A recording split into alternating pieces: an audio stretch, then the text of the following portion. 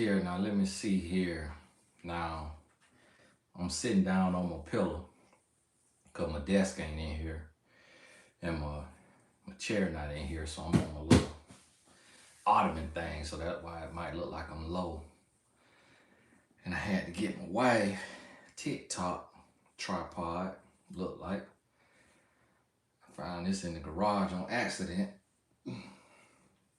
But wanted to pop on here because, for one, haven't been able to go live for a little while, and this not really just the Blessed Tribe, so I'm gonna try to send this. I tried to send it out, but not sure if I'll be able to. So as you can see, for the Blessed Tribe, you'll see some other people in here.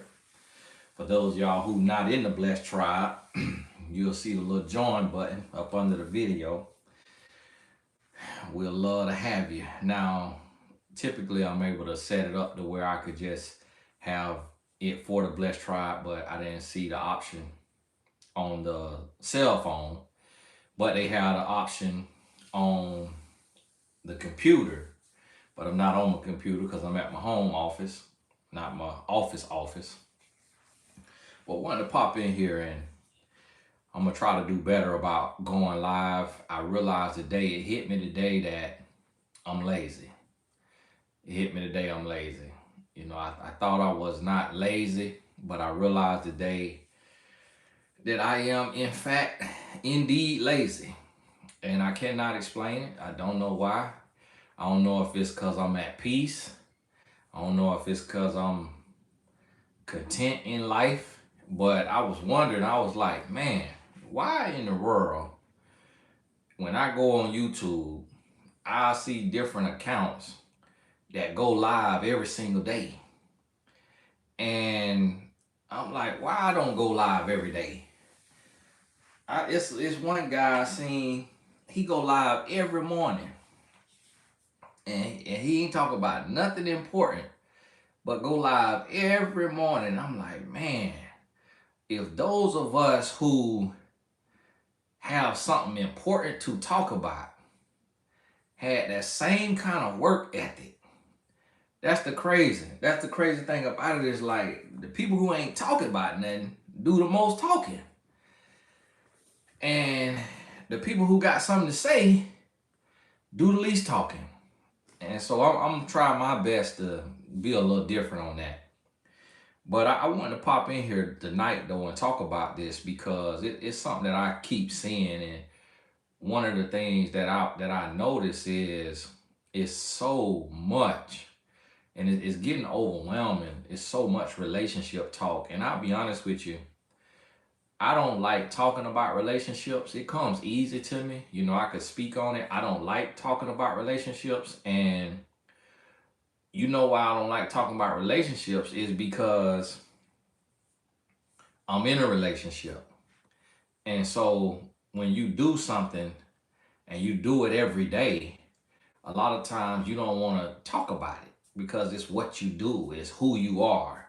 And so I don't really like talking about it. And a lot of times I'd rather talk about entrepreneurship, you know, business, something else. But then I realize if it's gonna get talked about, then people who actually are in it need to keep talking. But it's hard to talk when you in it. So it's kind of like coaching while you playing. Like very rarely do we get to see a coach. We never see a coach playing the game and coaching the game. And so that's the thing with being in a relationship, is you in the relationship. So it really almost don't make sense to be coaching on it. But you have to, because people who have never played the game or don't understand it will be trying to coach. And so it's just like with the athletes, when we go in to speak to them, if you never played on their level, then they only take what you're saying with a grain of salt. So I don't even talk to them about their sport. I talk to them about life. I talk to them about manhood, because they could verify, oh, he in manhood, he living manhood, so I could hear him on that. But I don't talk to them about football and basketball and how to be better at that, because I haven't played at the level they playing at in most cases. And one of the things we have today is we have a lot of single people that is using the hot button of relationships to get famous. It's a lot of people that want to be famous by talking about relationships. And if you notice, the hottest topic on everything is relationships. Like, even when you listen to music, it's all about love and relationships. Almost every artist is singing about love and relationships. And even some of your artists who are, guys who in the streets supposedly are singing about women, rapping about relationships. And think about all the hit songs. Think about all the hit songs 90% of them gonna be about relationships. And so really it's like, it just go to show you how the greatest gift given to man is love. Given to mankind is love. And that's from the good book. But it's a lot of people playing on it. A lot of people playing on it. A lot of people playing with it. And what's happening is so much relationship talk that's out there online that it's affecting our relationships in a very negative way. Because a lot of people don't understand how the mind works. And so when you understand how the mind works, then you understand how when you hear something, how it can affect your life, it can change your life for better or for worse. And it doesn't matter your level of intelligence or your level of understanding. When you hear something, it initially and immediately affects your mindset. It affects the way you view things. It affects the way you think. So I could come on here and ever so eloquently talk about the importance of a woman needing to be okay with her man having other men. I mean, not her man having other men. Her man having, in which that's happening today. Her man having other women, or the woman having other men. And people will hear it and they'll be like, you know what? Let me change that. Let me take that back. I could get on here and eloquently talk about the importance of a woman allowing her man to have other men. Now, listen how crazy that sounds. Listen how, hold on, huh? What? But if somebody got on here and talked about that, there will be a segment of people that actually believe it. There'll be a segment of people that actually like, whoa, just like really it's happening today. We just seen the pastor. It just was a pastor that got caught up, was dealing with him, a man, and I think he got exposed some kind of way. And then the video I seen something people talking about, he was saying, don't come for him.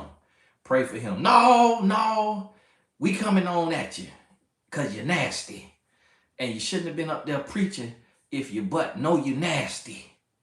And then people was talking about, I seen a lady, she was saying she's mad because pastors be talking against that lifestyle, but then be living it. And I ain't never seen no video of the pastor talking against that lifestyle, because he could have not been talking against it. He could have never said nothing about it because he know how he was living. And so that's a totally different thing. But today, what I'm seeing a lot of single people choose relationships as their topic, is their topic of choice. And the question is like, is this something that they are, that something they aspire to? Is this something, is it something that they really want? Or is it something that they see gets a lot of attention and goes viral? Is it something that seems like a space to go viral? Because I'm gonna tell you, I don't go viral on my relationship talks. And you know why? Because it's rooted in healthiness and purity, monogamy. It's rooted in something that make too much sense. So my relationship stuff don't go viral. But what you see going viral are these hot takes.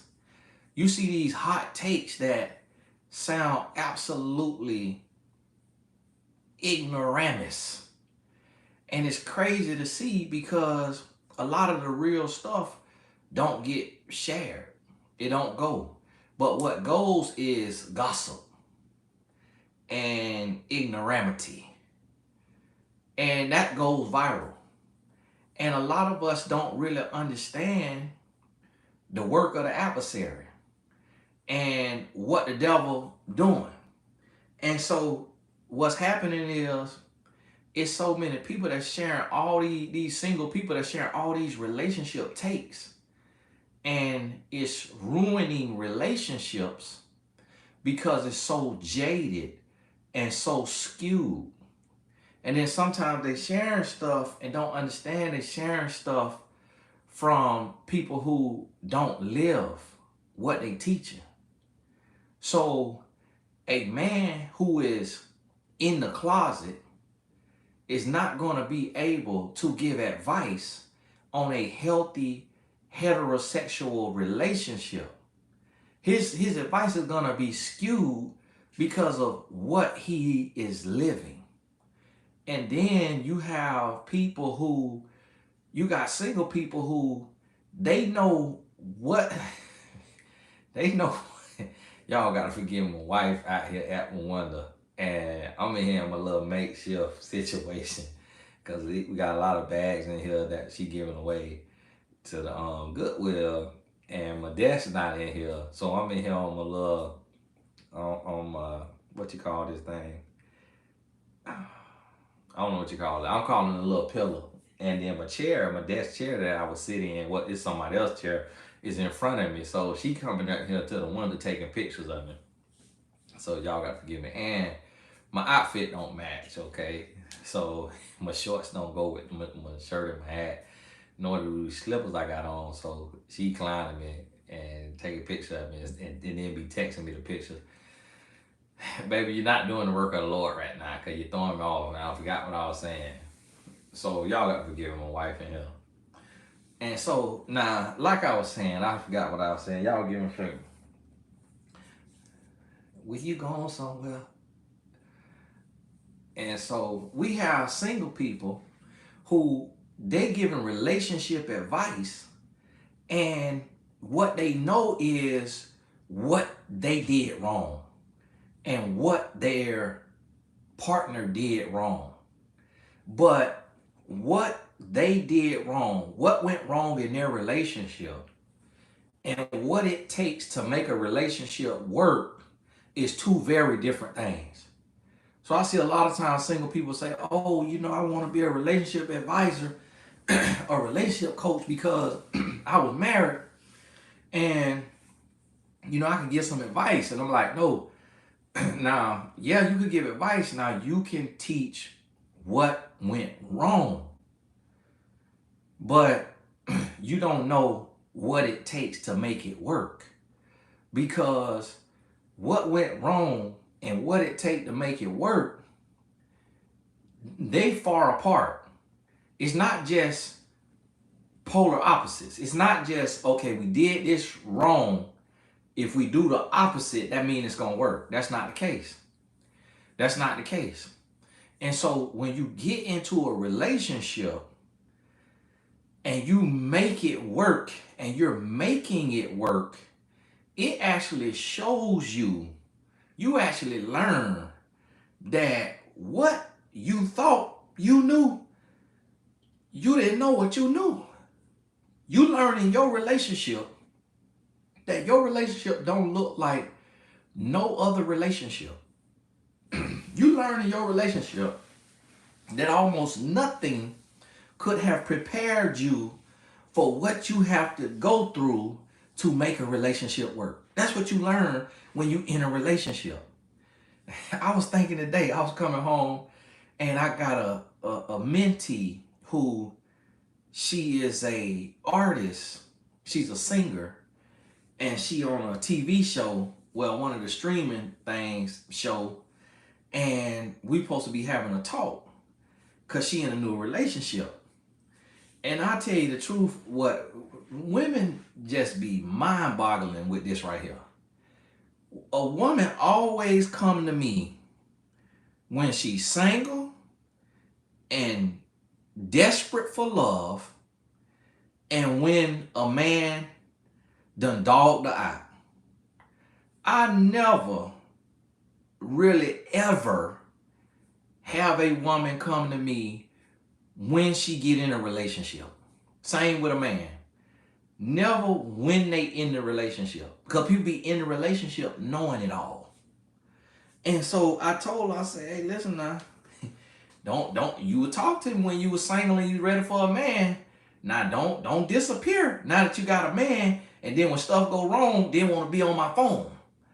No, because an ounce of prevention is better than a pound of cure.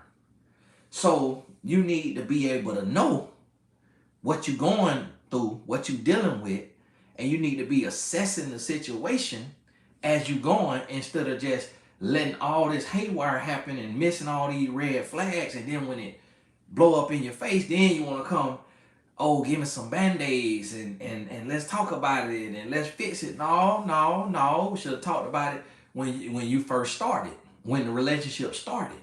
So now you could build a relationship the right way instead of just going with it and going through with the flow.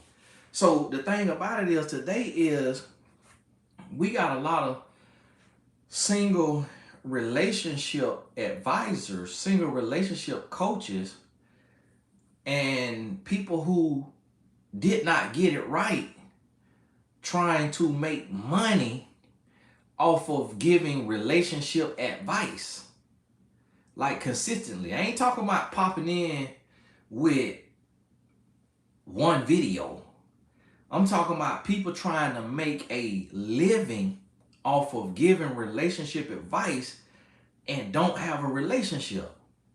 But we so desperate for love and we so desperate for a relationship that people literally sit down and listen to single people tell them how their relationship ought to be.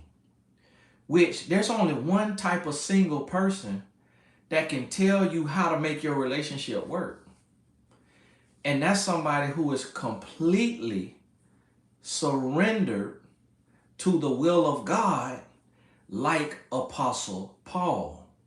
Somebody have to be living like Apostle Paul to have the download and the wisdom and the understanding to be able to tell you how to make your relationship work. And here is the irony about it. Outlets will, like podcasts and events and producers, will give people a platform to tell you how to make your relationship work, and they not in a relationship and they do not think nothing is wrong with that. They don't think nothing strange about that. And I'm just like, hold on, nah. So essentially it's like somebody coming to you and saying to you, hey, I'm bankrupt, but let me tell you how to be rich. Let me tell you how to be rich and manage money. Now, yeah, they could tell you how they went bankrupt, and you not doing that can help you, but how they went bankrupt and actually managing money and becoming rich is two different things. So that's totally different. So somebody could give you cookie cutter relationship insight, but how you actually build wealth. And so that's the thing but see, this is the society we live in, and people don't think about this. Like my son, he came home, he in a finance class, but the finance class is based off of Financial Peace by Dave Ramsey. Well, Dave Ramsey went bankrupt, and then he created this very extreme finance program. That program is not for a normal, healthy income with a healthy spending appetite, with a healthy lifestyle. Dave Ramsey program is actually for when you on your last leg, when you bankrupt. This how you change your life. So he went bankrupt, lost all his money in real estate, and then came and did this drastic program. But when you actually start to get the program, and you get into the program, and then you get past it, it's like, okay, now I understand. Okay, I no longer need this. Now I need to graduate from this. Now I need to be able to have a credit card to build credit. I need to be able to have a mortgage instead of trying to live this caveman, no credit card, buy everything cash, and emptying out your cash, or on a job that is just over broke and expecting you ever gonna be to the place to where you could just buy everything cash when you barely making enough money to afford groceries and gas. So it's like you got to develop discipline to where you could use other people's money and be able to build and leverage the bank's money because they got more money than you. But see, people don't realize that people speak from where they are. So when people speak from where they are or from where they was, that advice ain't gonna benefit you all the time. It's gonna benefit you when you are where they are or when you are where they were. And so this is the thing.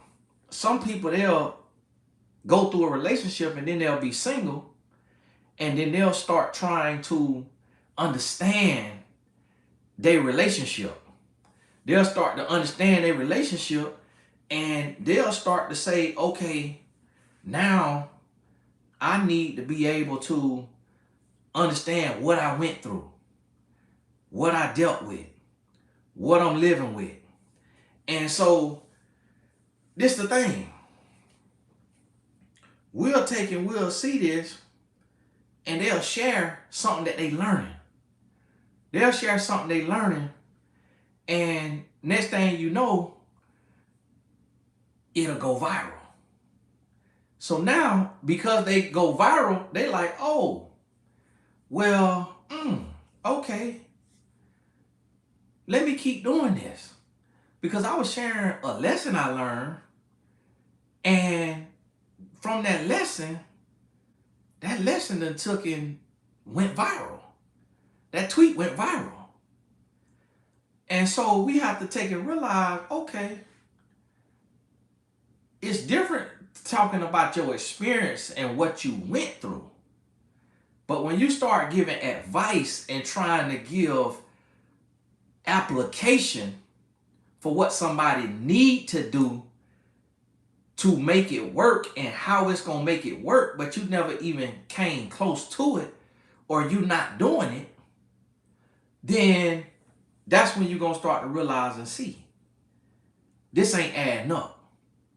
And so the thing about it is, I'm in a 16-year marriage, and I'm 39 years old. So if the Lord let me live till 80 years old, that means I got another 41 years. So at 41 years from now, at 80 years old, I will have been married 41, 51, 57 years at 80 years old. So if I've been married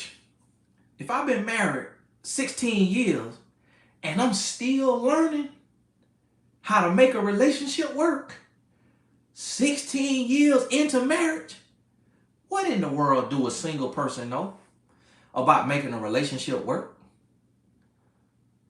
1%. So that's why we need to start boycotting single relationship coaches. If you want to give relationship advice as a single person for free with no monetization, then okay, do that.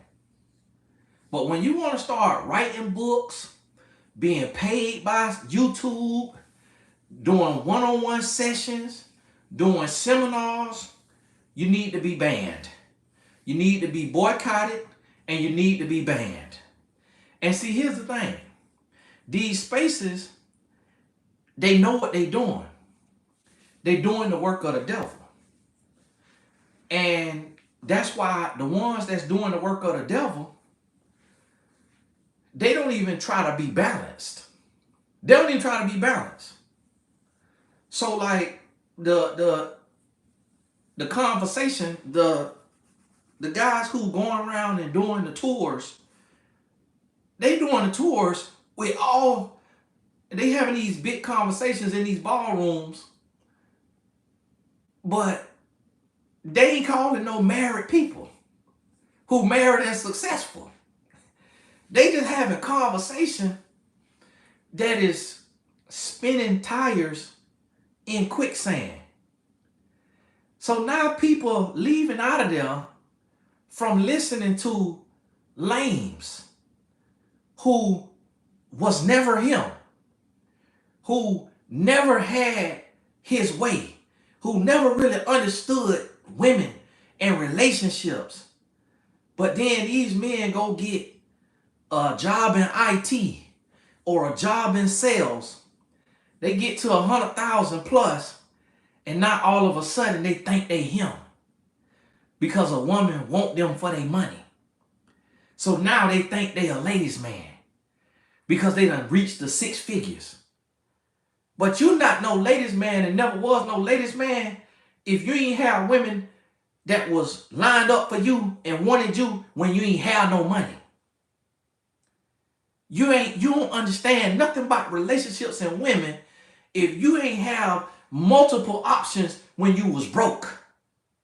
See, for those of us who had multiple options when we was broke, for those of us who was able to get a good woman when we was broke, that's who knows something about a relationship. But see, they have these guys with, and I'm gonna tell you this right here. It's certain looks that people know. It's certain looks that people know. Let me tell you, when you in grade school, glasses, and God bless y'all who wear glasses. I'm not talking bad about you, but you can attest to this. Glasses in grade school has never been cool. Meaning, kindergarten, 12th grade, glasses have never been cool. Glasses have only been cool on Clark Kent. That's it. So, when I see a man with glasses on, I automatically know he was never him. Thank you, Joya. Joya know I ain't telling no lie now. See, listen, I don't bully nobody, I don't pick on nobody. I just tell the truth about the situation. When I see a man with glasses on, I automatically know he was never him. Only way he was him is if he was the star athlete or he came for money. And that's when the woman just wanted them for that. For those things. She wanted the coolest homecoming date. Now, when you see these men with these big beards, listen, if you look good, if you feel like you look good as a man, you're not finna have no beard this big. You're not finna do all of that. See, let me help you understand something. When you look at the men that is models, what kind of beard do the models have? They have no beard, or they have a shadow. They have a 5 o'clock shadow. You ain't never seen no model who got no big old beard. You know why? Because them big old beards is to hide insecurity or to play on the trend. See, let me tell you something. A man who is Timothy don't follow trends. He set trends. Now, I got mentees with beards and clients with beards, and there are exceptions to the rule. There are exceptions to the rule. But I'm talking about on average. There's exceptions to the rule now, on average. So when I take and I try to grow out that beard, man, I start a little rough. I was like, man, I don't want all that hair on my face. And you can't even get all the way down there to the skin. You can't even get all the way down there to the skin. You can't even get no good moisture to that skin. So let me tell you, this is what I'm trying to tell y'all how to read these men.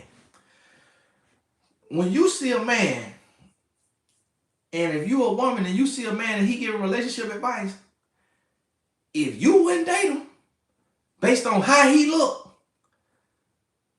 now remove his mindset, remove his money.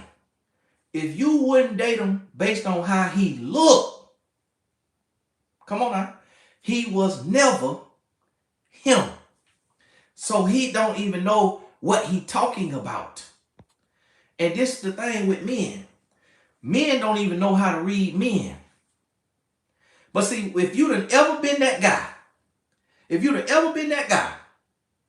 then you know how to look at a man and tell who done been that guy. You know it. And so when I see men flocking by in groves to Kevin Samuels, I said, oh wow, we don't have men. When I see men flocking in groves to Andrew Tate, I said, oh man, we don't have men. These is the leaders of lames. These is the leaders of insecure boys in adult male body. Because if you'd have ever been him, you know both of them individuals was not ever him. You know money made them think that they him. But see, when it's somebody who was him, then you know he ain't have to have money to have them. And so what's happening is playing on relationship talk is now becoming a career choice for people who not called to it. They just came to it.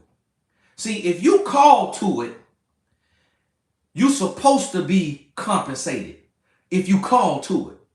Because even the Bible say a workman is worth his wages and double if he is faithful.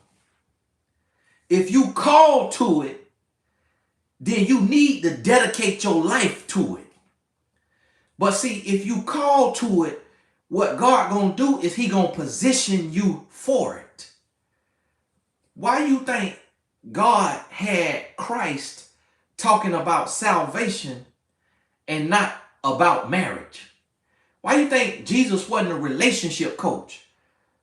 Because yeah, he mentioned about a man not lusting on a woman, not lusting in his heart, because to lust is commit adultery.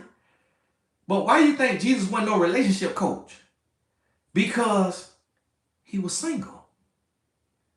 So see, when God called you to something, he gonna qualify you for what he done called you to. So God not finna call you to relationship and marriage coaching and not bless you with no marriage. Now he may call you to single and happy coaching if he gonna have you talking to singles about being happy. He gonna call you to that. He gonna qualify you for that by giving you peace in your single life. So see, this is what we have to realize. So you got to understand, when somebody chooses to advise on something they ain't been successful at, that's a red flag. Listen, I have not been successful at finances. That's why I don't have a finance podcast. That's why I don't speak on finances. Because I'm going to tell you something wrong. And then people will talk about, we were talking about Dave Ramsey earlier. I'm going to tell you now, Dave Ramsey will help you get out of debt. But now after you get out of debt and you start surviving, how you go from surviving to thriving? Because money is a mindset. So if you only got enough money to put in an envelope, you got a scarcity mindset. If you got to be counting every penny, that's a scarcity mindset. So eventually, that mindset gonna stop serving you. And then what you're gonna end up doing is you're gonna start worshiping money, and you're gonna start hoarding money, and you're gonna die with millions of dollars because you was afraid to spend your money and afraid to live because of a scarcity mindset you created when you was coming out of debt. So you see, we got to understand with everything that comes graduation. So this is a church, and the brother had this church, and I went to this church, and they used to rap. They rap in their praise and worship. So when I'm coming from listening to Plies and listening to Jeezy, because that's when I was in the streets, Plies and Jeezy was the big thing. And so when I got robbed and I stopped selling drugs and I rededicated my life to Christ, when I went to that church that rap during praise and worship, I loved it. I'm like, man, this is amazing. But after a while, I grew past that. And I needed something with more substance. I needed to go from rapping to I need to go to worship. Now I need worship music. And not just, now I need to be separated from the world. So now I don't want to hear a beat that sound like secular rap. I don't want to hear a cadence and a rhythm that sound like the world. Now I need something that it sound like God. Now I need something that sound different. And now if God give a rapper something that sound original, and he not just a Christian rapper that's trying to sound like Future, that's trying to sound like Young Thug, that's trying to sound like Lil Baby, then I could listen to it because he went to God and he got something that is original. So see, that's different. So now I could grow with it. But see, what's happening is we got single relationship coaches who could give advice on what went wrong in their past and what went wrong in their relationship, but they are not qualified to give advice on how to make a relationship work. But because they go viral by giving their advice on what went wrong, they now get to a place to where they got to keep doing it. And then what's crazy to me is people with a platform, that's when you know somebody is about money. Because if somebody got a podcast and they say this single relationship coach or this single relationship content creator is viral and got 1 million subscribers and got 1 million followers on Instagram and got 1 million here, 1 million there, I'm going to bring him or her on my podcast to give relationship advice. That's when you got to question that podcast. Because now you about the money. Because if you really about helping people, you ain't gonna bring somebody on who just sound good. You're going to bring somebody on who live good. You're going to bring somebody on who living it. Because here's the thing. If a single relationship coach is single and fornicating and they're giving advice, if somebody's single and fornicating, meaning they're not married and committed, they single and fornicating, what are they doing? They are leaving a string of confused hearts because they are sleeping with people, creating an emotional and a physical bond with this person, and then it fizzles out and they move on with their life. So here they are single and supposed to be helping relationships, but they causing the same problems that they so-called trying to alleviate. They causing the same problems that they so-called trying to end. That is the work of the devil. Because see, God is not the author of confusion. So if you single, you should not be giving relationship advice. You should humbly sit your butt down. So you have to think about this. You have to think about this. You might have insight. I could talk to my 9-year-old and he could come on here and tell us some profound things about relationships. He's 9 years old. Everybody knows something. My 16-year-old could come on here and preach a whole relationship sermon and ain't never even had a girlfriend. Everybody knows something. Because some of the stuff is common sense. But to get paid to give advice, oh, you need to be in the trenches making it work. You need to be in the trenches making it work. And if you have a platform, then you need to be ashamed of yourself if you're giving a platform to workers of iniquity. If you're giving a platform to panderers. Because see, let me tell you what pandering is. Because when I come and I give a woman the game that grown boys play on women, people try to say I'm pandering for giving a woman a game to protect her heart. That's not pandering. That is protecting. Let me tell you what pandering is. Pandering is when you're not qualified to speak on something, but you speaking on it and you making money from it, and you're not qualified to be talking about it. That's pandering. See, people don't even know what they be talking about. And this is where we going wrong.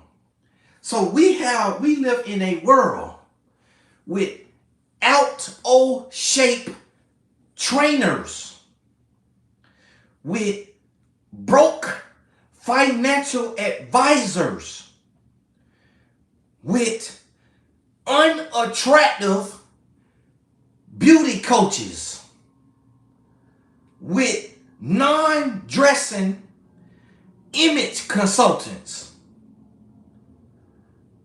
with single relationship coaches. Our world is upside down. Upside down. Like, listen to me. I have never played cricket in my life. I could come out here and become a cricket instructor and travel the world as a cricket instructor. That's how backwards our world is. Have never played. Now it's different if I played as a youth. If I played as a youngin' and I'm teaching on it because I was learning it, but I ain't make it all the way. So that's different. But we got people who ain't never been successfully married and given relationship advice. And that's the problem. Somebody say, Tony, stick to your advice, stop worrying about others, keep doing good. No, I got to worry about others because the others are deceiving y'all. So I got to call it out because the way people are, when you hear something, you'll believe that it's real. You'll believe it's real because you heard it.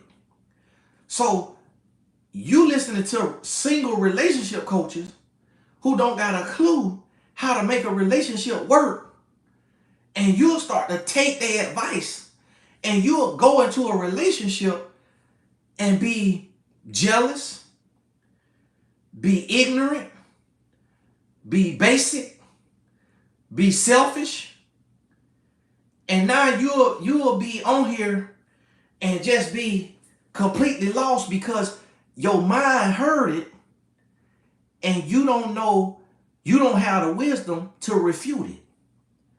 And you will hear it because it sounds good.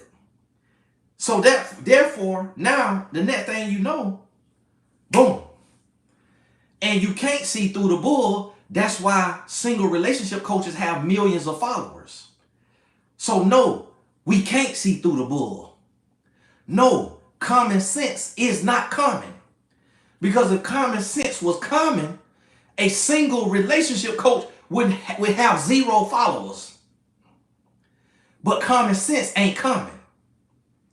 So this is what you have to understand. And nothing tickles your ears. See, we think that it tickles our ears. It don't actually tickle our ears. It permeates our mind. Because the closest thing to your ear is your mind. So if you give somebody your ear, you giving them your mind. The quickest way to your mind is your eyes and your ears. So when you give somebody your eyes and your ears, you giving them your mind. And when you give them your mind, you turning over your life to them. You giving them your life. And that's the problem. That is the problem. So I'm here to tell you, we have to get this thing together. To where you start to identify the Decepticons. You got to start to identify the workers of iniquity. You have to pray for wisdom, knowledge, and understanding. You got to pray for discretion. You got to pray for discretion, and you got to pray for discernment, and you got to pray for the strength to walk away. Because while you entertaining the devil, it could kill you. It could kill you. So see, what you have to understand, nothing is entertainment. Nothing is entertainment.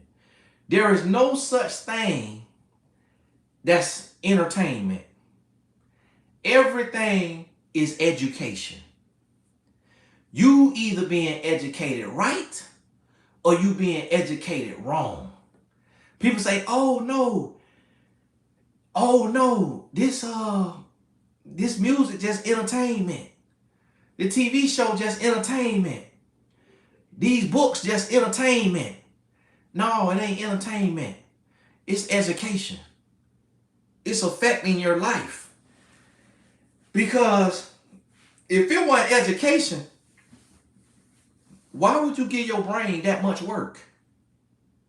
Why make your brain go through the headache of having to, why make your brain go through the headache of having to decipher between all this information?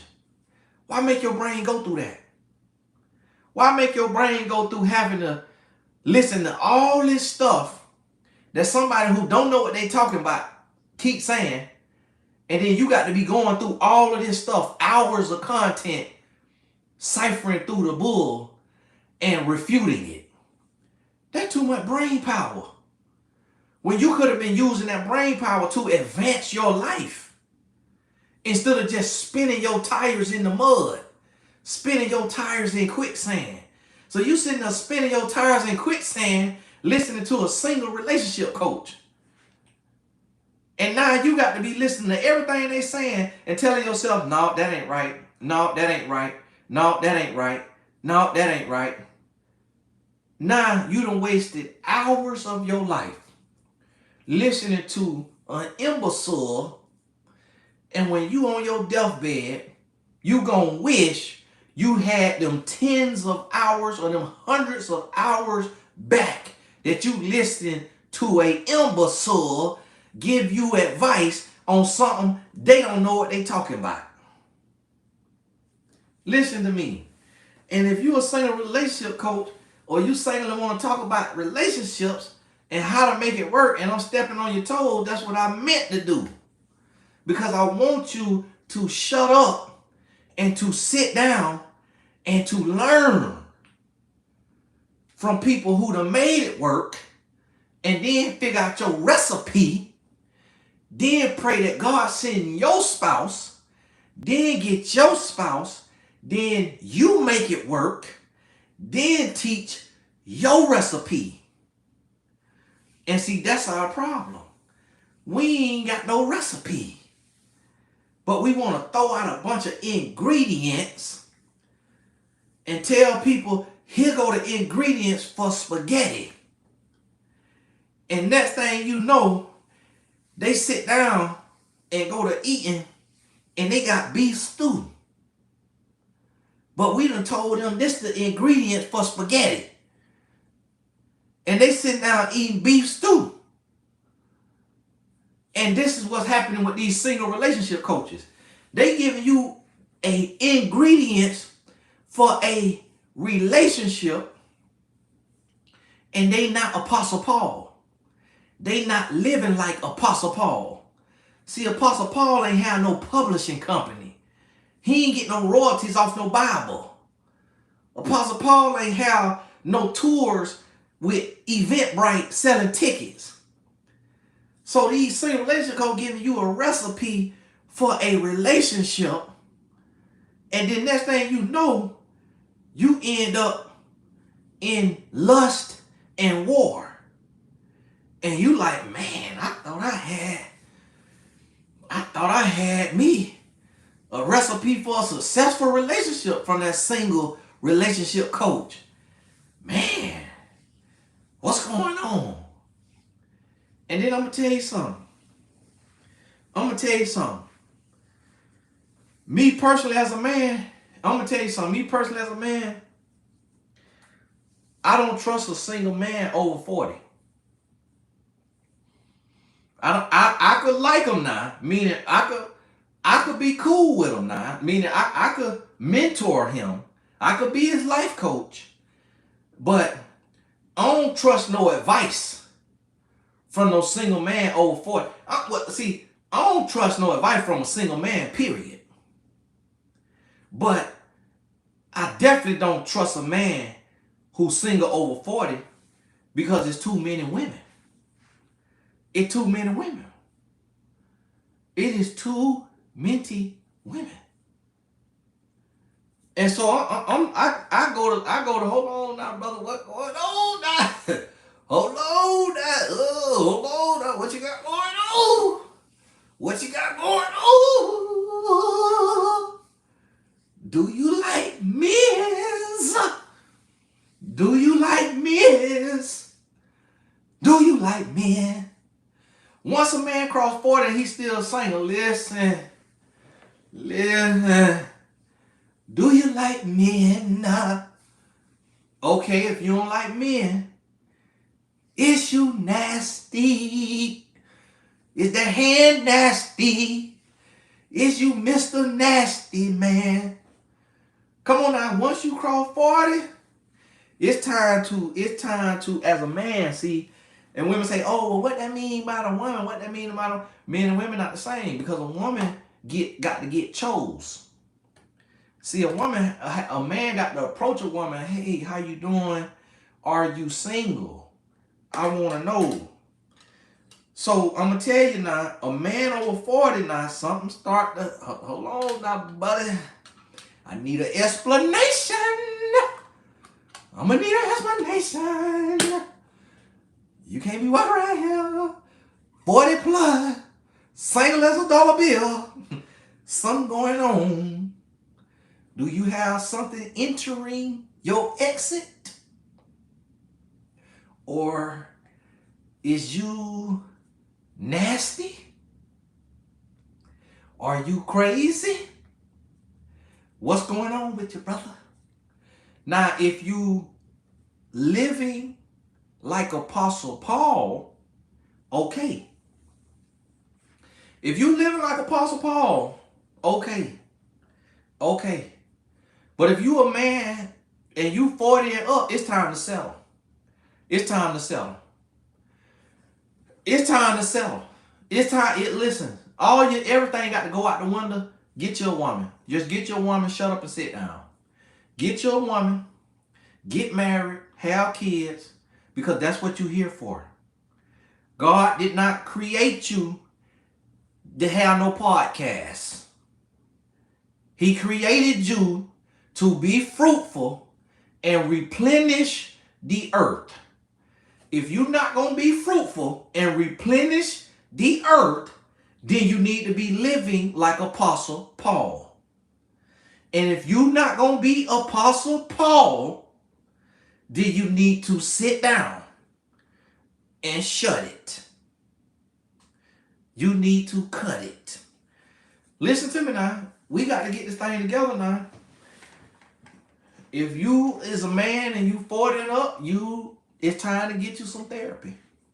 It's time to get you some therapy, get some healing. Get some healing. And it's time to find you a wife. And I'm going to tell you, man, I have to carry this message, and I got homeboys that's single and 40. That's 40 plus and single. So I want you to understand, like, this message ain't easy for me to share. It ain't easy for me to share. Because I know men that's 40 plus and single. But I still have to look at them with a side eye. I still have to wonder, hey, brother, what's going on with you now? What we got going on now? What you waiting on, a mermaid? What you waiting on, a unicorn? But you not no mermaid. And you not no unicorn. So why is you waiting on a unicorn or a mermaid and you not no unicorn or no mermaid? So what's going on now? Brother, you not that special. You is not that special. Because listen, it's no reason to be over 40 and single now. You're not that special. Okay. The woman you want do not want you. So, brother, it's time to settle. It's time to settle. You need to get with Bertha. You need to get with Ursula. You need to get with Dasha Quasha Keisha. It's time to settle. Because you is too old to still be single. Point blank period. Because listen, man, we don't want no single men. And I'm going to tell you, don't get in a relationship just to get married. Get in there and shut up then. Get in there. Because people say, oh, don't try to make people get married. Because then they get in there, they be destroying women. No, don't get in there and destroy. Get in there and love her the way Christ loved the church. Get in there and be teammates with her. And build with her. And I'm going to tell you why a lot of men that's 40 and up is single is because they don't like who like them. Because the women who like them, it be hurting their feelings. It be hurting their feelings. I had to realize something about myself. I had to realize that I wasn't all that. Because when the women I started seeing that was shooting they shot at me looked like the bottom of this shoe. I said, oh Lord, look like they here punching bag.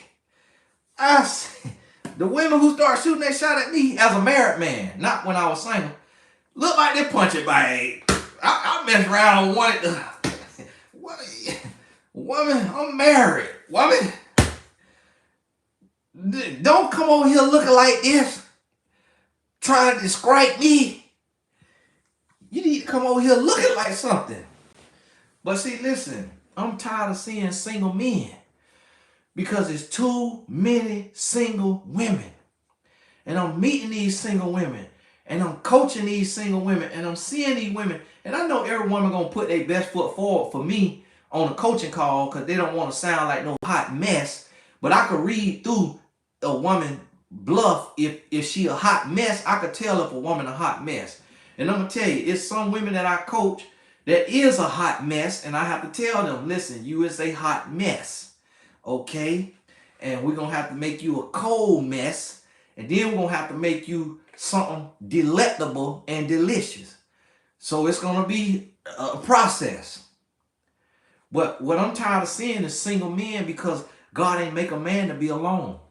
Because if he made a man to be alone, he wouldn't have made a woman for Adam. A man is not intended to be alone. A man needs to find a woman. But see, I'm going to tell you something. Relationships are hard. Relationships are hard. And so, the thing about it is, with a relationship, you got to be willing to be hurt. As a man has to be willing to be hurt. Meaning that if you're not open to the possibility that you could love this woman and she might not love you back, you're not going to succeed in a relationship. Because you got to be in that space of vulnerability to even have a chance at real love. See, the other thing about it as a man is you got to be willing to be faithful. See, as a man, you got to be willing to die out to yourself and to be in this relationship and to be faithful. And this was hard. See, as a man, you got to be willing to sacrifice. But see, I'm going to tell y'all something now. I'm going to tell y'all something. See, when you don't have money, you have a dream car. Let me help y'all understand something, relate something to you, and listen to me now. Listen to me. Listen to me. I'm going to bring something home to you. See, when you don't have money, you have a dream car. But when you get money, you no longer have a dream car. Because when you get money, you now can buy any car you want. See, when you hungry, you know exactly what you want to eat. But when you're not hungry, you really don't know what you want to eat. See, when a man ain't got no woman, when he don't have options, he know what kind of woman he want. But when he gets some money and he gets some status, and now he can have several different type of women, now he all of a sudden he has paralysis by analysis. Because now he's afraid to pull the trigger because every single day you see another woman with something that the last woman did not have. And that's why we have so many single men who are of age. We have single men who are of age because they got money. Meaning they gainfully employed and they make enough money to take care of a woman. And when you got enough money to take care of a woman, you start to look good to more women. So now you see this woman, and this woman one woman may have beautiful eyes. Then you see a woman who have beautiful hair. Then you see a woman who got beautiful breasts. Then you see a woman with a flat stomach. Then you see a woman who got beautiful legs. Then you see a woman who got a perfect booty. Then you see a woman who got a Mercedes Benz. Then you see a woman who is the CEO of a company. Then you see a woman who is the daughter of a multimillionaire. Then you see a woman who is the daughter of a billionaire. And guess what? All of those things look equally good. But none of them women have all of it. So now the man has paralysis by analysis. Because he analyzing and analyzing and analyzing, and he overly analyzing. But because men are visual creatures, he first looking for what looked good to him. And then he find what looked good to him, and he start to dive down that hole. He start to go down that hole, go down that path, and then he realized that he taking and he going down this path, and it's a dead end. And so now he down there and it's a dead end. And so that's the thing. Somebody say you criticizing coaches and people that do the same kind of work you do. No, I'm not. Dummy. So stay out the comments. I'm criticizing coaches who are single. So please shut up. Satan, get thee behind me and stay out the chat if you don't know what you talking about. I'm not on here criticizing R.C. Blakes because R.C. Blakes is married. So hush, devil, and stay out the comments. And that's why I be on here where only the Blessed Tribe could talk. Because when y'all ain't no Blessed Tribe member, you want to get in here and get beside yourself. You better shut up before you get blocked. And come in here and sit down and be quiet while the person up here talking. You don't come in the classroom running your mouth. You don't go into church running your mouth. You sit down and you listen to the message.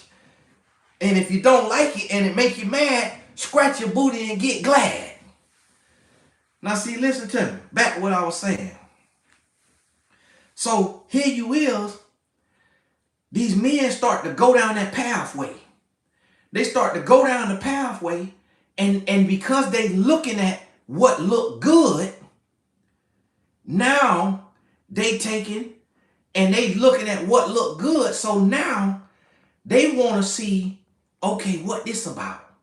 And that's all they thinking about. And then they realize this woman that looks so good to them is empty. She looks so good. But see, this is what men don't understand about women who look so good. And to look good like that they whole life.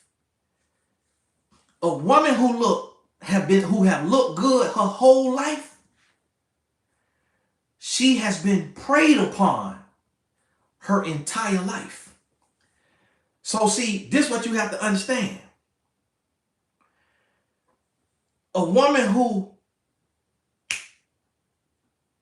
a perverted man, when he see a cute little girl, he start to prey on her.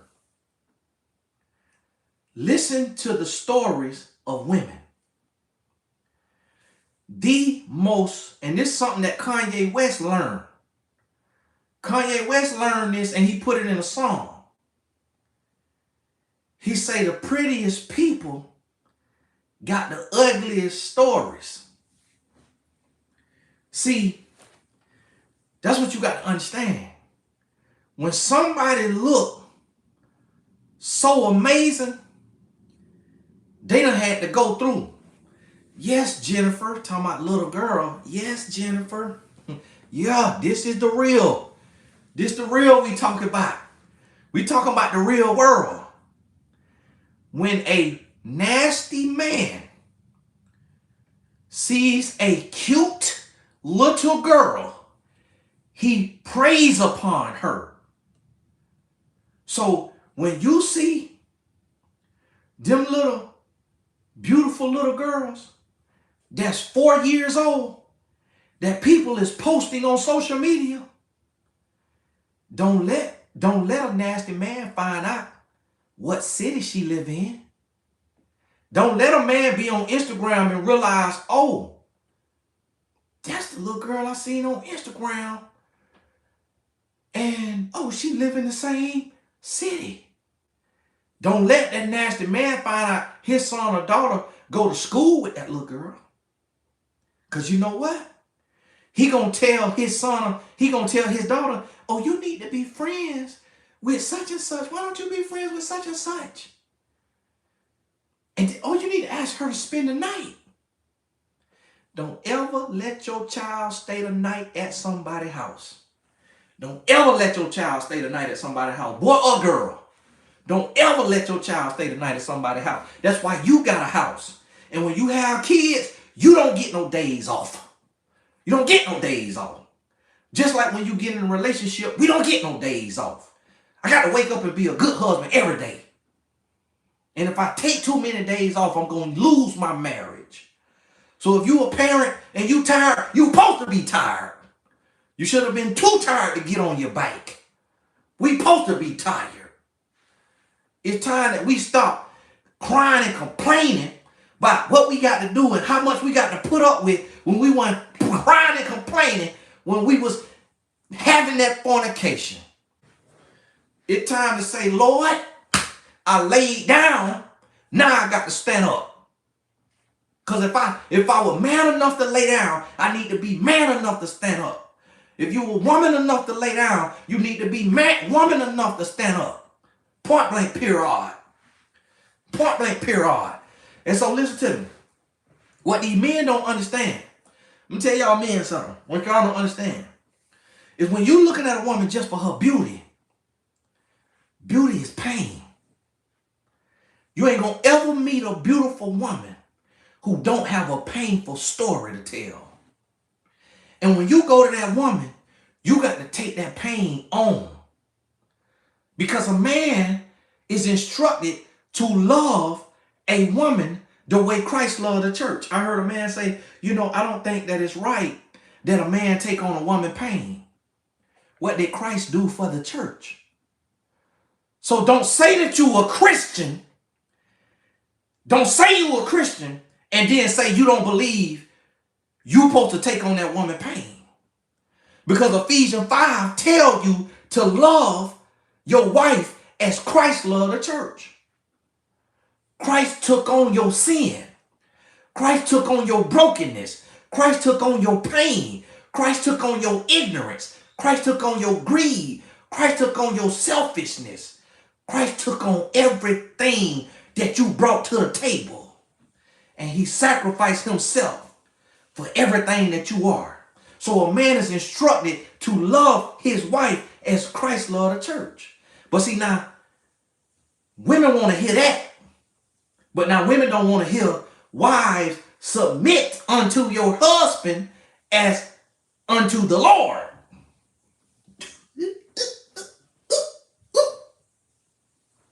Submission.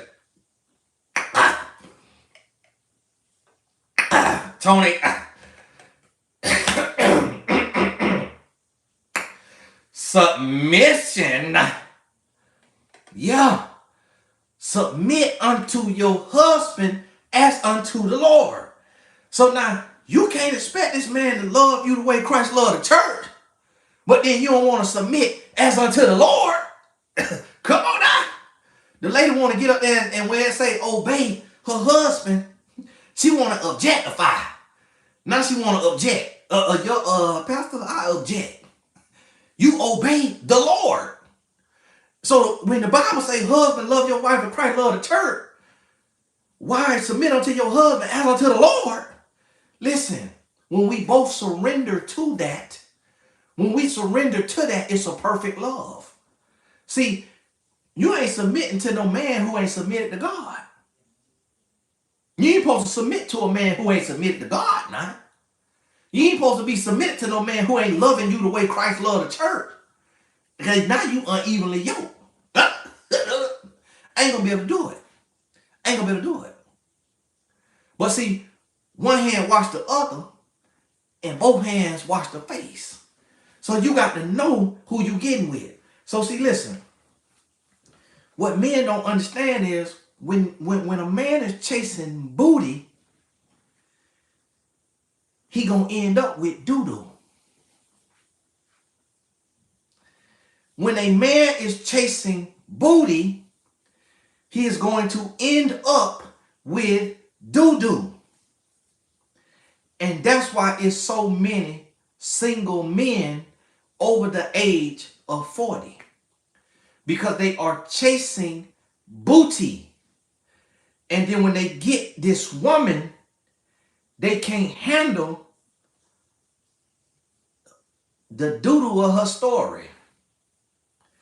Because now they like, oh, man, I didn't know you went through this much crap. Man. Ooh. Man, you the prettiest woman I never seen, but you got, woo, you done been through some stuff. Oh my goodness, I ain't gonna be able to handle that. So then the man starts to look for something that God has not created. The man is looking for a beautiful woman who has no past, who has no pain, who is unscathed in spiritual warfare. Every human is embattled. Every human go through spiritual warfare. So the prettier a woman is, the more warfare she done been through. Guess what? A man could think that a woman is unattractive. But that woman is beautiful too. It just, beauty is in the eye of the beholder. So every woman is beautiful to somebody. So then, even when a man say, well, the woman I thought was beautiful, she had too much going on. So I'm gonna go pick this woman that's unattractive to me. Guess what? She might be unattractive to you, but she been beautiful to somebody else. She might have was beautiful at the age of 3 to a grown pervert. And she went through it. She might have was beautiful to a man when she was 10 years old. She might be unattractive to you today. And so you're going to think that she ain't been through nothing. No, everybody beautiful. Every woman beautiful to somebody. Every man handsome to somebody. So everybody going to have a story to tell. So see, that's the thing what we got to realize. That's what we got to realize is we have to get to the place where we understand that love is not lust. You got to understand that love ain't got nothing to do with lust. You also got to understand that love is not found. Love is created. Love is not found. Love is created. But see, people want to find love. You're not going to find love. It got to be created. So see, this is what you got to understand. So see, we need men to be intentional about finding a wife. I need every man under the sound of my voice, because there's men watching this and there's men who gonna watch this. I need every man under the sound of my voice to be intentional about finding your wife. Do not rest until you find your wife. Put the same energy that you put into your business into looking for a wife, so that you could get married and be getting rich at the same time. Do not put more energy in nothing else before finding your wife, because guess what? You being rich is not going to benefit the world. But you being married and raising a family is going to benefit the world. Your money ain't gonna move no needle. Jeff Bezos is a trillionaire and ain't moved the needle. Men so focused on getting money and being successful, not realizing that that is futile. That is minuscule. That is vain. That has nothing to do with the grand scheme of life. But when a man gets married, he adds to the story of the human race. When a man raises children, and this ain't got to be children that a woman have, because a woman might not be able to have children. See, I heard a man, and I reached out to him, and he said that he worth all this money, but he say money don't buy happiness no more. He say money just buy happiness for a little bit. I tried to buy happiness with money. It don't do nothing but just create expensive misery. It don't do nothing but make people prey on you, make people want to use you. It don't bring friends, it brings frenemies. Money can't buy happiness, but everybody want to find out for themselves. So see, it's men who got money, but a man ain't gonna be happy until he create love. A man ain't gonna be happy. A man ain't gonna be at peace. A man ain't gonna be satisfied until he create love. I realize why I'm lazy. Cause I'm in love. And listen, I'm lazy, and God blessed me to earn 7 figures. And I'm lazy. But I'm in love. No relationship is perfect if perfect to you means you don't have disagreements or arguments. So a relationship is perfect if you say it's perfect, because you define what's perfect, not the dictionary. So if you okay and you understand that disagreements is a part of a relationship, then you're going to be good. But see, the thing is we going into a society of miserable men. And miserable men create miserable women. And miserable women create miserable children. And miserable children create miserable animals. And now we in a world of misery. That's what the kick the cat syndrome is. The kick the cat syndrome is the boss get on to the man go home and get on to his wife, the wife go get on to her son, then the son go kick the cat. That's why it's called the kick the cat syndrome. Because that cat ain't did nothing to you, boy. That boy ain't did nothing to you, woman.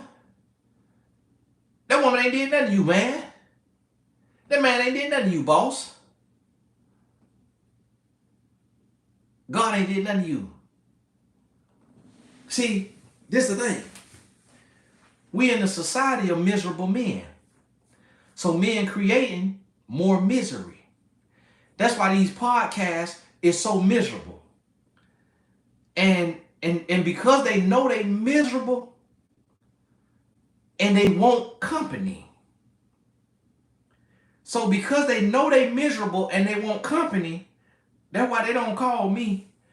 If they call me, I go on the podcast just to help them understand that they operate in misery and that they need to come out that misery. And I help them understand, I help them learn how to come out that misery. But they might say, well, we don't reach out to Tony because he think he all that. He think he too good. He be preaching too much. He too good at two shoes, or no, they know that they the ops. They know they're the ops. They know that they're working for the devil. And see, misery love company. So what miserable men do is create miserable podcasts, create miserable tours, create miserable books, create miserable YouTube channels, create miserable TikToks channel, create miserable Instagram channels, and then they spread that misery to play on other people's misery. Now they have a dialogue of misery. They got miserable women arguing with miserable men, and miserable men arguing with miserable women. And now they take their misery and they start to affect the peace of the rest of us. So now we can't get online without hearing miserable people arguing. It's like, can I get on my phone without having to see miserable people argue? Will y'all miserable people shut up and sit down and listen to people who are at peace tell you how they came about that peace? Will y'all stop touring?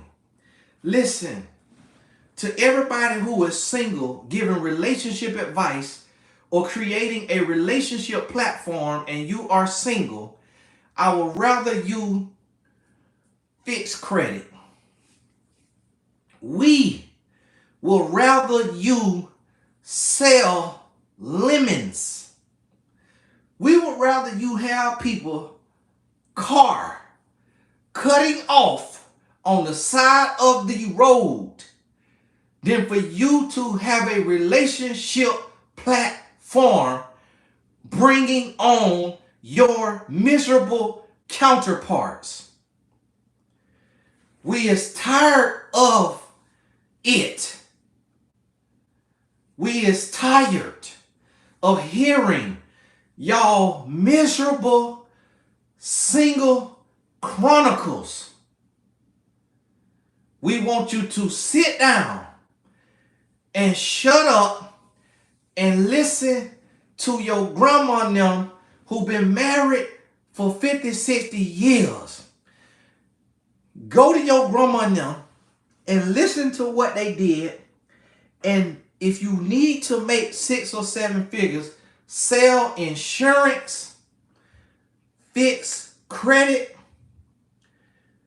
build business credit. I got a client who is a multimillionaire.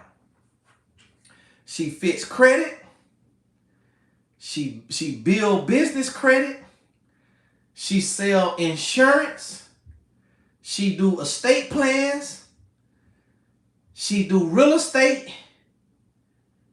But she is single and she is at peace because she is minding her business. She could have a single woman relationship podcast bringing on single relationship coaches, but she is making millions minding her business.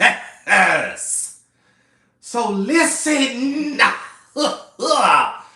if you single, you supposed to be in a season of shutting up. You is not supposed to be in a season of talking about relationships. If you is single, then earn your leisure. Talk about finances.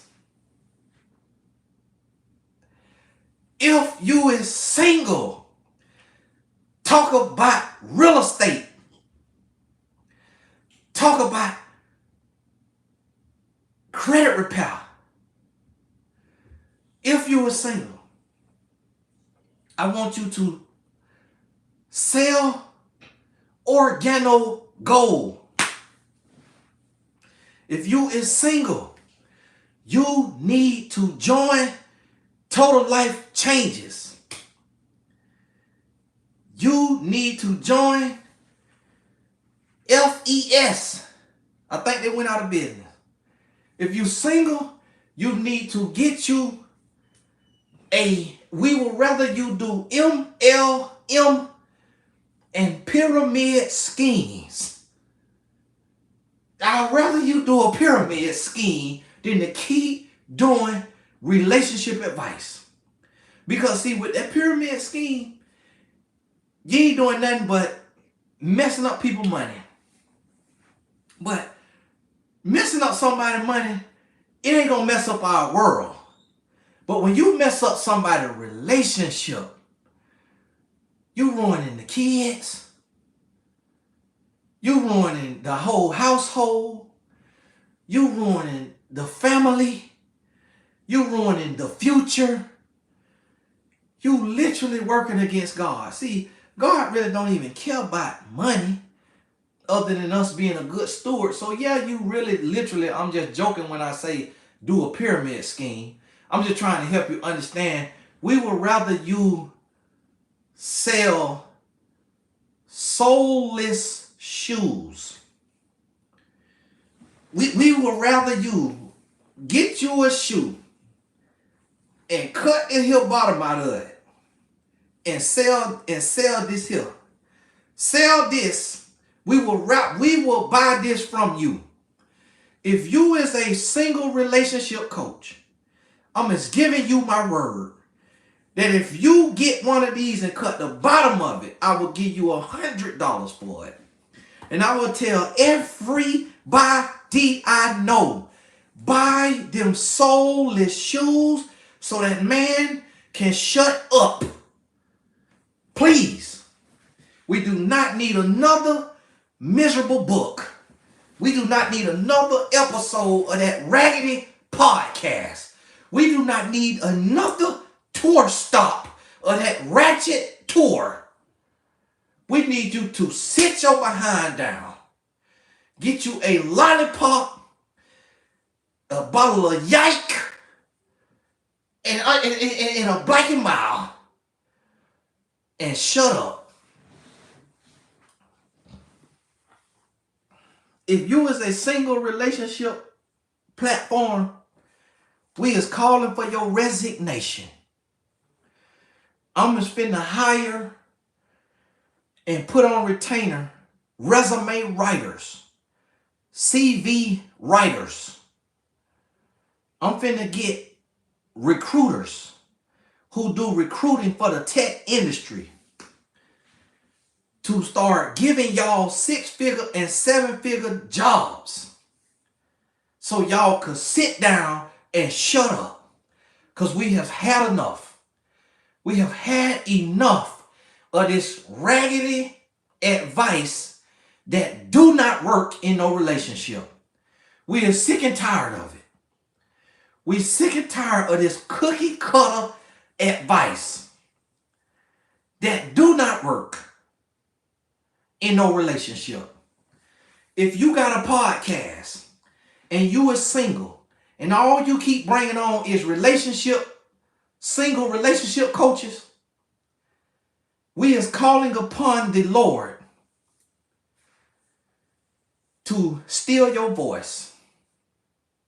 Yes, I did not know people pray like that until one of my clients that I manage showed me the prayer in Ecclesiastes, I think it was, or no, in Psalms. It was in Psalms or Ecclesiastes where that man was praying that God bind up his enemies and that he send calamities amongst his enemies. Listen, we is fixing to start stealing. I'm fixing to start a brigade. And we're finna get misdemeanors. Because listen, this is petty theft. Now, breaking and entering might get us a thing. But if you are a criminal defense attorney, I want you to reach out to me. Because we fixing to link up. And we going to these tours. We going to these podcast sets. And we are stealing microphones. We grabbing the microphone and we running out the building. We grabbing mics and we running. And every time you get a new mic, we coming to take it. I'm just fixing to start the Great Panthers. And we coming to take microphones. If I see you and you are single and you giving relationship advice, I'm slapping your phone out your hand. And I'm daring you to square up if you a man. And I'm going to hit you with a 6-piece nugget. And I'm getting out of there. Because I done had enough. Marriages is failing because of this advice y'all is putting on y'all platform. Marriages is failing. Men is losing their mind because of this advice from these single relationship platforms. Women is going to hell with gasoline draws on because of these single relationship platforms. It is getting out of hand. It is getting out of hand. You ever seen Tony the Closer? The way he do with them scam artists? And he dedicated his whole life to exposing scam. And JT the Pocket Watcher, I don't get enough time to watch them all the time, but they dedicate their whole life to scammers. I'm fixing to dedicate my part of my life to exposing single relationship platforms that we need to abandon. We got to abandon it. It's getting bad. It is getting bad. Listen, if I come and give you relationship advice, it's from a man that's been married for 16 years. But guess what? I'm going to tell you my advice is not good for her. I'm going to tell you that my advice is not good for a 17-year marriage. I'm going to tell you my advice is not good for a 20-year marriage. My advice is good for 16 years of marriage. I'm going to let you know my limitations. Because I ain't out the water. I ain't out the water. I still have to pray and intercede and work daily on my marriage. I meet people who got divorced at 20 years. So I'm humbled. I meet people who got divorced at 25 years. I think I met somebody who got divorced after 30 or 35 years. I'm humbled. I realize it's still work to do. But what I could tell you is how you could get past 5 years. Look at Devon Franklin and Megan Good. They was married for 5 years and wrote a book on a strategy that is a great strategy.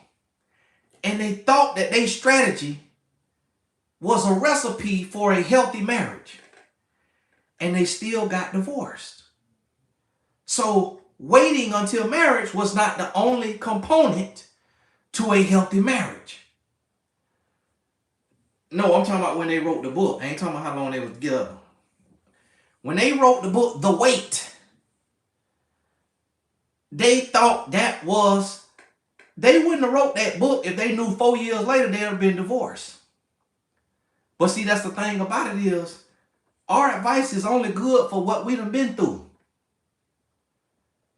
I ain't gonna be able to tell you what everything you gonna pass on the road from Florida to Georgia if I ain't took the drive. And if I done took the drive and there's 2 or 3 other ways to get there, all I can tell you is about the way that I took. But guess what? If I got a certain kind of vehicle and you ain't got that same kind of vehicle, the way I took might not work for your vehicle. You might get up there in your vehicle and it don't fit on some of the pathways. Your vehicle might break down on some of the roads. But all I can tell you is the road that I took in the vehicle that I used. And if you got a different vehicle, then you need to take advice from somebody else. So guess what? I can't tell you how to make an Asian marriage work because I don't know the Asian culture. I can't tell you how to make a Hispanic marriage work because culture plays into the relationship. I can't tell you how to make a Muslim marriage work because what I've been told is that Muslim men could have 4 wives. I'm going to tell you what. We barely want one wife. So I got to tip my hat to a man who want 4. So now I got to deal with 4 headaches. I ain't talking about my headache. I'm talking about 4 women with a headache. 4 women who coughing up a lung. 4 women who want Cartier. 4 women who want Chanel. 4 women who love Amazon. I can't do it. I can't do it. I can't even take care of my one woman. I can't even give her everything she needs and deserves. I got to tip my hat to a Muslim man. Hey, assalamu alaikum. Inshallah. Salaikum salam. Brother, God bless you. I ain't gonna be able to do it. I'm gonna have to be a Christian for that very reason. I'm not gonna be able to do it. Y'all got to forgive me. My phone about to die. Listen to me now. Listen to me. I'm about to have to go. My phone about to die. We got men who living in the land of delusion, who can't pick no woman because they waiting on a woman that God did not create. And there's a lot of women with the same problem, but a woman don't propose to no man. And if you're a woman that believe in proposing to a man, then you done took a stupid pill. And you need your elixir. You need your cleanse from that stupid pill you done took. You need a detox. If you're a woman who believe in shooting your shot, you need a detox. You need to go to another woman in your life and ask her to put some baby powder in her hand and to slap you hard as she can. Yeah. And if it ain't got knocked out, you let her come back with the bike hand side. Because you is in a land of delusion. We have men and women today who are deluded. And that's why our relationships is not coming together. Because we need men to see these good women out here and go and meet those good women and propose to those good women to take them good women off the market. And we need the women who think they supposed to be shooting their shot to be quiet. I'm going to need you to be quiet. Because you're not the man. So if you're a woman and you ready to shoot your shot, also be ready to pay his bills. Be ready to rub his feet. Be ready to impregnate him. Be ready to provide and protect him. You hear me? If you're a woman and you want to shoot your shot. If you don't want to provide and protect, then keep your shot to yourself. And then just get ready for when your husband comes to shoot his shot. That's what we need to realize. But see, this is the thing. This is the problem with single relationship coaches. They telling women to shoot their shot. Single relationship coaches is telling women and men to be in fornication. Single relationship coaches is telling women and men to be open to polygamy. Listen, I'm going to tell you something. You have never seen a handsome man in polygamy.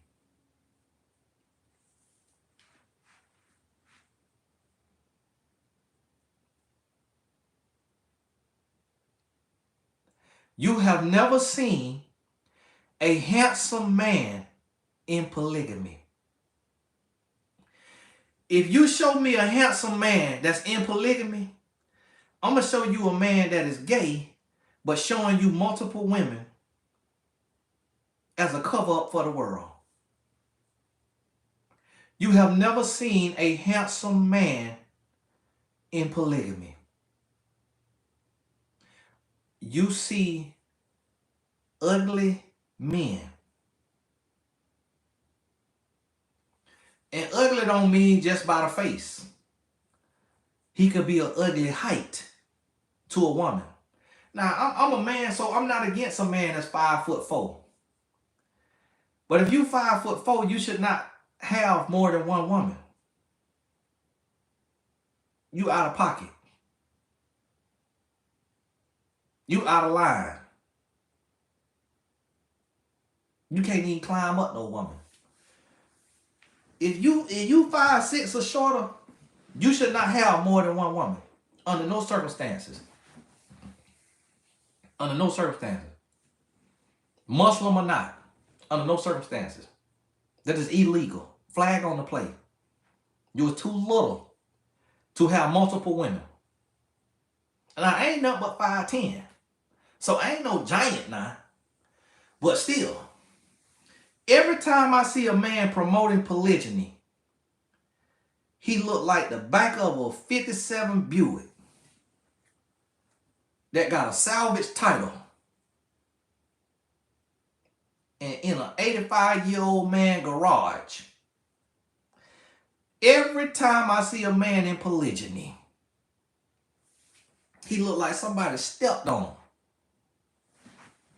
Or somebody chewed him up and spit him out. Every time I see a man promoting polygyny, he have a face that only his mama could love. But see, if a man become a one-woman man, he start to look better. There are men who was bona fide lames, bona fide squares, that women today are calling handsome. See, a lot of y'all women say Russell Wilson is fine. But to men that's like Russell women, I call that man Russell women. But men that's like Russell Wilson, as men, we didn't see that as cool, as men. So when the guy on the pivot, Channing Crowder, when he said that, a lot of people got mad at Channing. But Channing just don't have enough wherewithal to not say everything he thinking. But when Channing Crowder said Russell Wilson is a square, he really was speaking for every man. The only men who said he was lying is gay men, because they would love them a piece of Russell. But unfortunately, no. What I'm saying is Russell Wilson should not be seen as a square. He should be seen as a good, upstanding, real man. But based on how people look at it, based on men, a man called that a square. But see, our problem is we need to be squares. So we actually need more men like Russell Wilson. We need more men like him. That's our problem. But we don't have enough men that's willing to be like Russell Wilson.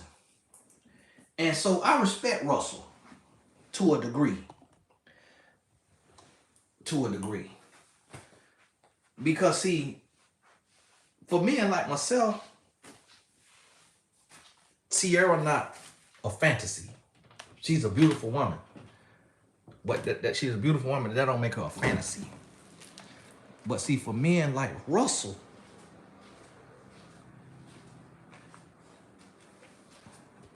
she's a fantasy. So that's a difference. Now let me get my. I gotta get my gotta get my charger. But if I leave my phone in there, people will think I left.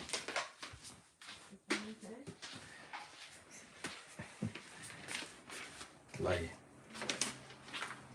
so listen now, y'all know I normally don't speak names, but we coming into a season to where I got to speak names, because even though I'm gonna meet these people, and sometimes I know these people, or they know me or know of me, I still have to speak names because I got to paint a picture. So listen, I'm gonna tell you something. Nah, I'm gonna tell you something.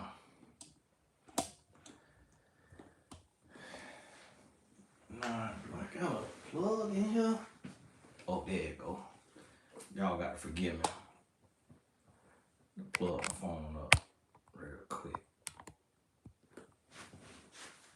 Y'all got to forgive me. Got on orange shorts now.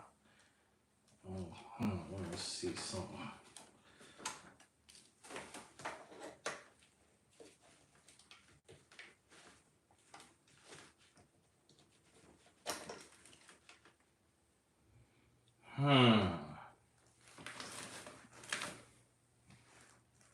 Let me see.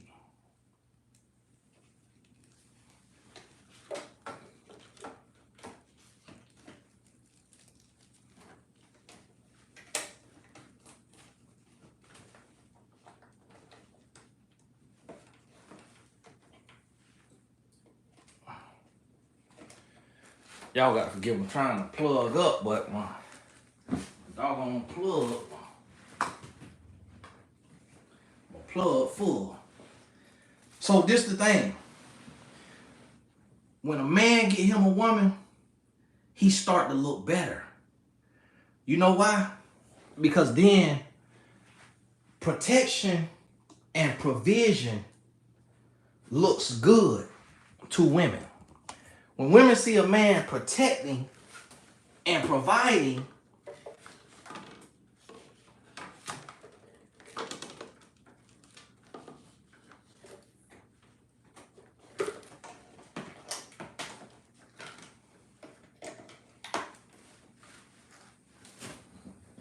hopefully my phone charging. Let me double check.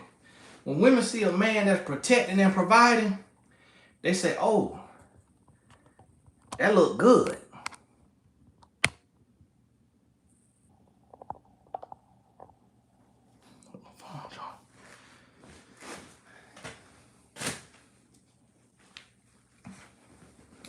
And so that's what I want you to understand.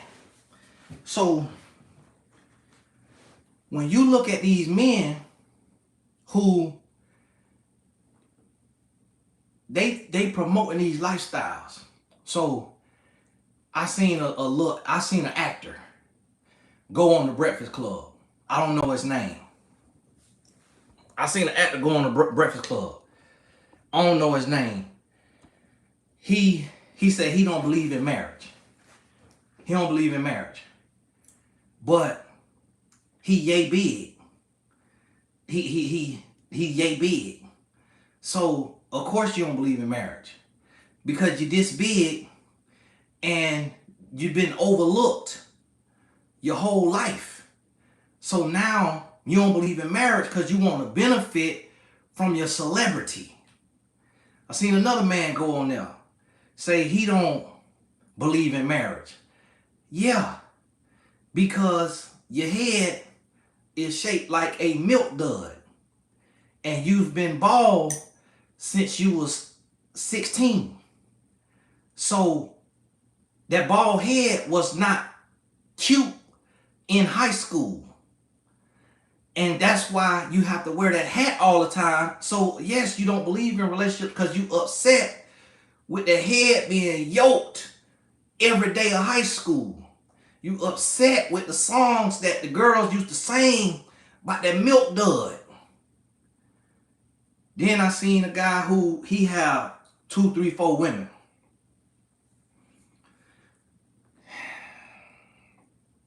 And he looked like the back of a 57 Buick. Now, mind you, I don't even know what the back of a 57 Buick looked like. I'm just saying. So it could look a mess. I don't know. With a salvage title. And that's what I'm trying to tell you. So the mouthpieces, and then I seen a man on a podcast, he got so much to say, but he got a big beard and he got glasses. And he's a grown man and he looked like he weighed 140 pounds soaking wet. A woman do not want no loud mouth man who is 140 pounds soaking wet. If you was 140 pounds, you have to tread lightly. You cannot be doing all this talking if you ain't got no weight. And then you got them glasses. So I know that you went through some stuff with them glasses. I ain't got nothing against glasses, I never picked on nobody. I ain't never bullied nobody. I used to look out for people. So when he got these here glasses, I said, you used to get called some names. And you'd have been slapped in one of them lenses. And so you'd have went through it. And that big old beard covering something up. So you need to be quiet. You need to be quiet. Then I seen a man, yeah. Akon too. He be talking crazy. But when you heard a woman say Akon cute, I ain't never heard it. I ain't never heard a woman get in her drawers about no Akon. And so, yeah, it seems like all the men who the women ain't want is the ones that the devil done recruited. See, I want you to think about these Marvel movies. See, everything is spiritual. That's what I'm trying to tell y'all. Everything is spiritual. When you watch a Marvel movie or a DC comic, I never was into comic books as a kid because I was outside playing, throw them up, bust them up, and basketball. So I've never owned a comic book. That's just something I'm going to be honest about. I've never owned a comic book. And I've never read a comic book in the real sense, like went to the store, bought the comic book, read it. Nothing against the people who read it. I just never have. I watch it because my kids like the movies. So because when kids like the movies, I see it come up, it'll say DC Marvel or Marvel Comics or DC something. When you look at the movies, what is the villain? The villain always got something wrong with him. He done went through a bad wreck. He done lost his legs. His skin got peeled off. He done went through something traumatic. And then what does the villain do? The villain goes and recruits the broken, the lonely, the hurting, the ostracized, the alienated, the bullied. And he recruits them and he have them join him in his mission for world domination. I just watched it today on Teenage Mutant Ninja Turtles, the new movie. This is prove what I'm saying. Go watch the Ninja Turtles. The mutant sound like it's played by Ice Cube. He's stealing all this different stuff, and he done recruited other mutants. All of them look like throw up. All of these mutants look like somebody throwed up. And what he said out his mouth in the movie, he said, I'm finna create this machine that's gonna blast this ooze with my blood in it, with my genes, my genetics. They're gonna blast this ooze into the air, and it's gonna turn all the humans into mutants. It's gonna turn everybody into mutants. And anybody else who is a human, who stay a human, we're gonna make them slaves. And all of that. Look at the podcast. Look at the podcast. You seeing villains. When you look at a man talking, and I'm not a woman, so I really can't always speak on, I can't really speak on women, but this applies to some women too. I've seen this with some of the women who are single relationship advisors and single relationship coaches who ain't showed now husband. Single as a dollar bill. And out here want to be a relationship platform. Showing all this stuff about relationships. And look a mess. Look a mess. Don't know how to dress. Or some of the women, it's pretty. But they broken. Some of the most beautiful paintings is broken. So listen, when you look at a man, you don't just look at the man and who he is today. You don't look at him as a 6-figure, 7-figure man. You rewind that man back to when he was in high school. And then you evaluate him. If this man is 5'8" or shorter, in order to not be bullied, he had to be Kevin Hart. Why do you think Lil Duval and Kevin Hart are comedians? Because in the black race, as black men, if you don't become a thug, a star athlete, or a comedian, you gonna get picked on if you 5'6" or shorter. You is going to get picked on.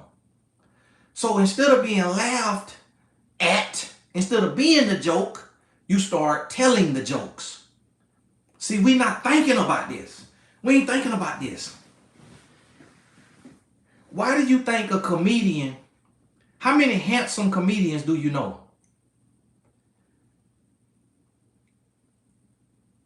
Name a tall, handsome, fit comedian.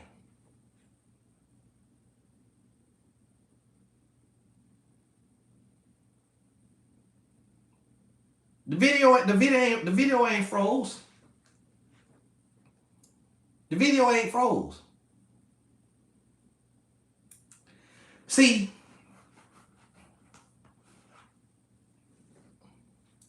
Richard Pryor, funny. But now you take that grown man and you put him in high school. You put him in high school. Somebody say Bill Bellamy. That might be your only exception. And a lot of these men that y'all think is handsome, you think he's handsome because you can't see him. You can't see him without his money.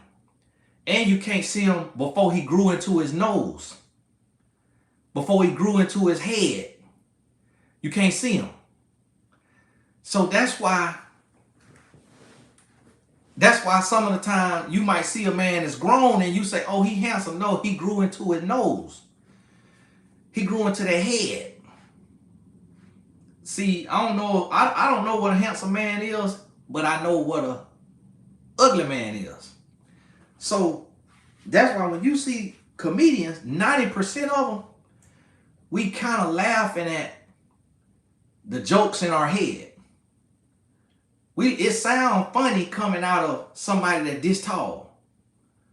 It sounds funny coming out of somebody that you used to pick on or you used to laugh at. It sounds funny. So y'all name, out of all the comedians in the world, y'all name 2 or 3 comedians y'all think is tall and handsome and fit. And I say fit now. See, Michael Epps is still skinny. So imagine Michael Epps as a teenager. He getting thumped in the wind. Marlon Wayans, he is skinny as a grown man. So as a teenager, he getting thumped in the wind. You see what I'm saying? So this how you can't look at a man at where he at today. You got to look at him at where he was. And that is what developed his relationship with women. That's what developed his relationship with women. Now somebody say Dave Chappelle handsome. Ooh, man, you about to make me question what you look like. No? I ain't never heard nobody think Dave Chappelle handsome. Nah. He might be. I can't tell you. But I just ain't never heard it. But see, this is what I want you to understand now. Now y'all name the most handsome actors, the male actors that you think is handsome. Y'all tell me some of the male actors you think is handsome.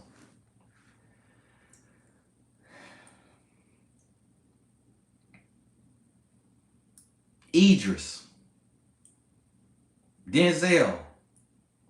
Stop playing in the comments with that red fox. Morris Chestnut. Guess what? They married.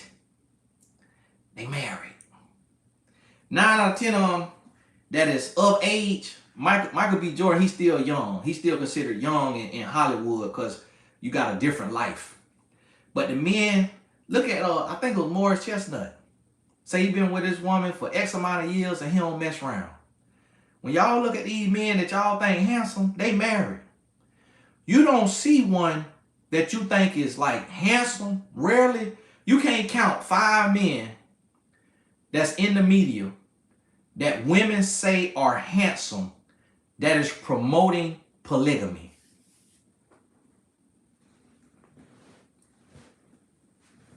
Even if they single right now, you can't count 5 men that women think are handsome, like universally handsome. I ain't talking about this little quirky fetish one woman may have, and she talking about she love Forrest Whitaker eye, and she just love the squint of Forrest Whitaker eye, and that is the sexiest thing she done seen. I'm not talking about those type of little attractions. I'm talking about universally. Everybody gonna say this man, black, white, Hispanic women gonna say this man look good.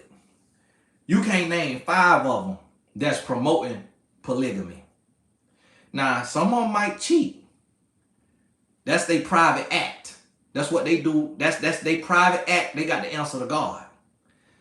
But what my point is, the only men that are promoting having multiple women are either looks or height challenged. So their promotion of this lifestyle is coming from their insecurity. It's coming from literally being overlooked by women, or it's coming from not being looked at by women. And that's why they promote having multiple women. Even if they say, oh, I'm honest with my women. I tell my women that I got other women or that I want other women. No secure man wants multiple women. No secure man. No confident, secure man wants multiple women. Because a man who is him, or a man who has ever been him, knows that it takes all of him to satisfy one woman. 70% of women, studies show that 70% of women do not have a release during intercourse. So that means either her body is incapable of it, or she will need a special skill set to have a release from intercourse. So what that means is a man does not deserve. Haran say, little baby look good. Haran, you're a gold digger. You was a gold digger.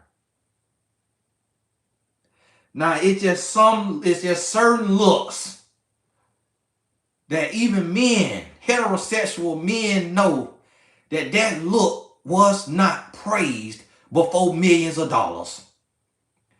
I got homeboys that look like Lil Baby, and they did not have net a rare single woman until they became dope boys. When they became dope boys, or when they became the star athlete, that's the only way I ever seen a man that look a certain way have women. So when y'all come out here and y'all say these certain type of men look good, you is telling the world that you is a gold digger. You telling the world you're a gold digger. So stop saying that. Stop saying that. Before you comment on a man with money, do a poll and ask 10 other women, do you think this man is handsome? If 6 of them say no, don't tell nobody you think that man handsome. Keep that to yourself. Keep that to yourself, because otherwise you is telling people you a gold digger. That's just a little information for y'all. Just trying to teach y'all something now. Come on now. Y'all got to stop that. Because as soon as a woman tell me, oh, such and such is handsome.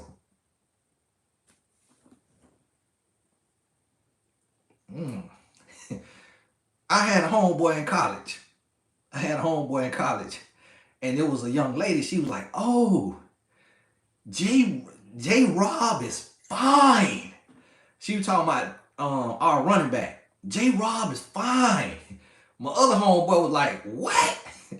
If J Rob fine, what am I? What am I? He was like, what the world that make me? If you think that look good, what in the world do that make me? That's what my homeboy said. Because he was like, hold on now, this ain't adding up. So some of y'all women now, listen, some of y'all, whoo, y'all be, listen to me now. You can't name 5 men that you think is handsome that is promoting having multiple women. Can't name it. 5 men that been handsome his whole life. You can't name it. Only thing you're gonna be able to name is men who done grew into themselves, who they just not growing into themselves. That's the only thing you're gonna be able to name. So listen, what you gotta understand, I seen a boy on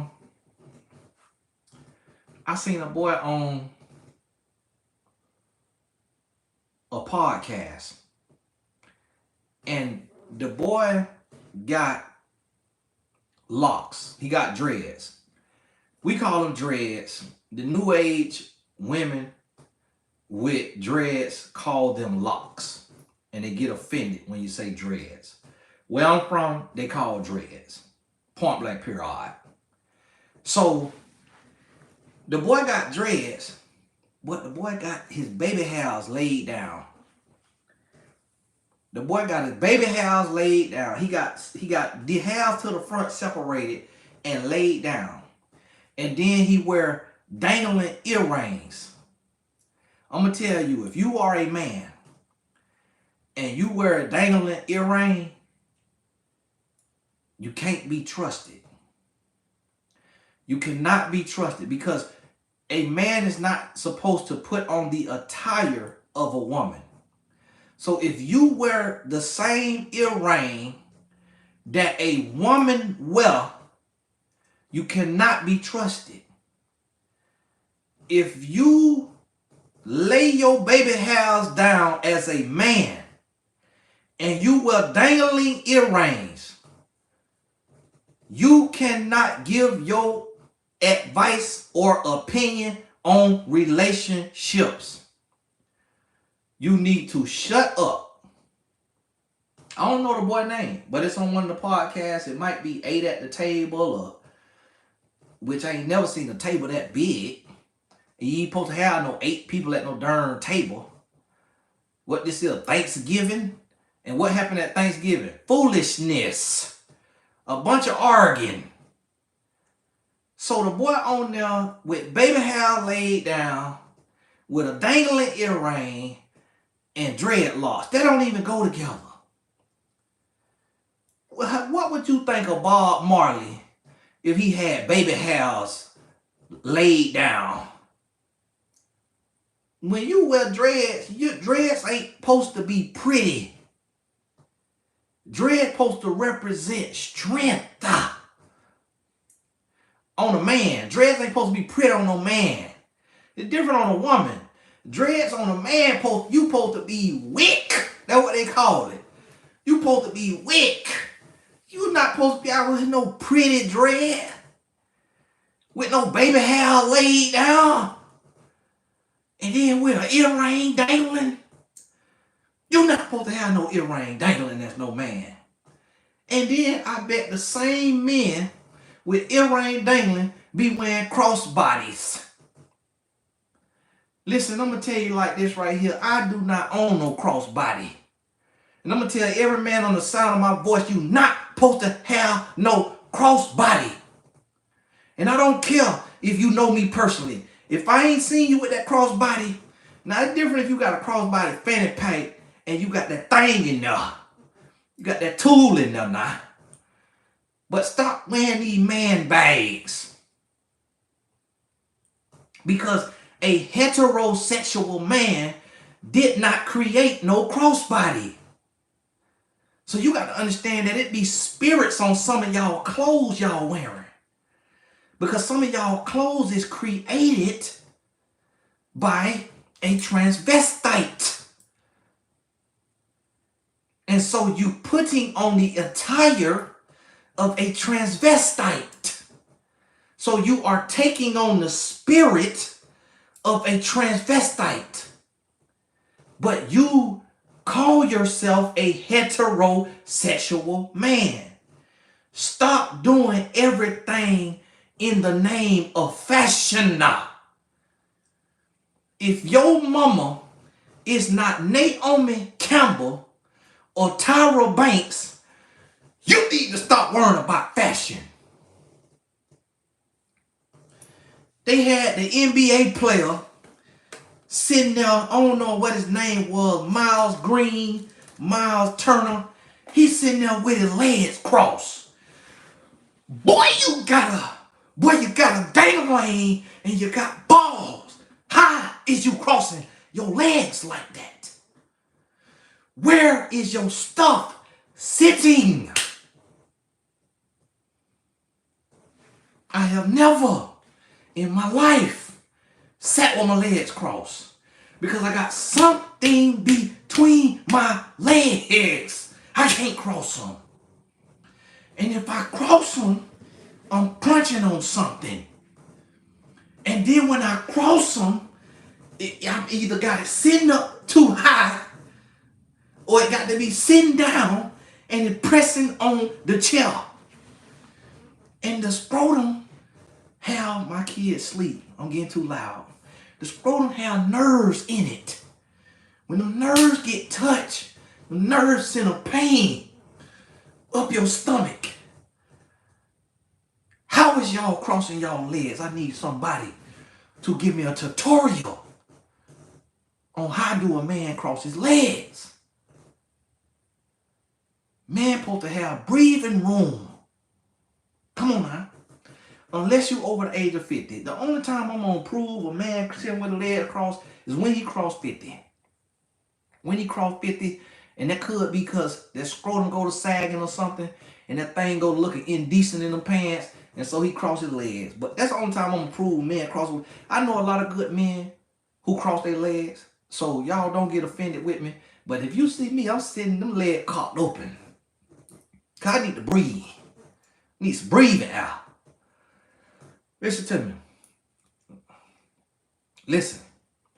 I do not want no man with a dangling earring and no baby hairs laid down or no perm in his beard. I seen a man giving relationship advice with a perm in his beard. Boy, stop giving advice with that perm in your beard. A beard supposed to be nappy.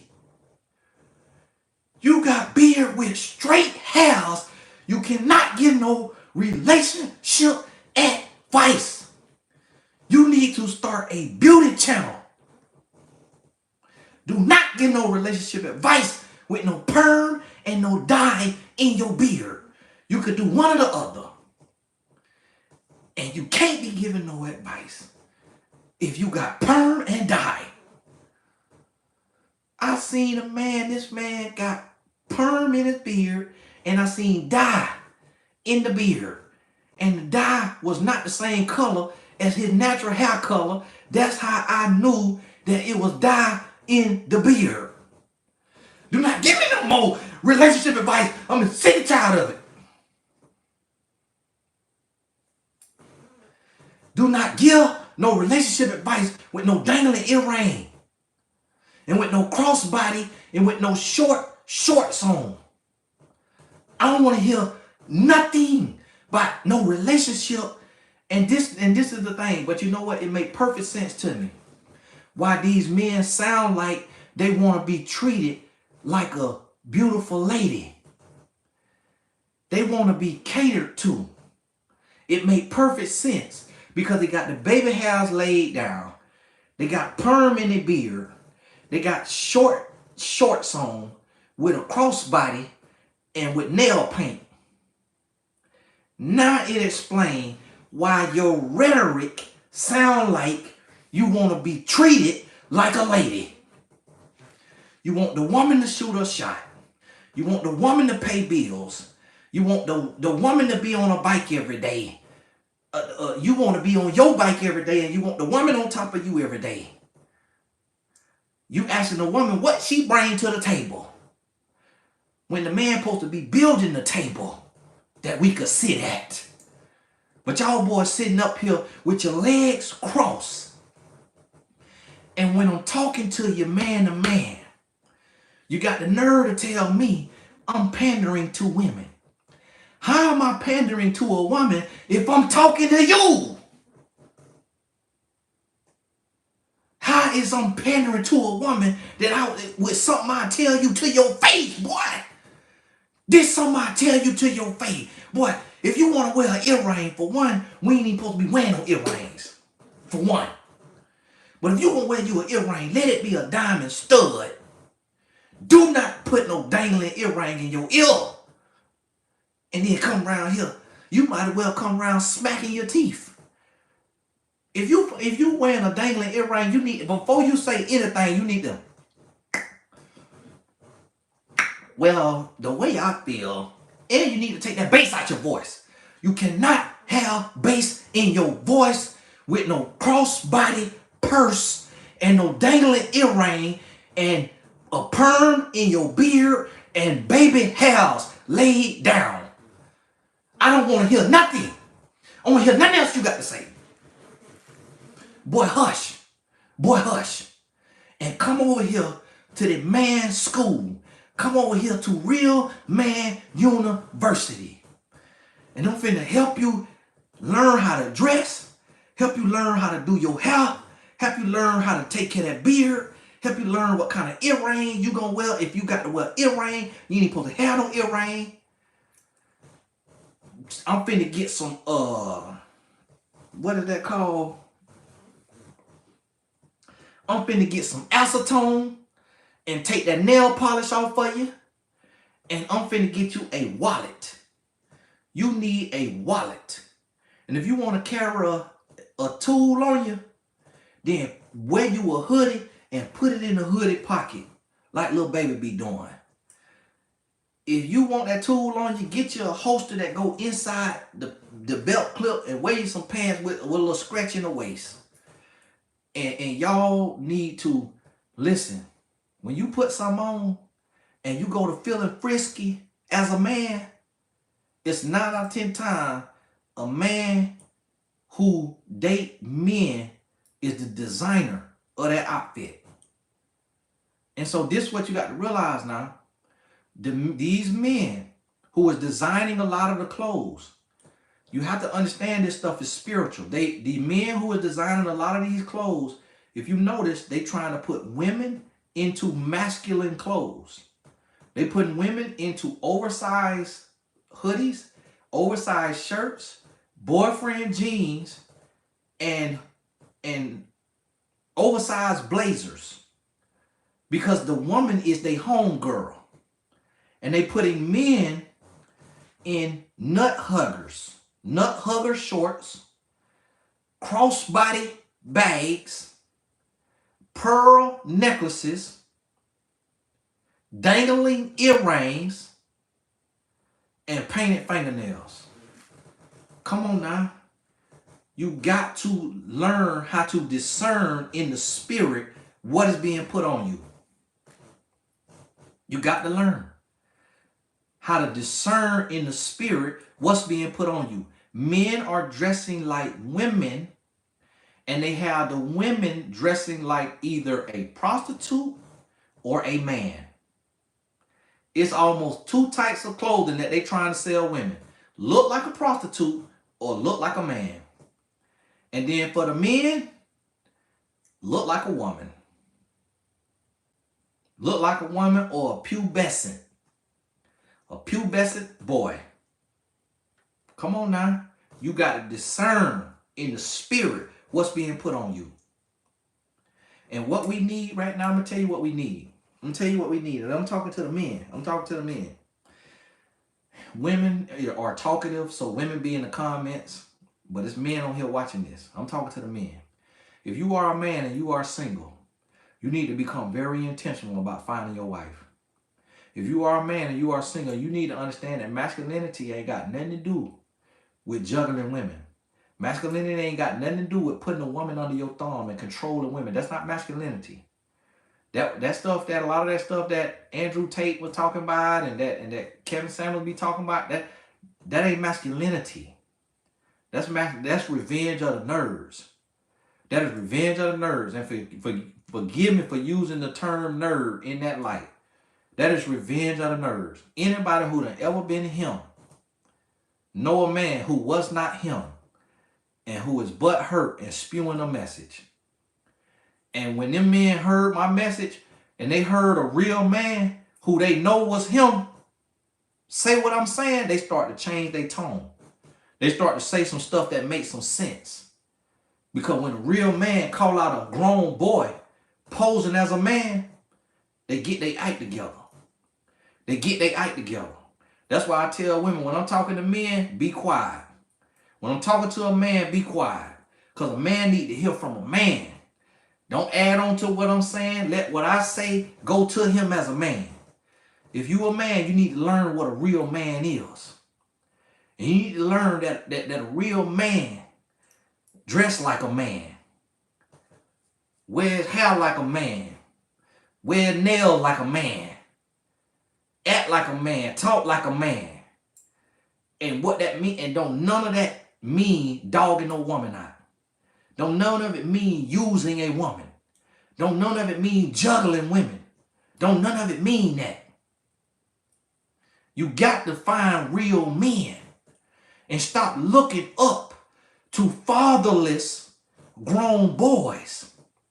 If you're going to look up to a man who ain't got no father, make sure that he has become the man that his father was not willing to be. We live in a society that fatherless men are becoming leaders of men. Men who father abandon them are getting a platform and they operating from pain instead of doing the work to heal and become the man that their father was not able to be. So you got to understand this. You got to understand this. You got to look at who you following. You got to look at not who he is today. You got to look at who he was when he was developed. See, they say a person's personality is developed by the age of 7. Who was that man at 7? Who was he on the playground? Was he getting picked on? If he was, is he still hurt by that? Is he still hurt by that? I'm going to tell you, at 7 years old, I'm going to tell you, and that's why I come the way I come. At 7 years old, in soccer, and I ain't got no cap in my route. 7 years old, we played soccer. I dribbled through everybody and scored goals. When I got tripped, I rolled into a flip, got up, got the ball, and kept going. 7 years old, my PE coach came up to me. He stopped everybody. And he came up to me and he put his hand on my knee. He said, look at this knee. Man, look at how athletic, just how agile. Because when we played football, I juked everybody out. I'm running touchdown. Then when we got 10 years old, 12 years old, I'm leading the league in touchdowns. Basketball, I'm leading the league in points. So I speak the way I speak because I never went through being bullied. I didn't go through that. So I don't speak from a place of anger and insecurity because I didn't have to go through that. So what I'm telling y'all men is that if you was bullied, if you were picked on, if you was mistreated, you got to heal. You got to heal. You got to go in the trenches and you got to do the work before you open your mouth.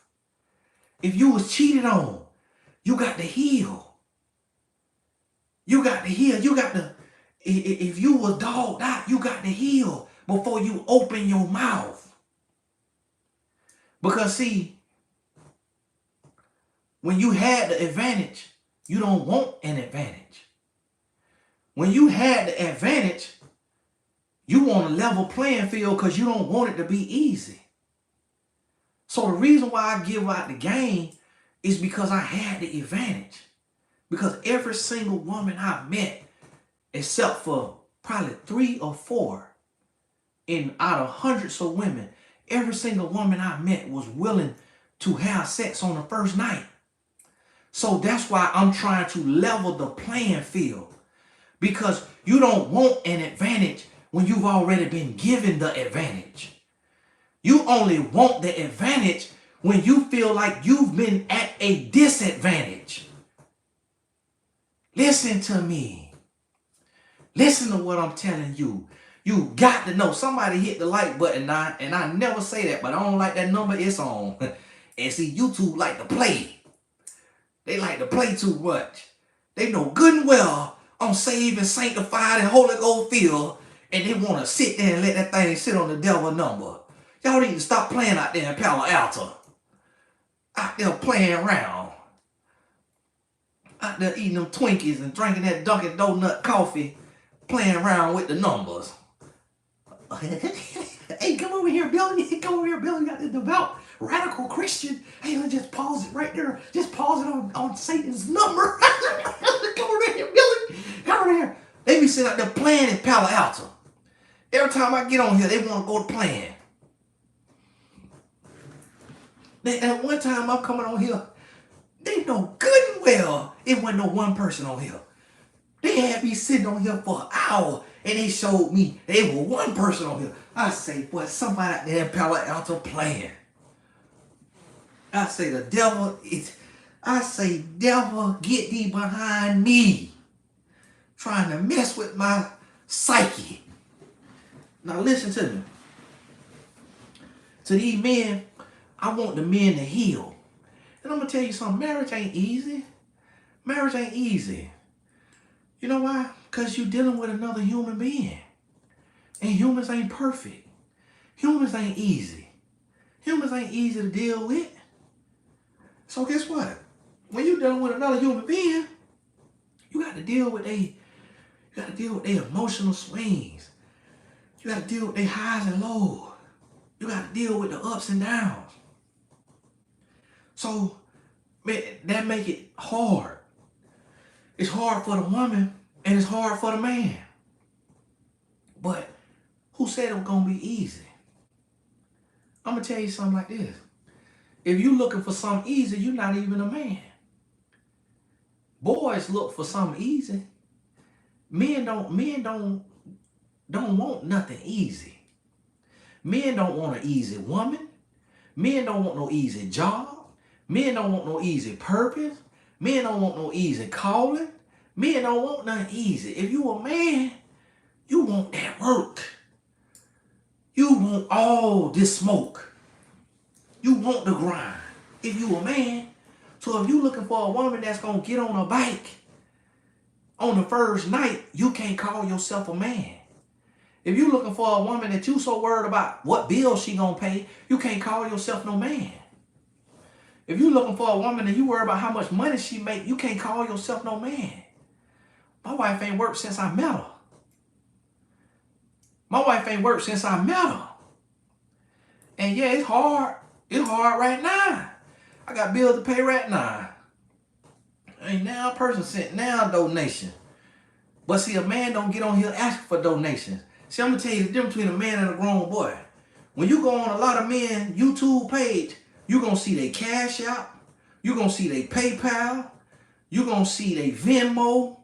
A grown man do not ask nobody for money.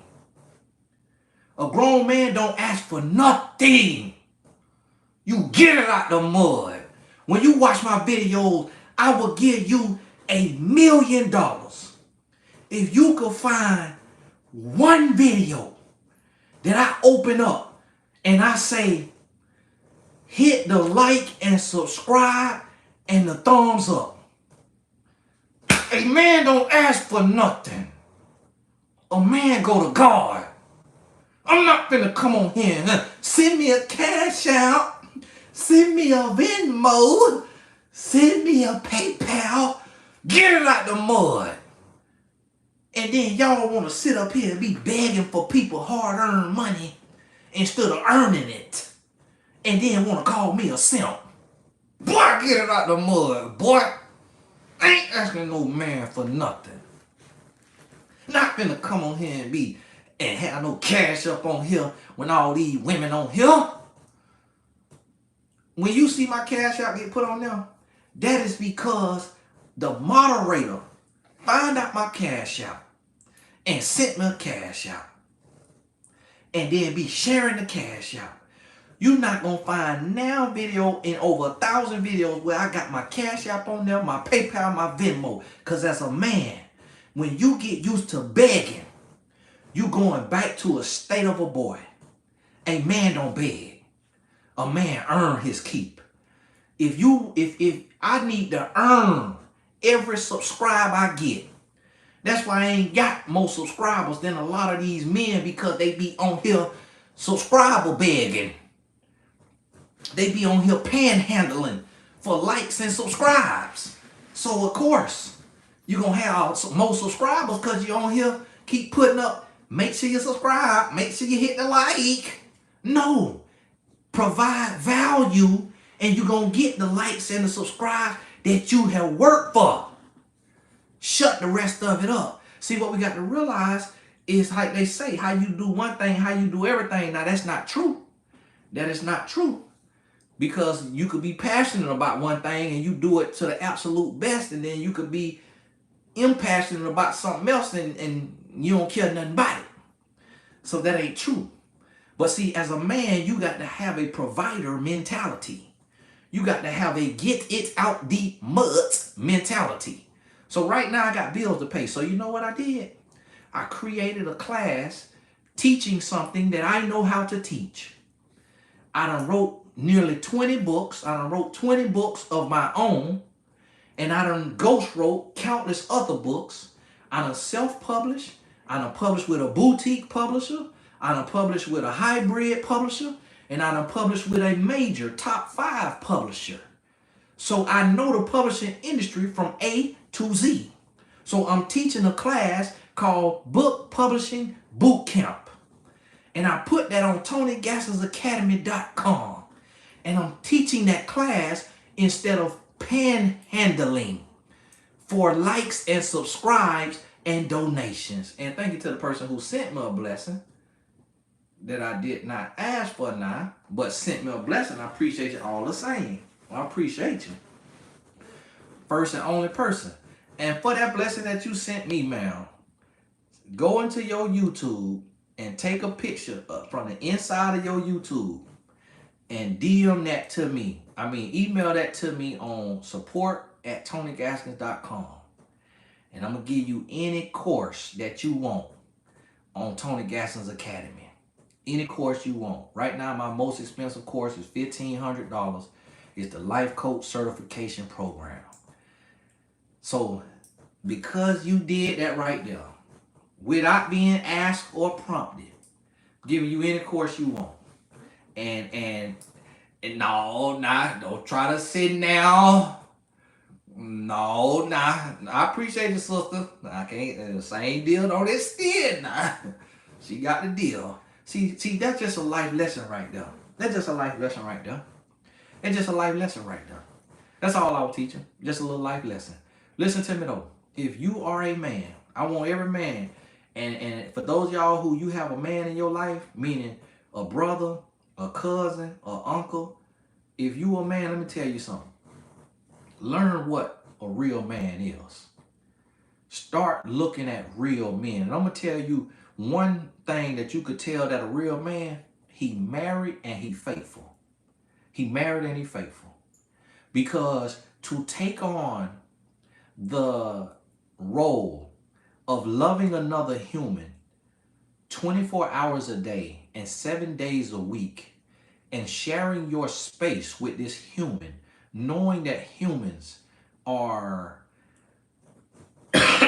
finicky, and knowing that humans are volatile, and knowing that humans have mood swings, that is the hardest thing that we as men will ever do in our life. Love a woman the way Christ loved the church. And if you don't believe what Christ did is hard, then I dare you to go out in the streets and volunteer to be crucified for people that you do not know, or people that do not know you. Christ know us, but we didn't know him. Nor do most people, a lot of people don't reverence and respect Christ. But yet he died for your sins. He died while you masturbating. He died for your masturbation, for your fornication, for your idolatry, for your greed, for your envy, for your backbiting, for your gossiping, for your stealing, for your lying, for your killing. He died for it all. But yet we don't even reverence and respect them. And the Bible say, husbands, love your wife as Christ loved the church. What Jesus did is the hardest thing that'll ever be done. And so if we told to love our wife like Christ loved the church, that means that is the second hardest thing that'll ever be done. And women don't want to hear this, but you got to understand, for a man to die out to himself and to love someone as much as he loves himself, or more than he loves himself, is the hardest thing a man will ever do. I have learned how to make $1 million working 7 hours a week. I have learned that. But guess what? And it took me about 10 years to learn that. Today, people learning how to do it in 1 year. Legally. Men learning how to make $1 million. They learning how to make $1 million in 1 year.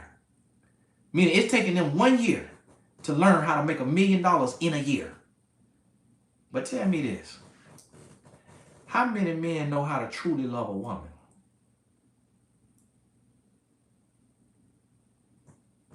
Come on now. So, what's harder? How did Tyler Perry become a billionaire before he became a husband? How did Jeff Bezos become a billionaire but couldn't keep his wife? How did Bill Gates become a billionaire but couldn't keep his wife? How is P. Diddy a billionaire but don't have a wife? You hear what I'm telling you? Do you hear what I'm telling you? How is Steve Harvey worth $400 million and on his third wife? A man loving a woman is going to be the hardest thing a man will ever learn how to do in his life.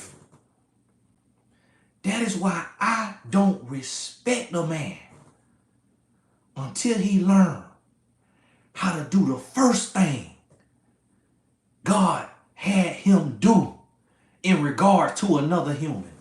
See, the first thing Adam had to do is learn how to love. Well, LaVon, it really don't count with Steve Harvey on this marriage, because when a woman look like Marjorie,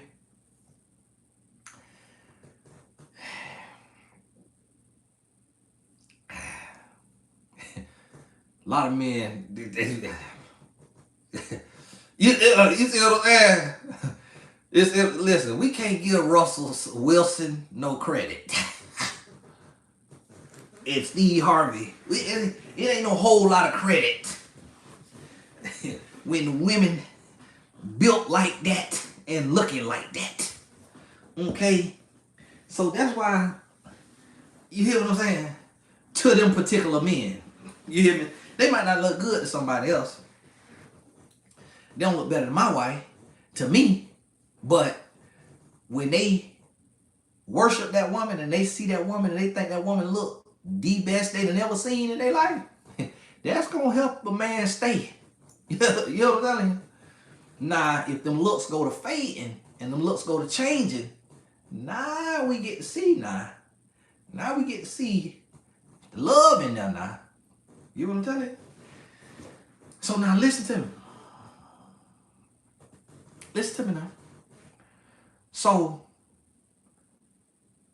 a man loving a woman faithfully and fully and wholly, WHOLLY, and also holy, HOLY, is going to be the hardest thing that a man does in his life. I am not impressed with a man making $1 million. And the way a man make $1 million is the same way he could make $1 billion. He just got to do it thousands of times over. Now, I'm not impressed with a billionaire because a lot of it is a stroke of luck. A lot of it is just being in the golden age. It's just being first to something. I ain't impressed with that. You know what I'm impressed with? I'm impressed with a man getting married because he's dying out to himself. He's consecrating his spirit. He's taking on a covenant with God. And then I'm impressed with that man treating his wife the way God wants her to be treated. So that means he's faithful. That means he's gentle. That means he's kind. That means he's compassionate. That means he's patient. That means he's giving. He's forgiving. He's understanding. This man now goes into the Corinthians 13 type of love. So, which I don't think is talking about a romantic relationship. But a man goes into that type of love because that's Christ's love for us. Corinthians 13. That's Christ's love for us. So, if we're supposed to love our wife the way Christ loved the church, then we love her with a Corinthians 13 love. that love, that's too real. That love, that's too real. LaVon, don't worry about getting found by that type of man. Because that type of man gonna find you when you a reflection of that type of man. And now, see, some women could be a Decepticon. And they could deceive that type of man. But he gonna find out. And she either gonna have to change or she gonna get left. Point blank period. And he gonna go to God for forgiveness. And hope that he get it. But God will forgive him. So what you got to do as a woman, you got to find yourself. You got to find yourself because a man of God is always finding himself. A man of God is dying out to himself day in and day out. He is crucifying his flesh. He's trying to grow every single day. So that man of God is looking for a woman who is trying to do the same. So if you a man, you need to get intentional about your relationship with God. And then you need to get intentional about finding your wife. And understand that from real men, you're not going to have a real man's respect until you could be married and faithful. Real men don't respect men who are not married and faithful. When I see a man who is afraid to get married, I can't respect him as a man. Because a real man does not operate from fear. When I see a man who cannot find a wife, I can't respect him as a man because he has no vision. When I see a man who cannot keep a wife, I can't respect him as a man because he has no self-control. He has no discipline. He is not willing to grow. See, a man got to be married and he got to be faithful to get respect from real men. See, and if in any respect that man have, it's not across the board. He may be respected for what he does well, but he's not fully respected as a man. And if he's fully respected as a man without being married and being faithful, then he is respected by grown boys who don't understand the purpose of life, who don't understand they call from God. A man's call from God is not to build business. Because if a man's call from God is to build business, then God would have told Adam to build a skyscraper instead of laying him down and creating a woman for him. Now, what God wanted Adam to do is to lead. And Adam failed at leading his wife. What God wanted Adam to do is to stand on business, to stand on the covenant. And Adam failed. See, that ain't what God signed Adam up for. He ain't signed Adam to build no Fortune 500 company. Because he could have just told Adam, go enterprise in the world. Go create a currency and go build currency and make money. He say, lay your butt down. You need a helpmeet. And when I give you this helpmeet, be fruitful and replenish the earth and lead her righteously. And Adam failed. So see, Adam failed. Adam failed. I ain't lead my wife righteously. I ain't lead my wife across the board in all responsibility. Because I was strong in some area. I'm strong in faithfulness, but I wasn't strong in finances. And my wife ain't strong in finances. So then God say, if your wife ain't strong in finances, and you ain't strong in finances, but you the head, you the lead, then you need to become strong where you weak at. And right here, this is what I tell you in my word, that the borrower becomes servant to the lender. Right here, I tell you in my word that the man who buried his money was taken and given to the man who invested his money.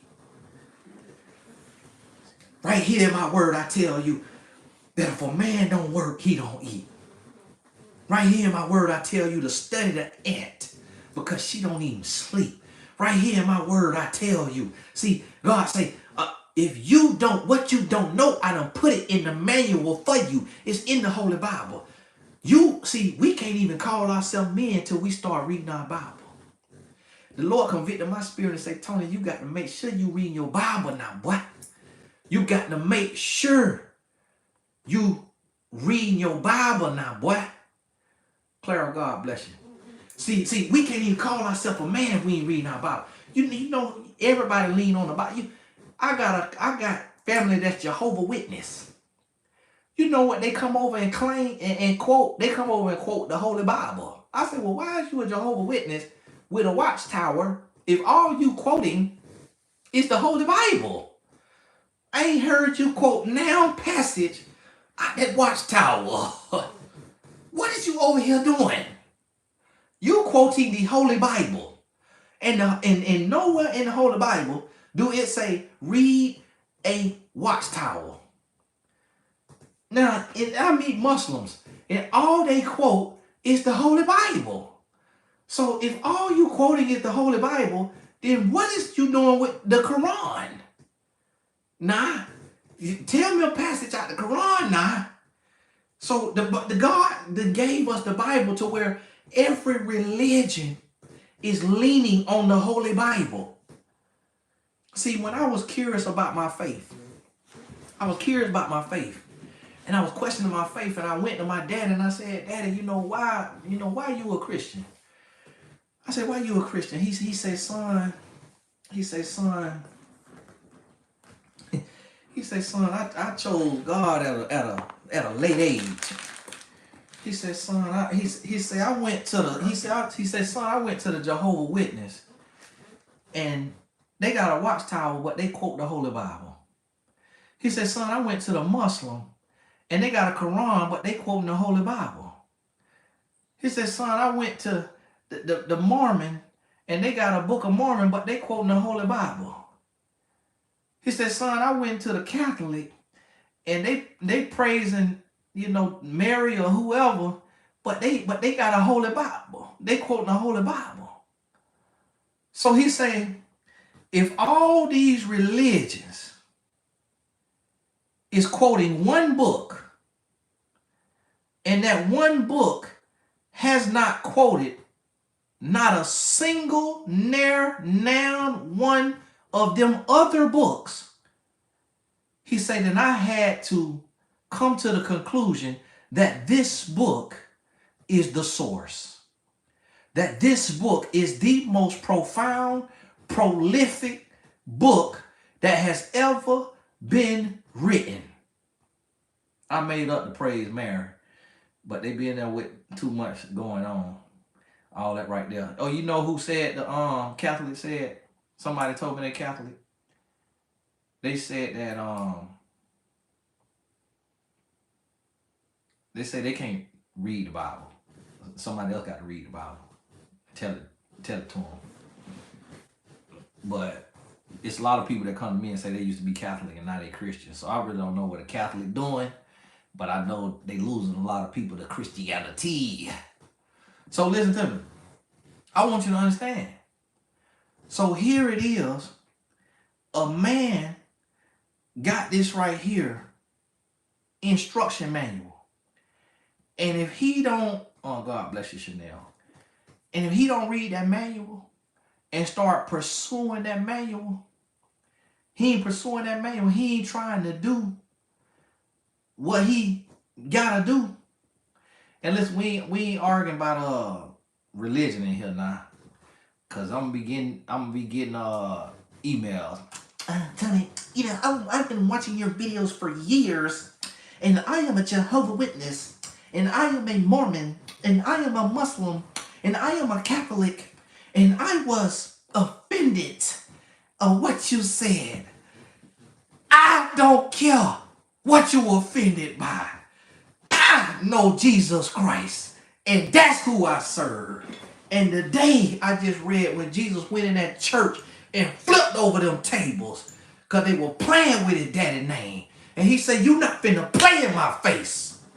So listen, do not come to me by what you is, because I do not care. You could be whatever you want to be. That's between you and God. I know Jesus Christ. And that's it. Point blank, period. And I ain't worried about stepping on no toes, because Jesus wasn't worried about stepping on no toes. I ain't hating on you. I ain't mad at you. I just know Jesus Christ is real. And he has redeemed my life, saved my life, changed my life. I can't speak for nothing else. Now, if I meet a Buddhist or a Hindu or a Muslim or a Catholic or a Jew or Jehovah's Witness or a Mormon, and they got the same peace that I got on the inside knot, then I'll tell them, you must have found something. But I ain't met them yet. The only ones I meet is angry and want to argue. Because if you know what you know, you ain't going to nobody email, inbox, or to they DM to argue. I ain't DMing nobody to argue about what I know. I'm going to stand on what I know, because I know it's real. And the truth, like my daddy say, the truth pressed to the ground, going to rise again. It's going to rise again. Listen to me now. So now if you a man, it's time to get your life together. See, we're going into a season right now where we finna have to start talking man to man. And I done put enough videos out there to help protect women from grown boys, from dogs, from players, from womanizers, because I was all of that.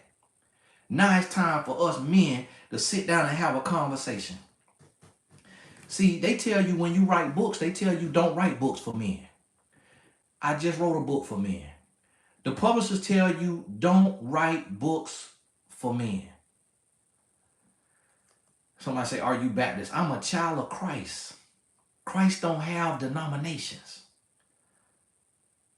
Arrogant humans created denominations.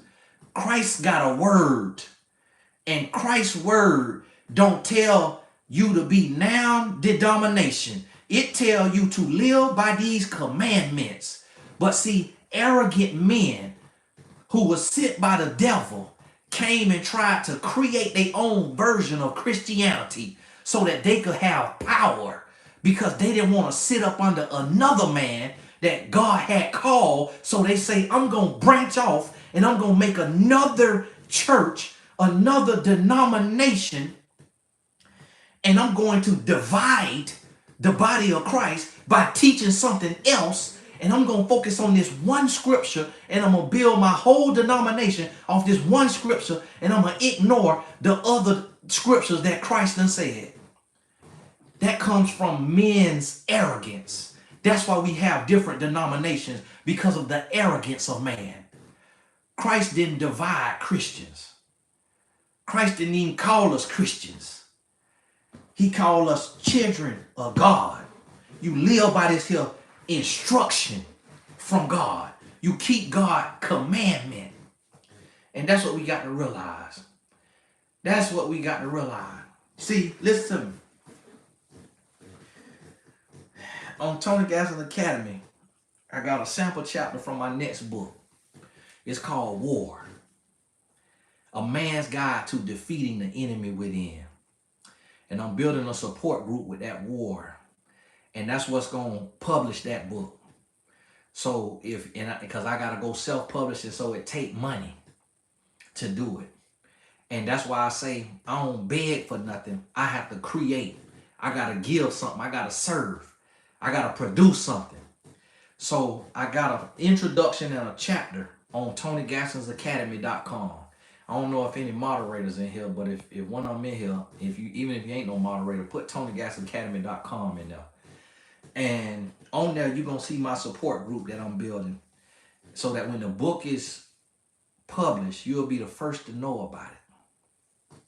And you also could read the sample, and it's unedited. I ain't even went through it one time. It's completely unedited. God bless you who sent that right there. It's unedited. But this book for men.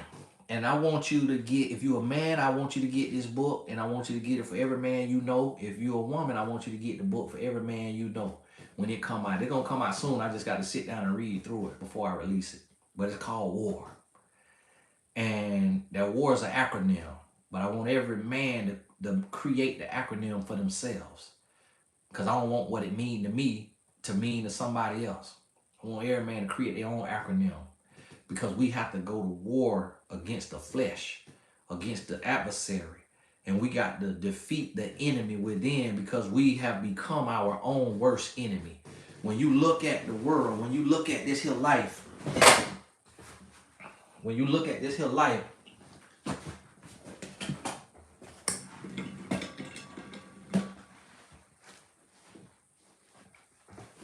what you gonna see is,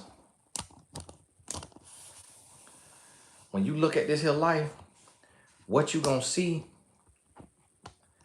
is you gonna see that men have become our own worst enemy. What I mean by that is,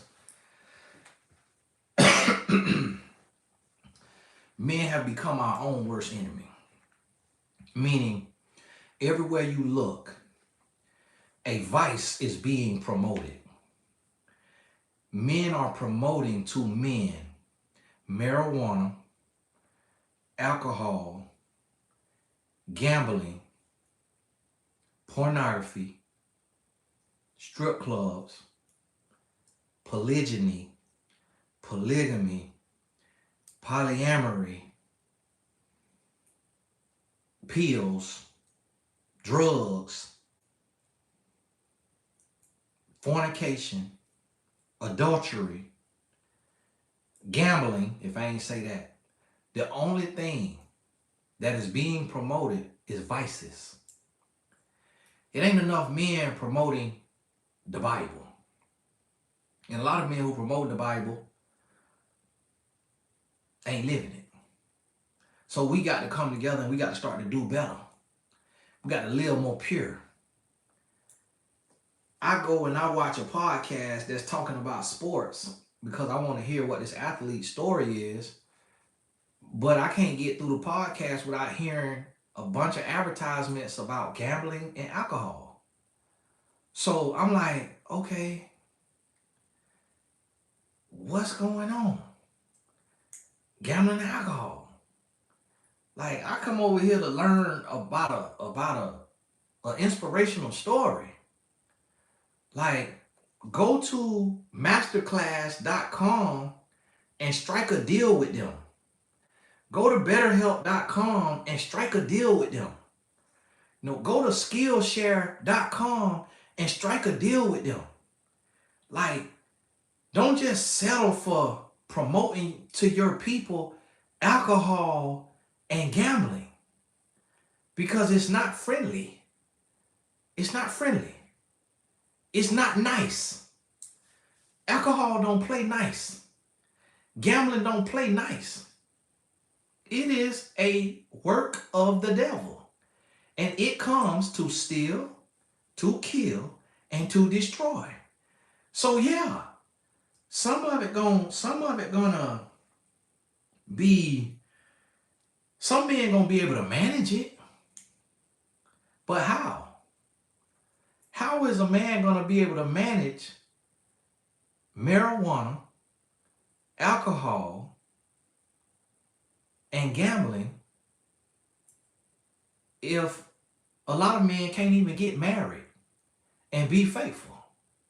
How is a man gonna be able to manage those vices if he can't even be married and faithful to one woman? How are you gonna be able to manage those vices if he can't manage money? If he can't manage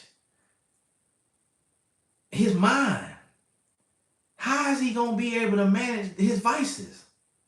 Eventually, them vices is gonna take everything from him. And see, this the thing.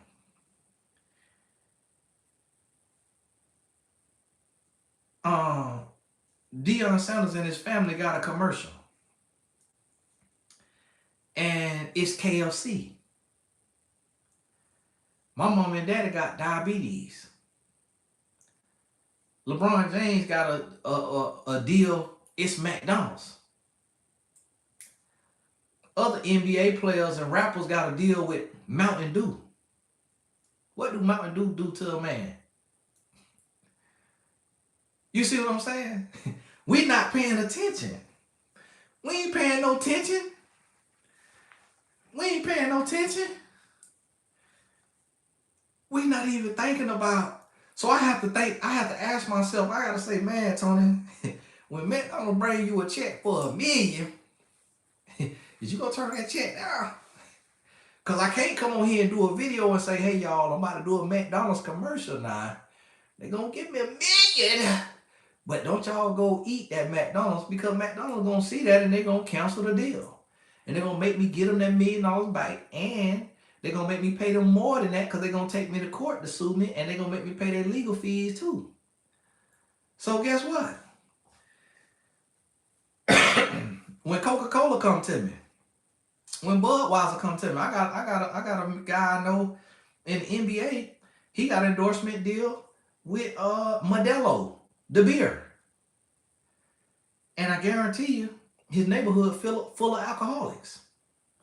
See, we put money before, we put profit before principle. And then we say, like Charles Barkley said, I'm not a role model. I ain't a role model. And see, we have to think about that when we have that level of platform. Now, but see, I can't judge nobody. I can't judge them because I ain't been confronted. Now, when they come to me, I'm gonna have to say, Lord, all right, now, the devil done brought me this check from McDonald's. Now listen, can you match them? Lord, can you match them? Lord, please tell me you can match them. Lord, tell me you can blow them out the water. And if the Lord say, no, I can't match them, but if you want to take the money and kill your people, then go ahead. And see, listen, the people I'm speaking on, a lot of the people I know all these people. 9 out of 10 times, I know majority of them. But I still got to stand on business. I still got to stand on business.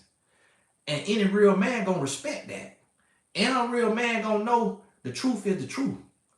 So if a man's got to speak on something that I'm doing, and he know me personally, but that's the truth, and it's coming from what God got to do, then guess what? I got to deal with that. I got to deal with that. I got to sit there and I got to say, oh, okay, let me sit there and deal with that. I got to confront that. So now this right here, I got to deal with it. But see, a lot of times as men, we don't want to be confronted. We don't want to be confronted. We don't want to be held accountable. Oh, you said, you said something about me. Oh, you said something that stepped on my toe. I don't want to talk to you. Don't call my phone. Don't text me. Oh, I don't want to hang out with you because you don't believe this right here. That's how men are. I had to grow up. I had to get past that. If I ain't treat my wife right, and a man say, you is a punk, if you controlling your wife, if you dominating, if you dictating, and you taking your woman for granted, you treating your woman like a pawn on your chessboard. If a man say that and I ain't treat my wife right, I got to take that. As a man, I got to take that. And I got to say, you know what? He right. He right. He right. And I used to live a whole nother lifestyle. And I went to church one time and that pastor, boy, he said something. It punched me in my chest. It knocked the air out of me. But I had to take that. And that helped me grow as a man. And that's what I'm asking men is stop seeking just balm for your wounds. And start seeking something with a little alcohol in it. That's going to purify that thing. That's going to clean you up. Start seeking friction. Stop seeking just what's going to make you comfortable. And start seeking friction. Start seeking a challenge. Start desiring to be challenged in the dark as a man. And get out your feelings. Get out your feelings. And stop just getting out your feelings in the weight room. Getting out your feelings in the boardroom. Getting out your feelings in the bedroom. And get out your feelings in the dark. Get out your feelings when this message punch you in your chest. When this message punch you in your mouth. Get out your feelings. Get out your feelings. What you think Jesus did when he went in that church and he flipped them tables over because they were playing with God? That he was telling them, get out your feelings. See, as men, we want to talk to women like trash, and then we want to be talked to like little boys. And that's what angers me, is that my tone and my delivery is said to be too harsh, too aggressive. But then I see men in the comments clapping and janking off to Kevin Samuels cussing women out. But then when I say something that's real and direct to a man who could square up if he want to, oh, well, Tony, you too judgmental. You too condescending. You too, it's the way you talk to men. You call a man a grown boy. How you want to help a man if you're going to call him names? I'm calling a spade a spade. What you want me to call a spade a ace? You want me to call a spade a king, a heart? I don't even play cards. What you want me to call a spade? Just tell me that. So if I call you a lame, if I call you a grown boy, it's because it's time for you to put your big boy pants on. It's time to man up. It's time to grow up.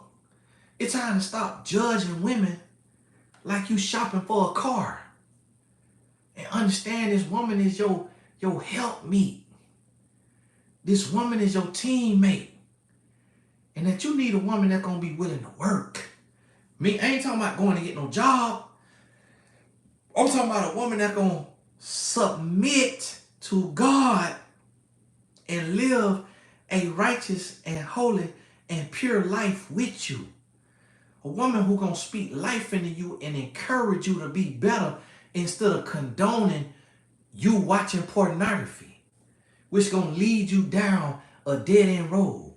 Instead of a woman condoning you smoking weed and popping pills and going to strip clubs and doing things that are vices that's going to further addict you.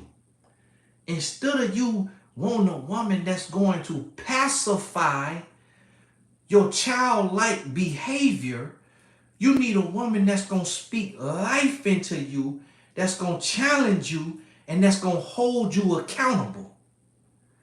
That's what you need to be looking for. And you need to stop just focusing on her body and her looks, because those things change. Those things change. Your woman is going to go through a season of acne, and her face is going to be hard to look at because she's going to go through a season of adult acne when her hormones are imbalanced.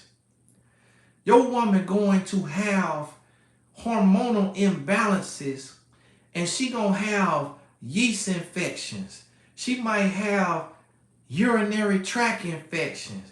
She might have different things that a woman go through. She going to go through menopause and going to be having hot flashes in the snow. And you got to turn a fan on and it's 10 degrees outside. Your woman is going to go through menstrual stuff to where 3 to 7 or 12 or how many other days, depending on her issues and her health, that period finna have her toe up from the floor up. And you got to love her. Your woman might have health issues to where her period have her laying on a tile floor crying. And you got to love her through it. You got to support her through it. She might be like the woman with the issue of blood and have a period for 14 days. And you got to be abstinent. See, listen, as a man, you got to understand discipline. You got to understand self-control. You got to understand what really matters with a woman. That's what you got to understand. So you can't get caught up on just her face, her breast, her booty, her stomach. You can't just get caught up on that. You got to look at her heart. You got to look at her character. You got to look at who she is in that paint. Who is she in the paint? Who is she in the trenches? Who is she when tough times come upon you? What she saying when you going through your Job season? What do she fix her mouth to say when God allow you to be tested like Job? Is your woman a descendant of Delilah, or is your woman a descendant of Proverbs 31? Is your woman a descendant of Jezebel, or is she a descendant of Ruth and Esther? Who is this woman that you looking at? Okay, she got a little muffin top on her. Go to the gym with her every day. Get in the kitchen and meal prep with her. She been leaning on food because she been stressed. She been lonely. She been worried. Okay, she got some adult acne. Go get a skin routine. Go change the meal plan. Start eating better. Start sleeping better. Bring that peace to her life. Okay, she got that gap in her teeth. Get her some braces if she can't afford them. Go get her some filler if she fed up with that gap, but she ain't got the funds to get that gap closed. And if she love that gal, love her with it. You sit there and be reposting TD Jakes until he got his mouth fixed. He done been had money. That's when I had to put TD Jakes on notice. When he got them teeth fixed. Now TD, you done had them gout your whole life. You done been a millionaire for decades with a gout. And now all of a sudden you want some veneers. Come on now, Pastor. Come on now, Bishop. What in the world you done went and got them veneers? Them veneers and dentures put together. Come on now, Pastor. Michael Strahan still got his gout. When Michael Strahan get his gout closed, dig you a hole and build you a bunker under the ground, because it's going down. Listen, when people who have been millionaires go to getting gaps closed, it's time to start looking around. The Lord getting ready to come back. The Lord getting ready to come back. When they go to get them veneers, no, listen to me. Listen to me, young man.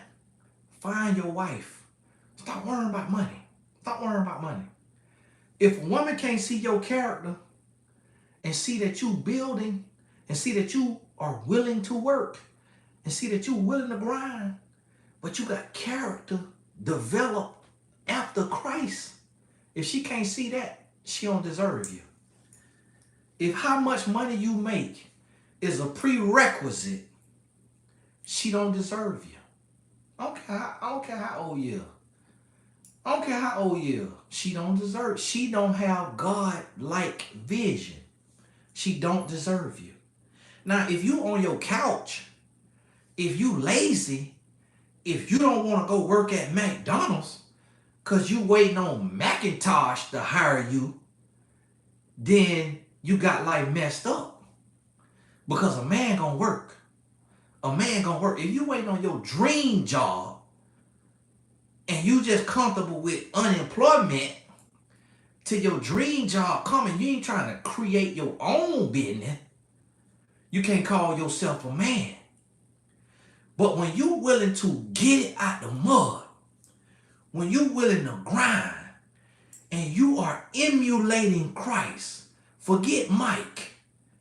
You ain't trying to be Mike Tyson. You ain't trying to be Mike Jordan. You ain't trying to be Mike Jones.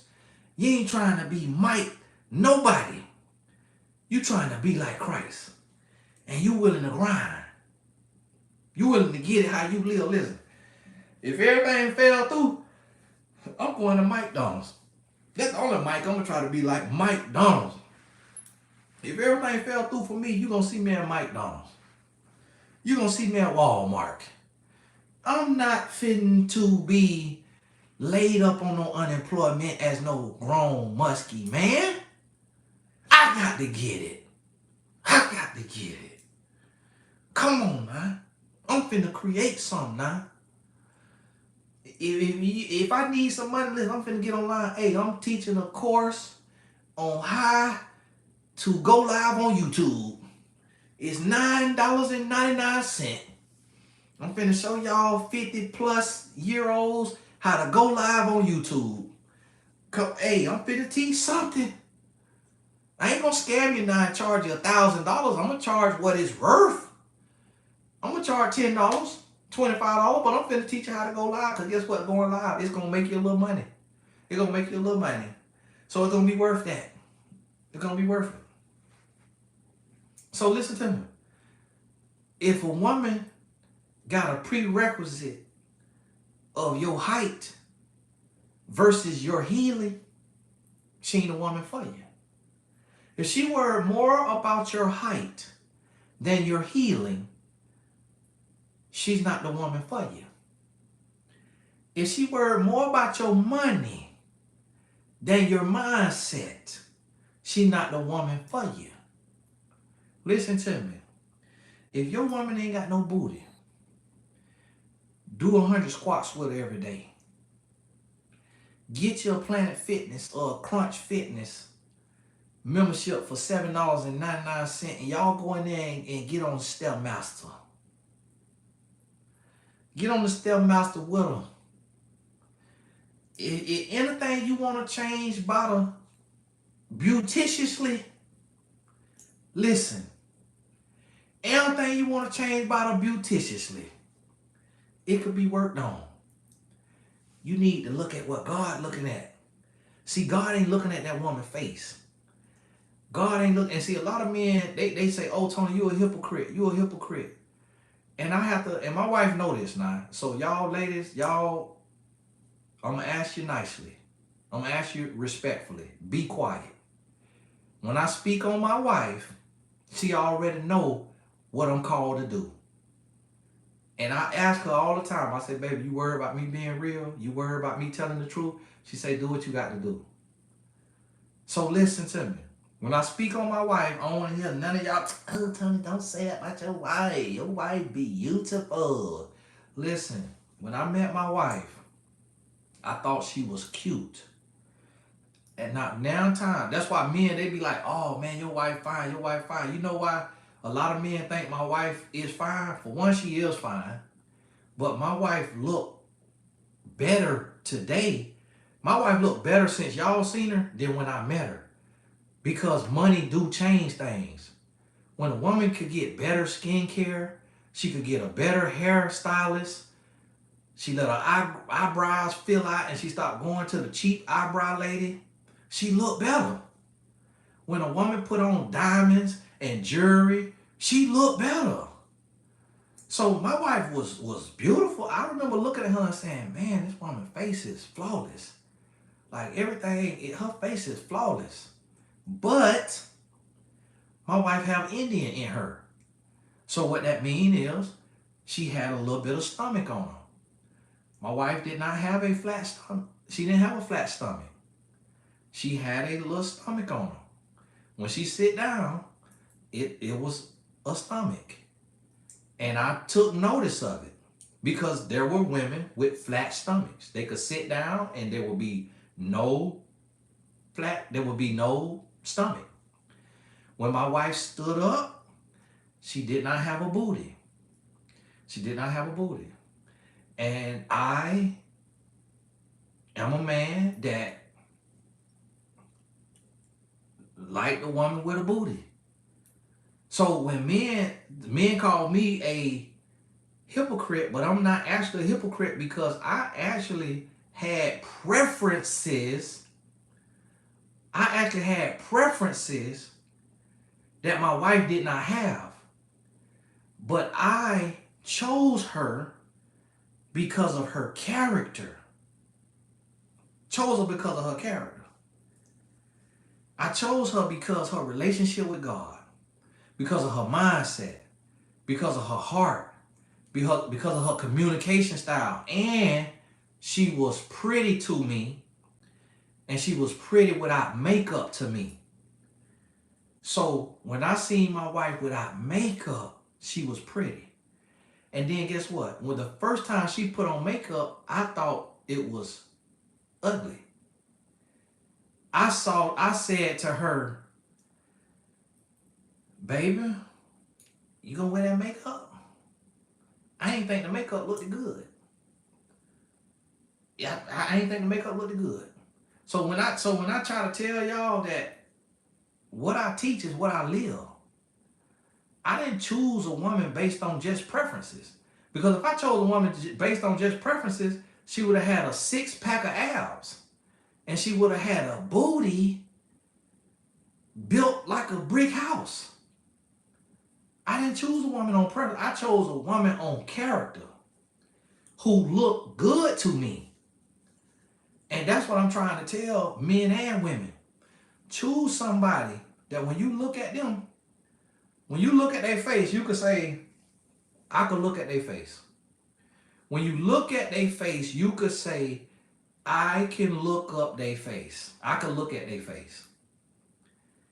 It might not be completely perfect, but you can look at their face. And guess what my wife did? She chose me the same way because I'm 5'10". And I have a big head. And I had not grown into my head. when I met my wife. So I ain't just talking about her, I talk about me too. But guess what? No, I'm not regret my decision.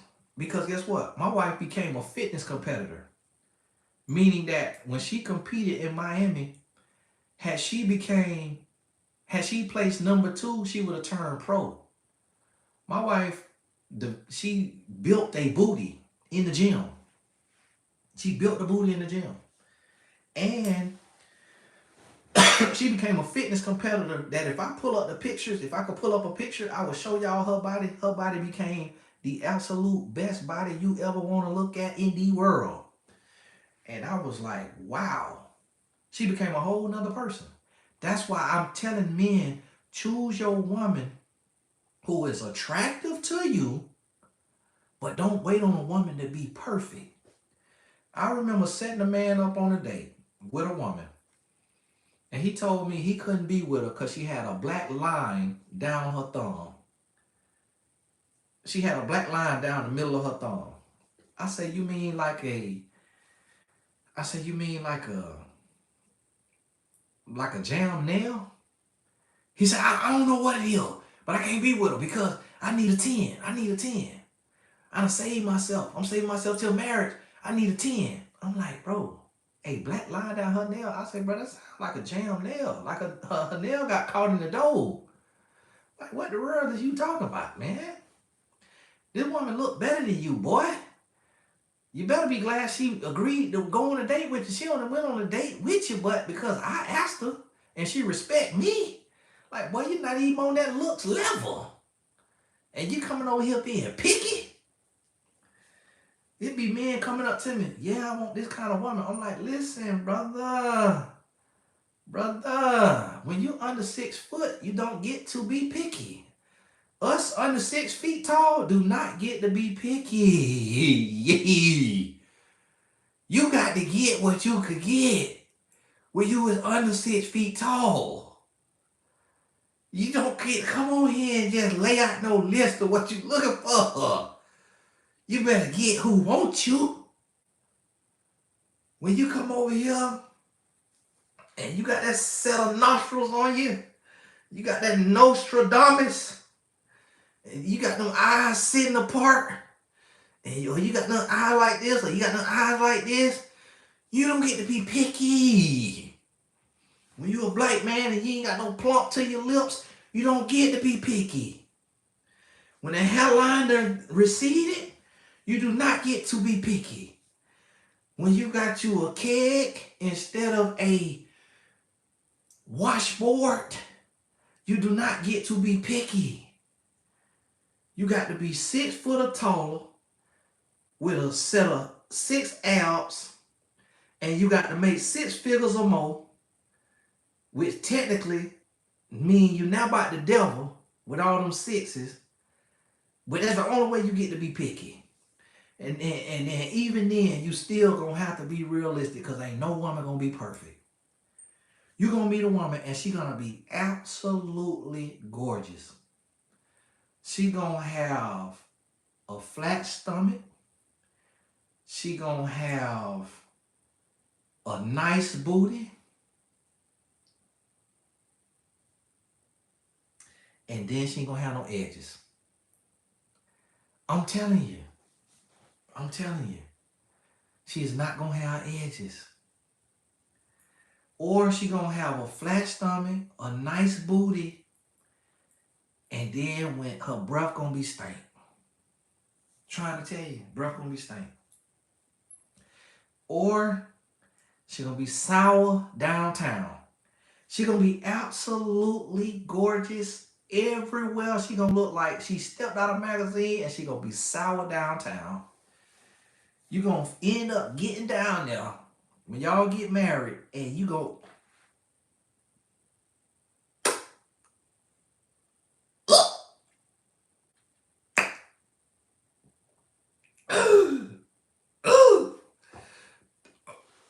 you know how I know? You know how I know? Because I done been out there. I done been out there with the women that y'all think perfect. God did not make nobody perfect. Nobody perfect. You hear me? So guess what? When you vain, you're going to end up playing yourself. When you are a vain man and you looking for the perfectly built looking woman, you're going to play yourself. And you're going to be up a creek without a paddle. I'm trying to tell you. She is going to look that good because that pH is off. That pH going to be off. Or that breath going to be off. Or them edges going to be dilapidated. Do you hear me? Because the lace fronts and that glue, it did a number. Done did a number. So, if she ain't got no edges, okay. She ain't got no edges, but she got a booty. She got something. She got something. Work with it. If she got a little stomach on her when she sit down, then y'all work out together and y'all eat good. I'm trying to tell you like this right here now. Trying to tell you like this right here now. Y'all men need to find your wife. Find your wife. I'm going to tell you some of the happiest men I see in marriage. Wife do not look like what y'all want y'all wife to look like. I'm going to tell you now. The women who look like what y'all boys is looking for, they gonna spin you out of house and home. They gonna spin you out of house and home. My wife is not like, she's not super vain. She's not into like, doing a crazy amount of beautification. And I can't afford my wife.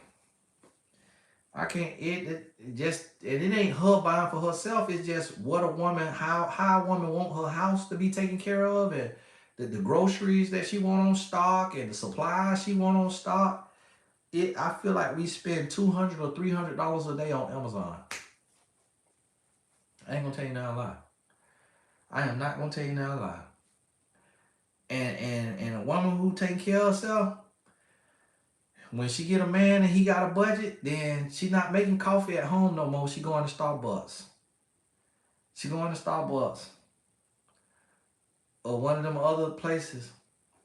And I ain't literal $200-$300, but it feel like every time I look up, Amazon getting $200 or $300. And my wife could be considered low maintenance compared to a lot of women. Yeah, $200-$300. And then when it ain't $200-$300, it's at least 70. But it's literally right now, it's a bunch of heat. So fruit flies, they little gnats and stuff. You open the door, they slipping in there. Then they get in there and go to corroborating. So just the other day, we had to buy fruit fly traps. They added up to about $70 on Amazon. And so every woman low maintenance until her man is a handyman. Every woman low maintenance till she got a man with a tool belt.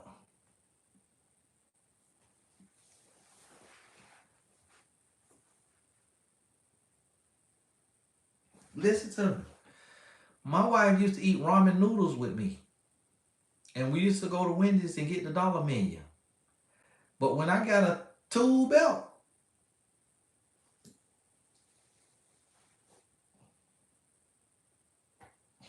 you hear what I'm trying to tell you? I got a homeboy, he got money. He come to me bragging about his new little girlfriend.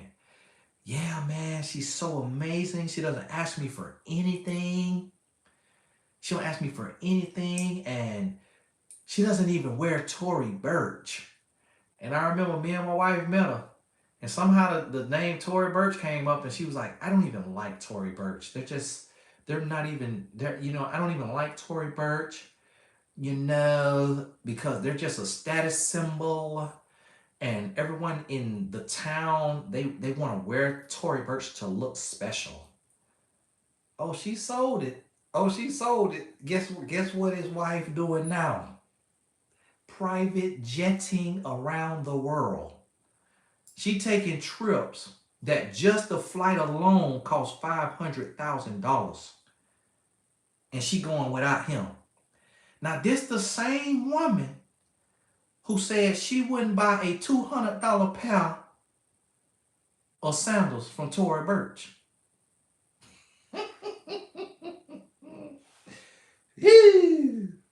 I asked him, oh, how is that going? He said, well, now the minimum she spends a month is $50,000 a month. I said, guess what?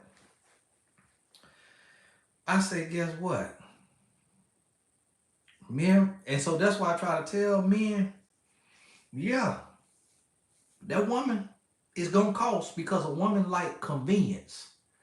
Now a woman will be anything she need to be when she got to be it. But when convenience is available, she ain't finna do no sacrificing if convenience is available. She gonna sacrifice when she have to sacrifice. She gonna be on Dave Ramsey plan if she got to be on Dave Ramsey plan. But when she ain't got to be on Dave Ramsey plan, she finna round Dave plan up Dave. You hear me? So when that money changed, Dave Ramsey became a cuss word round in his house. You hear what I'm trying to tell you? I got a cousin who was a dope boy for 20-some years. He said to me, cuz, I ain't never been with no woman who good with money. I said, So ladies, I hate to tell y'all the truth about y'all self, but y'all be broke when you got to be broke. When you get messed around and get you a provider man, listen, you gonna let them provide. And so listen to me. Y'all fellas, when you looking for your wife, get you a woman that you like her character. See, the thing about my wife, she's such a blessing. She's such a blessing. Now, I heard this devout Christian say that we not supposed to be saying vibe as a Christian because she relating it to like some kind of spirit or something. Child, please. So heavenly minded, you know earthly good. But my wife will vibe. Like I said to myself, and I thought to myself, I said, you know what? I have to be honest about this thing. If I don't cause no problems, we ain't gonna have no problems. Now my wife, she'll get a little attitude and stuff like that sometimes, and she could be a little, a little snappy and stuff like that sometimes. Like she get beside herself, but she got to because she know I'm a savage. Like she know I'm really him. Like she know what I come from. When my wife left me and we got back together, I was an organized pimp. So she went on a that's what they called it, organized pimping. But I ran a modeling troupe where I had women who was called Dazzling Dimes. And then we end up with about 90 women across the state of Florida and who was in the Dazzling Dimes. So my wife know what I come from. So she got to be on her P's and Q's because she got to make sure that I don't get beside myself. But I said to myself, I say, if my wife don't cause no problems, we don't have no problems. We don't have no problems is if I don't start no problem. So I realized I could be with my wife anywhere and she make anywhere fun. She make anywhere fun. And I'm a very chill, quiet person. So truth be told, my wife get on my nerves a lot of times. But it's in a good way. Because she like to play. I'm gonna tell you something. Like, I don't play around. I don't like to really play. But my wife like to play. So like she'll give me a wedgie. She'll come give me a wedgie. Because she playful like that. She I don't like, but if I had a woman who boring like me, our relationship will be dead. But she my opposite, but yet my similar. Our foundation is the same. But then the things we build with is different. Our interior design is different, but our foundation is the same. We built on a firm foundation. We just got different tastes on the interior. So see, this is what I try to tell men, like, Find you a woman, and I'm gonna tell y'all something. A lot of women is putting too much sauce on femininity. I believe in femininity, but you can't put too much sauce on it to the point that you look like a baffling, bumbling bimbo buffoon. You don't want to be so feminine to the point that you look airheaded. To the point that you think feminine mean you can't walk heavy and that you can't stand on business. So you got to understand what feminine to a man, to a masculine man is. So see, when you a man and you picking a woman, you need to pick a woman that you could chill with. A woman that she could let that hair down. She could take that wig off. She could take that lace front off. She could wipe that makeup off. She could put on some sweats. She could put on a little hoodie. You know, she could wake up, and because she take care of herself, she could wake up and she ain't got to brush her teeth right away. She could say a few sentences, and you ain't got no dragon coming over there. Be in the nose, because she brush her teeth at night too. See, you want you a woman who, she's strong, she tough, she willing to learn about the game. Like my wife knew nothing about football when I met her, but she learned about football. She learned about football to the point that we had a suite at the stadium till it got too expensive. And we said, oh, we gotta let this go because we're gonna be gone on the game days anyways. So my rich homeboy took it over for me. Them people ain't wanna let me out of there. Got to go. Lord told me to be a good steward over my money. Got to go. So listen, but my wife didn't know nothing about football because she Jamaican. Jamaicans don't have football in Jamaica. So she ain't know nothing about it. Now she know everything about tennis, golf, stuff that, you know, they watch on TV and stuff like that. She track. She know everything about that. She ain't know nothing about American football. And so guess what? She learned about it. So if you're looking for a woman and she's too stuck in her ways and she's not willing to be flexible, she ain't willing to try nothing new, she ain't willing to learn about nothing, she ain't willing to help out and be no teammate, I'm gonna tell you, and a lot of women don't understand this, but my wife do what got to get done. She don't wait on me and she don't depend on me. So if I'm asleep because I'm up like this working for the Lord, and trash go out tomorrow, my wife will get up in the morning and take the trash out while I'm sleeping. But yet, it's some women, I'll never ever touch the trash. Then you're not a teammate. Because if you'll never touch the trash, you can't say, oh, I only touch trash under special circumstances if my man ain't got no hands. You ain't a teammate. My wife, it's stuff around the house that she done built stuff and put stuff together before I did, before I got to it. My office, she went up there and was sawing and put stuff on the wall because she liked to do that. It's a lady on Instagram that she do contracting. So the lady, I'm gonna know when to go to sleep. I got to work. God working because the devil working. So I know when to go to sleep. I don't work. I don't got nobody job. I work for the Lord. And this the hours that we working tonight. God bless you now. Now you need to go to TonyGasselsAcademy.com if you want to learn how I don't have to wake up and punch nobody clock in the morning. So don't get mad at me. I'm up late. Cause see, I get sleep in tomorrow. Okay, if you got to wake up, go to bed. This gonna be saved. This gonna be on here. Y'all gonna go to bed. You got to go to bed. But I ain't punching nobody clock tomorrow. I work for the Lord. And right now we on the night shift. So listen, a man need a woman that's gonna be a teammate. And with a teammate don't say, oh, I only do rebounds. No, we need you to score tonight. We need you to score. Now, if we need you to just get assists, we need you to get assists. If we need you to get rebound, we need you to get rebound.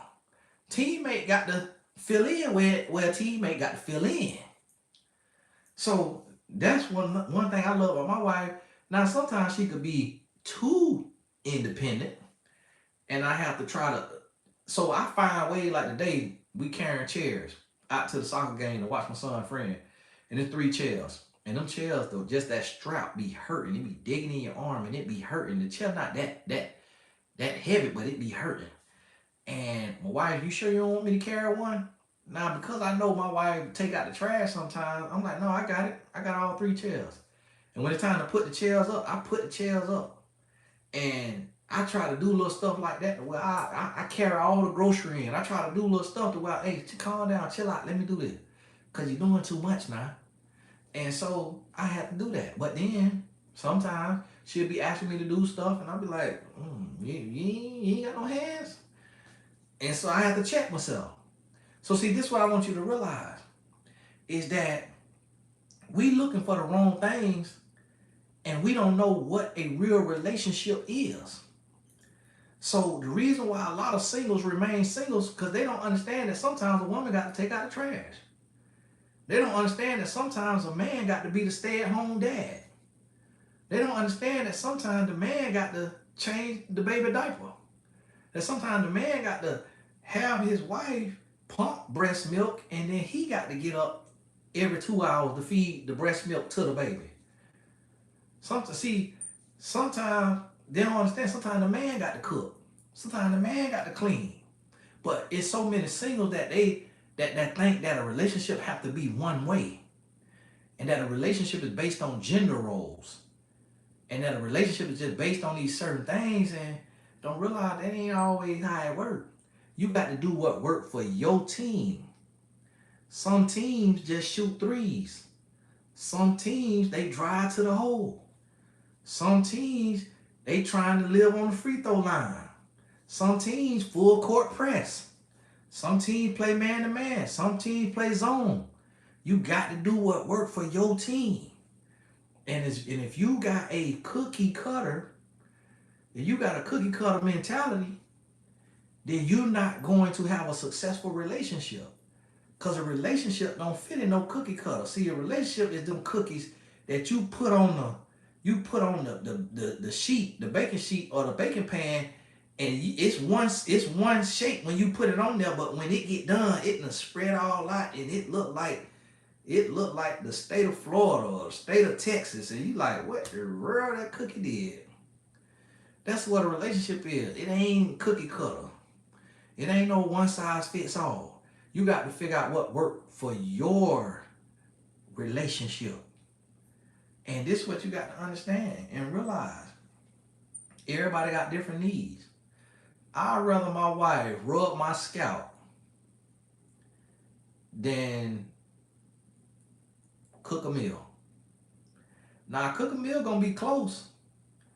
But if I had to choose between cooking a meal and getting physical touch, I want physical touch. Because a human will die without it.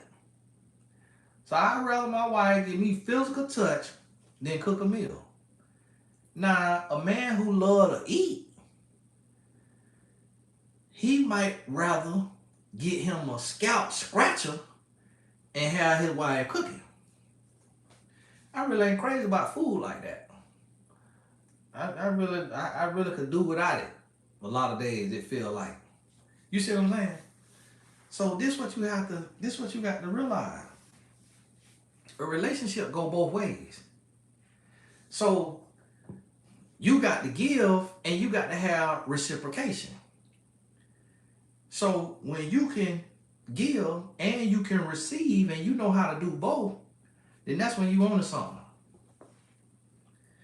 That's when you own something. Because it's one thing to love, it's another thing to be loved. It's another thing to receive love. One area my wife grew in is she grew in the area of receiving compliments. Because I would compliment her and she just would kind of fake smile, like not let herself smile. And not really say nothing. But then now she say, thank you. Thank you. Being able to say thank you to a compliment from your spouse is a healthy self-image. And that's what she grew at. You know where I grew at? I grew in my temperament. and how I talk to my wife. And because I talk to people very rude, very raw, very blunt, I make you want to swing on me. But based on the tone of my voice, I'm not even yelling, but based on how my voice is hitting, you know I'll kill you if you swing on me. So, and men know men, and that's honestly why men don't try me, because a man know. A man might want to try me, but a man know. Men know men. Especially if you done been in the streets, you know somebody that'll take your life when you see them. And so that's why I ain't never been tried in person by a man, because God know my heart. And he don't want me to end up like Moses. Because see, Moses got away with his murder. I wouldn't get away with it. So God don't put more on you than you could bear. That's why, you know, the baby get into a lot of fights. A man will try him in public because they feel like they could do that. But certain men, they know if you unhinged. They know if you crazy. And when you give away the whole game, when you break the man law, when you break the man code, and you helping women in relationships, and you teaching women how to protect themselves from grown boys and manipulators, a man know you ain't all the way there. Because men don't do that. Men don't do that. But see, now the reason why I'm doing it is because I'm sold out to the Lord. And the Lord say, this is where the work need to be done. This is where the work need to be done, because y'all relationships, your marriages and your relationships and your families are losing. So this is where the work need to be done. That's why I'm doing the work that I'm doing. Lord got me on here right now to a certain point. Lord got me on here to a certain point. When it's time for me to be quiet and get off of here, I feel the Spirit lead. I feel the Spirit lead. But see, different people come on at different times. And that's why the message got to go forward. So I want you to understand something. It's time that we move toward righteousness. It's time we move toward righteousness. It's time that we come to a place that we start pursuing purity. I want every man to be married. Because one of the things is, and see, God gave me that wisdom at a young age. I started looking for my wife at the age of 16, but I didn't know how to look for her. So that's where I went wrong at. That's why I was sleeping around, because the test was to try to sleep with a woman to see if she was wife material. That was the grown boy test, because I was not taught what to look for in a wife. But I wanted a wife because I saw marriage in the home. So that's the thing. I started looking at the age of 16. But the test I was using, it was canceling every woman out. Because in my head, what I was telling myself is, this woman does not know me. So if she will sleep with me, if she would be willing to sleep with me, and I didn't sleep with every woman that I could have slept with, but I said she'll be willing to give me her body when I could have AIDS, then something is wrong in her self-esteem. Because if she's willing to risk her body with a stranger, I'm not sure I could trust her. Now, the same could be said about me, but you will sacrifice yourself to find somebody else when you don't know no better. See, had I knew what I was doing, then I wouldn't have did it that way. And that don't make sense to adults today. It don't make sense. But this is children. When you children, then When you young adults or even grown adults, if you don't know better, then you ain't gonna do better. Now, when you know better, then you can do better. And so people say, well, oh, that ain't fair because if a man try to sleep with a woman, he also sleeping with her. Life ain't fair. Life ain't fair. Anything you do, it's not fair. Go to the car dealership tomorrow and see how they try to swing you. Go to the car dealership tomorrow and see how they try to swing you. They're going to try to give you a 14% interest rate if you'll accept it. They're going to try to sell you a car for $10,000 over what it's worth. Life ain't fair. Go to a restaurant. They selling you food from last week. Because the food and safety say they got 7 days if it's refrigerated. Life ain't fair.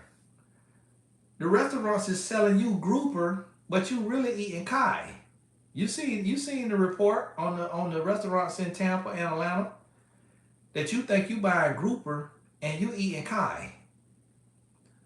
You eat mud fish, little dirty lab fish that costs $2 a pound when you think you buying a fish that costs $20 a pound. Life ain't fair. So that's why you got to protect yourself. And that's why I give women the game. Don't hate the player, hate the game. That's why I give women the game, because before I knew that the game I was playing was an unfair game, every woman was falling for it. And then the first 3 women that didn't fall for it was women that I didn't even want to be with. I say, oh my goodness, now how does this work? How is all of these women that I think look good and could be a wife falling for the okie doke and willing to give me their body when they don't even really know me? But now the woman who don't shave her legs, she turning me down. The girl with the thick tongue, she turning me down. The girl who like to argue and debate the whole car ride and got a little more meat than I'm strong enough to handle at this particular time, she turning me down.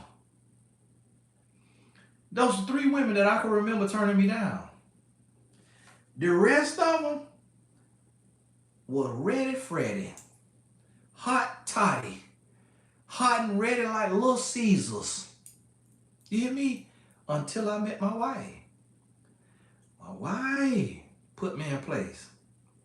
My wife put me in place, and she made me wait till she was ready. Then I said, oh, okay.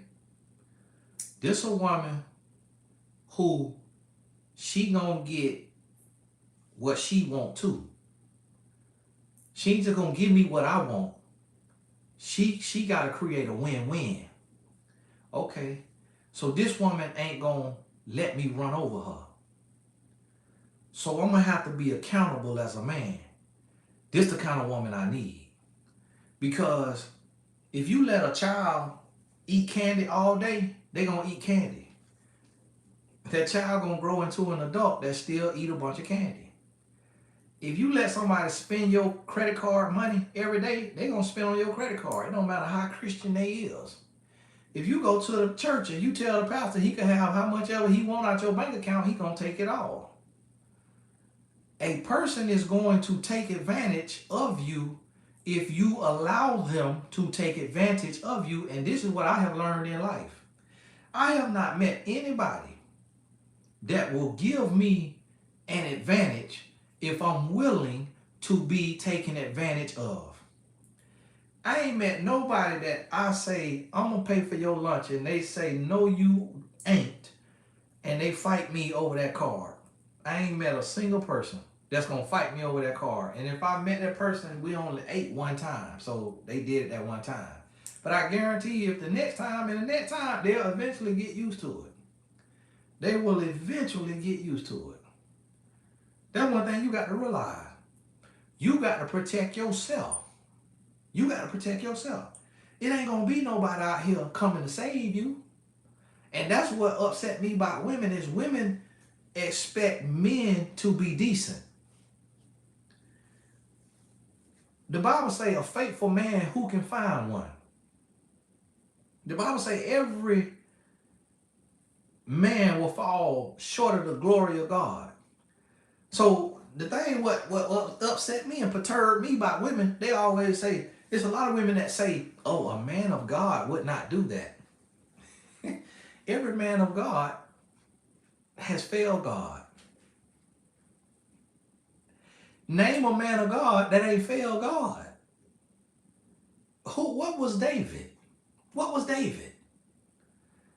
The apple of God's eye. We talking David. Now we talking David now. We talking David. So what you think your little raggedy Christian boyfriend gonna do? He going to fail you. He gonna ask you for a little bit of that pom-pom. He gonna try to play you. If the pastor is trying to play you out your tithes and offering, what you think your boyfriend who just go to church is gonna try to do? Trick you out your spot. So the only being that you can trust is God. See, listen, I don't trust myself. If I'm around a woman for too long, I'm going to end up getting weak. And I'm finna shoot that shot. So guess what I got to do? Put boundaries. I'm about to close my DM. But the other day, a young man DM'd me and said that he inspired by me. And now he want me to come speak to his football team. And this is a prestigious high school football team that I really want to speak to. So I'm glad my DM's open. But it's too many women that DM me. So I'm getting ready to close my DM because I'm tired of hearing women everyday thoughts. Because sometimes I be getting tired of hearing my wife thoughts. That's just human nature.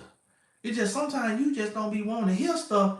So if I know that I could be in a place to where I just want silence, even from my own wife, you definitely know I don't want to hear another woman random thoughts out of the blue in the DM. Tony, I think this, I feel this. I don't care how you think you feel. I've heard about Cherie Yaskis. Do not DM me with your opinion about my message. I talk to God daily. If I'm in the wrong, God gonna correct me. God ain't sent you to a married man DM to give him no correction. If God gonna send some correction, he gonna send another man that I can't sleep with. He not finna send no woman that I could sleep with, that I could go into conversation with and be arguing back and forth with, and then make up with, and then go to talking to, and then end up in an affair with. God not finna send you to my DM if you is a woman. So do not DM me unless you is sending me a post that you think I ain't seen that I need to address. This is what you have to realize. This is what you have to realize.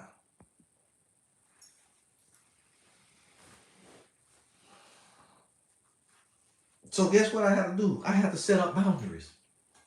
Because no man can trust himself.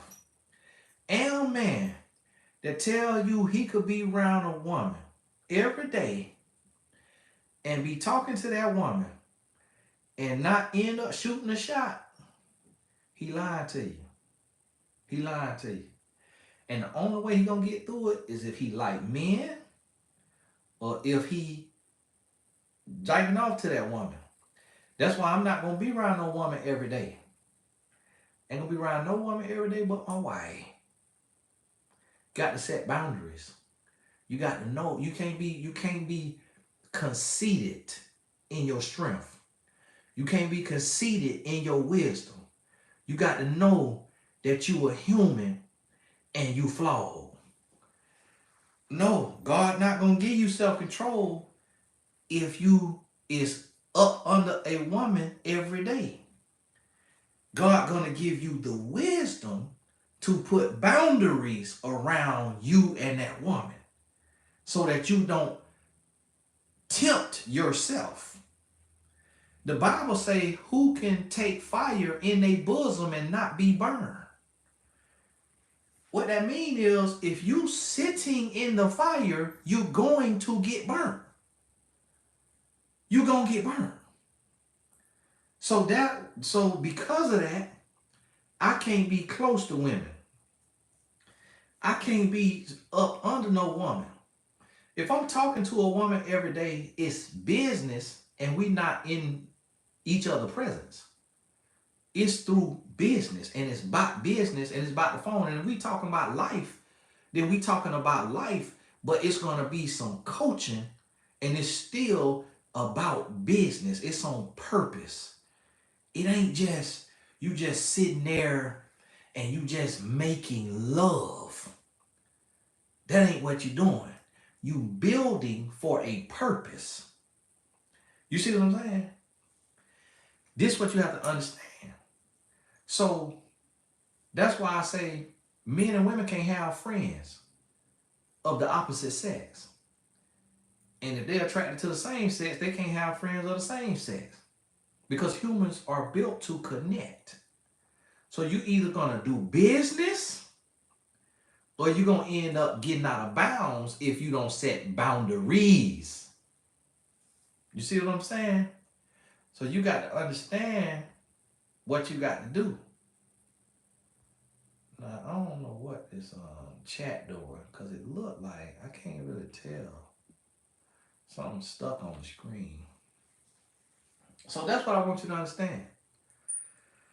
So we in a place right now, you got to go to righteousness, and men got to take the lead in righteousness.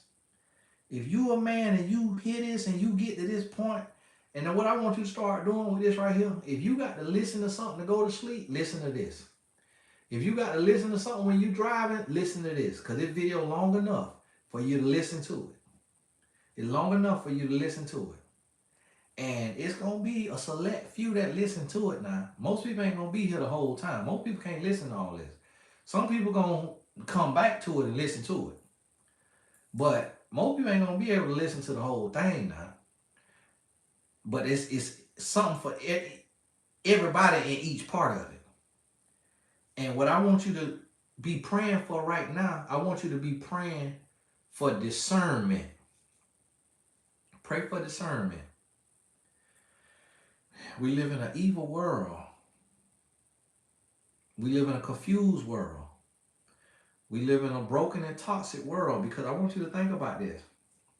There is no reason a man who is not living what he is preaching should have a following. I'm going to tell you something. Men are so untrustworthy that I am not going to sit up under a single pastor for too long.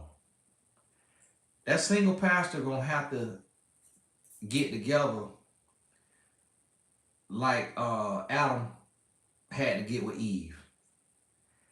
A career single pastor ain't gonna be good. Now, I just met a single pastor in New York. He 31 years old though. He young. But them single pastors in Atlanta, in their 50s, I got to go. I got to go. I'm not going to be able to do it, because I could look at you and tell, I could listen to you and tell that you don't have the same calling as Apostle Paul. So what are you doing with your thing between your legs? Because if I get around you and you a single man, and I don't feel the spirit that Apostle Paul had, oh, you up to some shenanigans. You up to some shenanigans. And I got to go. I got to put that one finger up, and I'm finna tiptoe on out the building. Because you up to some shenanigans. You hear what I'm telling you? And one thing I'm going to tell y'all, to the women who listen to this, pray that you meet a man who is some kin to you or who can't touch you, who have discernment, and who is heterosexual, that you can bounce things off of through a video like this, through a coaching session, because one of the things that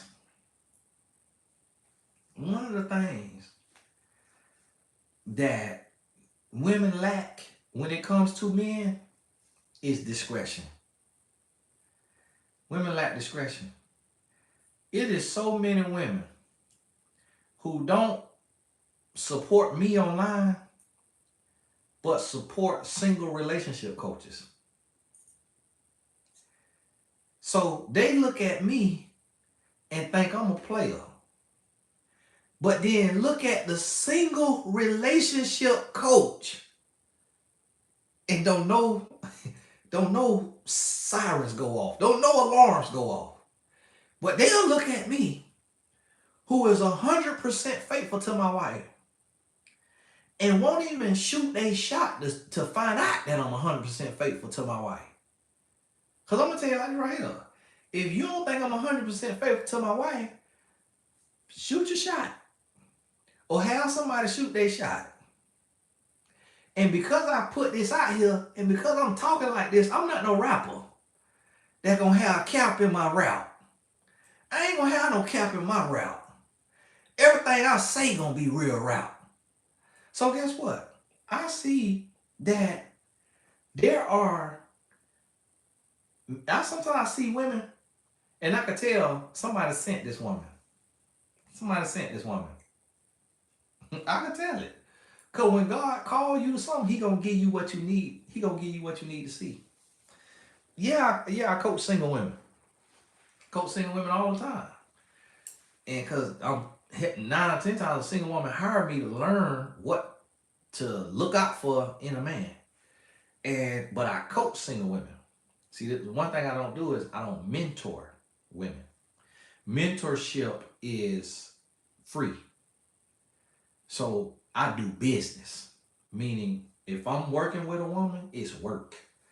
And I don't call a single woman a friend. I call her a client.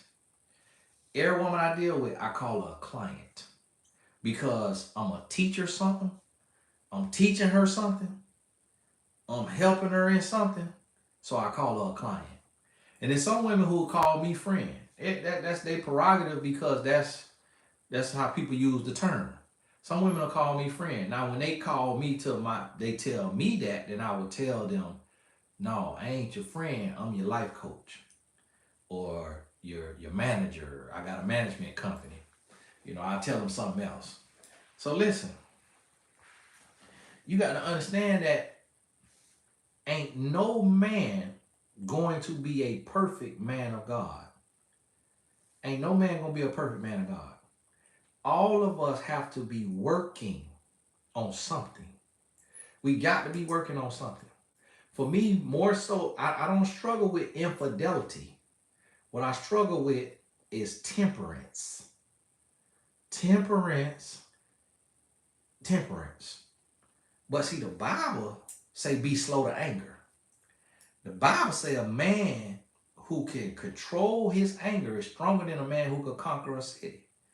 So my battle went from dealing with lust to dealing with temper. So that's what you have to realize.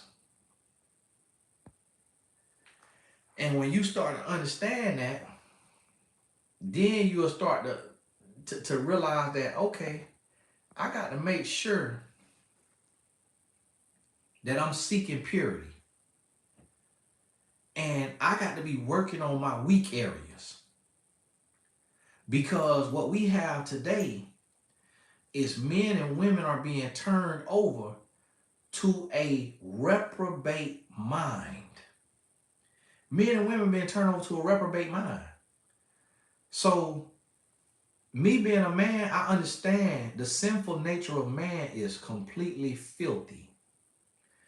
I'm a man, so I don't understand everything about a woman, but I'm starting to realize and see that the sinful nature of a woman is completely filthy. So we have to go from filthy lucre to purity and righteousness. And then we come together and we strengthen and we build together. We strengthen and build each other. So that's what we have to come to. But see, we're not doing that. We're not doing that. No, I mention names. Y'all can't mention names. If I mention names, it's authorized. I don't let people in my chat mention names, because you could mention somebody and send somebody to somebody who working for the devil. And now you done sent somebody to somewhere to be devoured. And there's a lot of women, sometimes women come to me and say, oh, Tony, you know, you need to collaborate with such and such. And I'll go look at such and such and I'll be like, this man was not called. This man just came. And he just came so that he can come.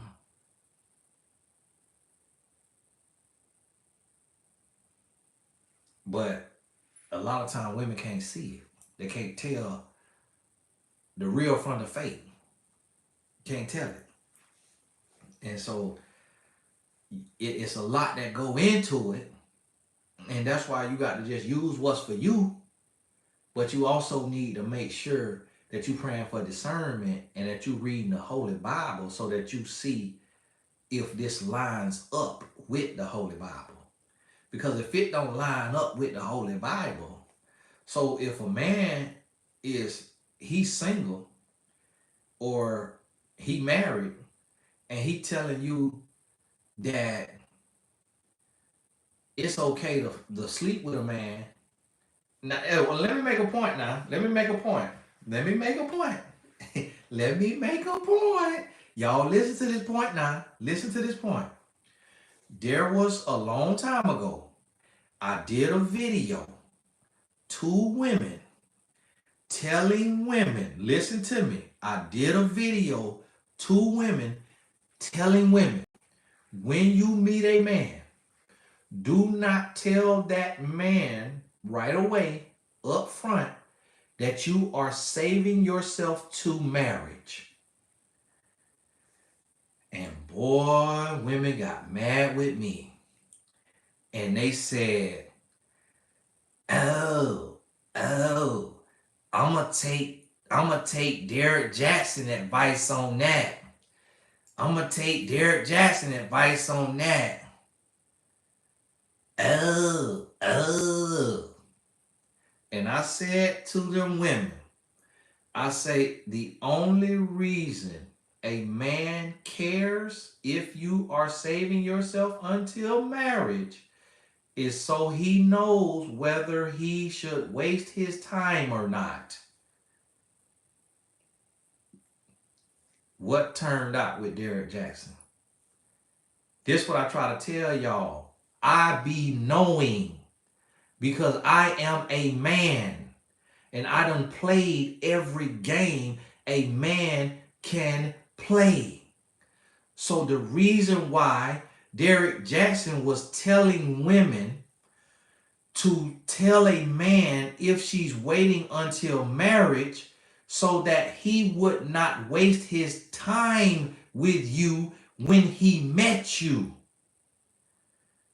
He could just move on with his life because he was looking for women to sleep with. while he was giving relationship advice. But people give advice from where they are. So if I was playing the game, I would tell a woman the same thing. But I don't tell a woman a game that's going to benefit me. I don't tell a woman the game that's going to benefit me. Now, see, this is why I have to slow stuff down. Leanne, isn't that good, though? No. You should never tell a man what you're doing with your vagina. Think about this now. The only time a man should know what your vagina doing is when he in it. That's not a man. The Bible say don't make no promises because you don't have the power on you don't have the power to turn one hair on your hair white or black. Well, they didn't have hair dye back then, so we could do that now, but you know what it meant. And so when you tell a man what you doing with your vagina, now he get to make a plan. Now he get to make a plan. And I'm going to tell you what a player going to do. Let me tell you what a player going to do. Tell you what a player going to do. When you tell a man you saving yourself for marriage, a player he going to call you every day and he going to talk to you for 1 to 4 hours a day. And while he talking to you, he going to have you laughing. You're going to be doubled over laughing. He is going to send you 4-0 texts. He's going to get you 4-0 gifts, roses, t-shirts, jeans, Nikes. He's going to take you to your favorite restaurant. He's going to let you order whatever you want to order. If you drink, because Jesus turned water into wine, he's going to get you on that red wine. He's going to have you 2-3 glasses. He's going to pick you up. It's going to be a yellow rose in the seat.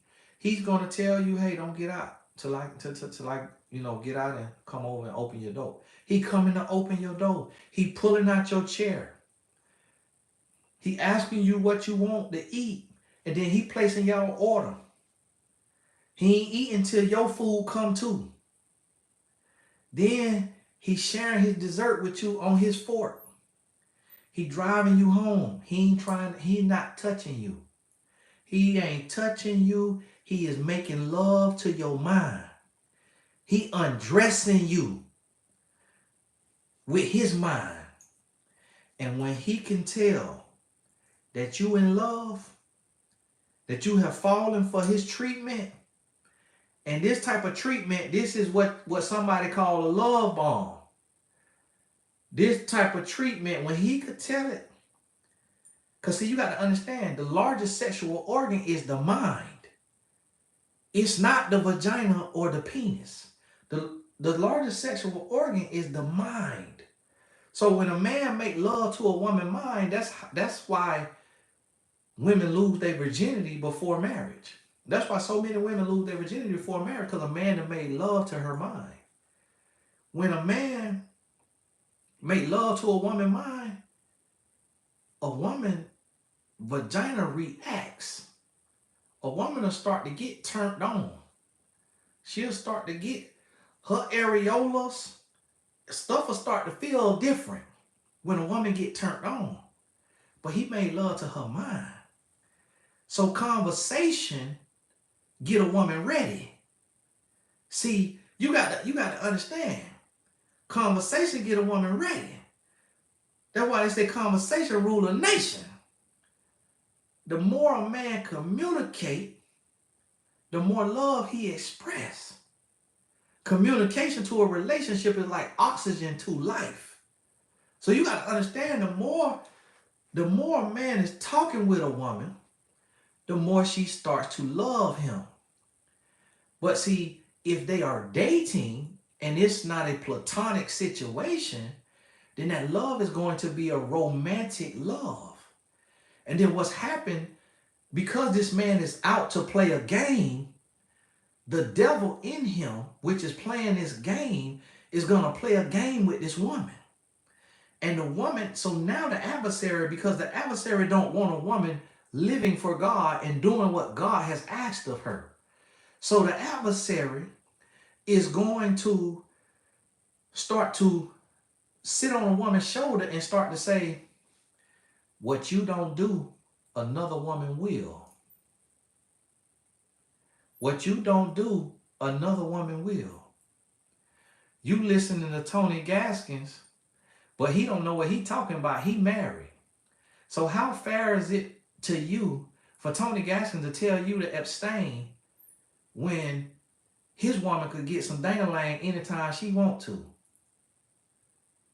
You listen to Tony Gaskins, but you need to be listening to that Jezebel spirit on YouTube named such and such. Now, he ain't going to say Jezebel spirit. He going to call her by name. But it's a Jezebel spirit that's telling you the opposite of what I'm telling you. Because I'm a man who played the game. So the only thing I'm going to tell a woman is what's going to protect you.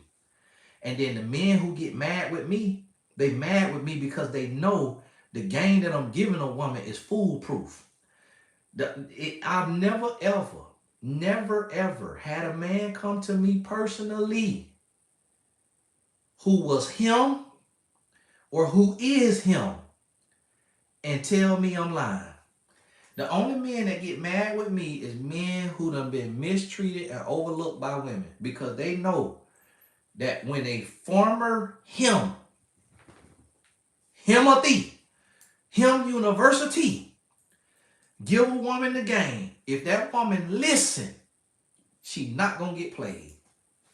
She not gonna get played. But see, this the thing. Yeah, that's how I courted my wife. But that's how I could give you the game. And my wife turned me down. She waited till she was ready. I wrote poems and everything. I was player from the Himalayas. As soon as I met a woman, I'm writing poems on everything. And I can't tell y'all too much.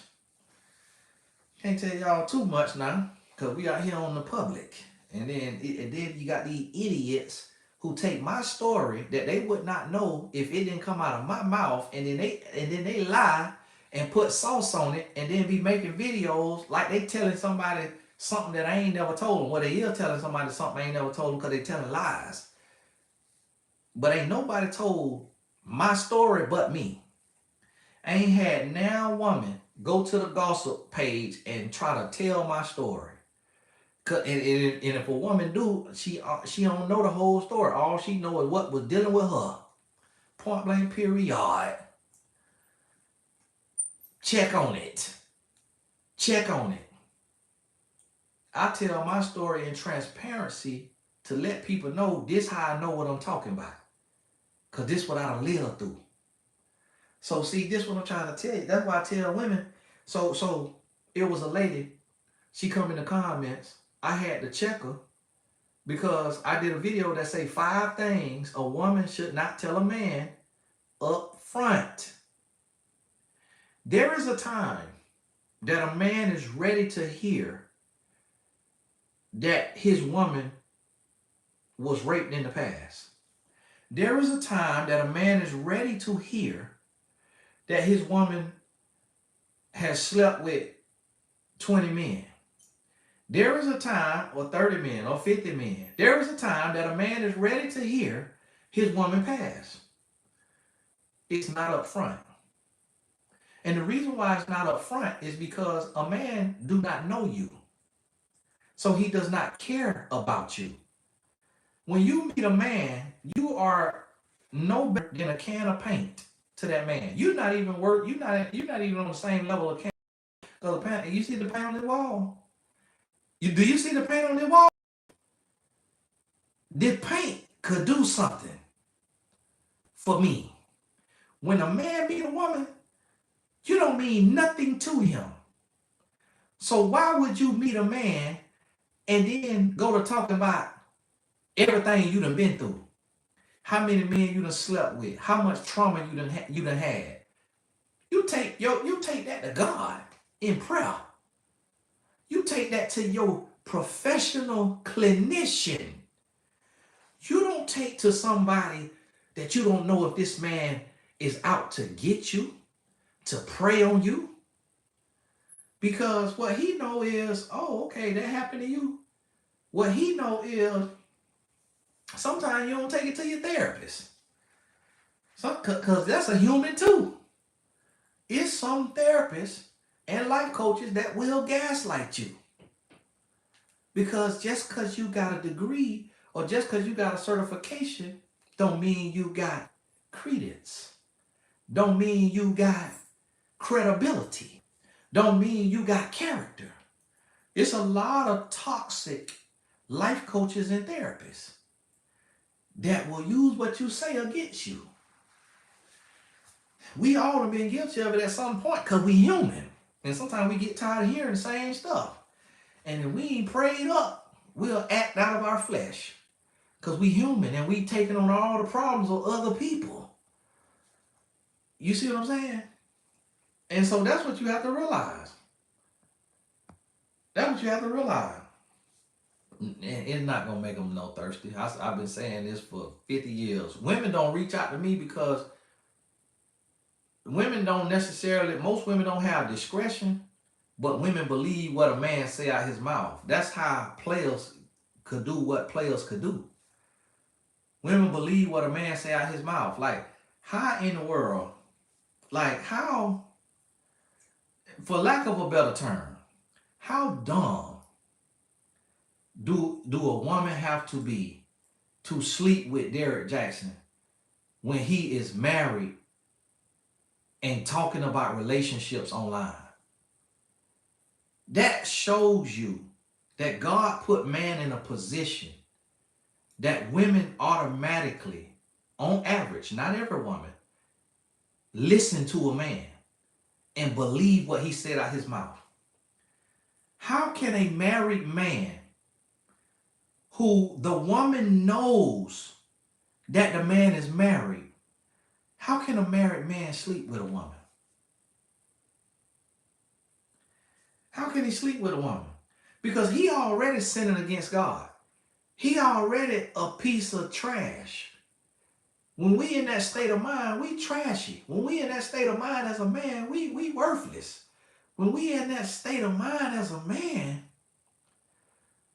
we displeasing to God.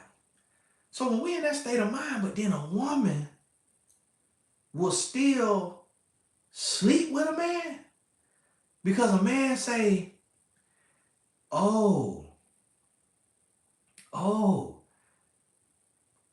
me and my wife don't get along.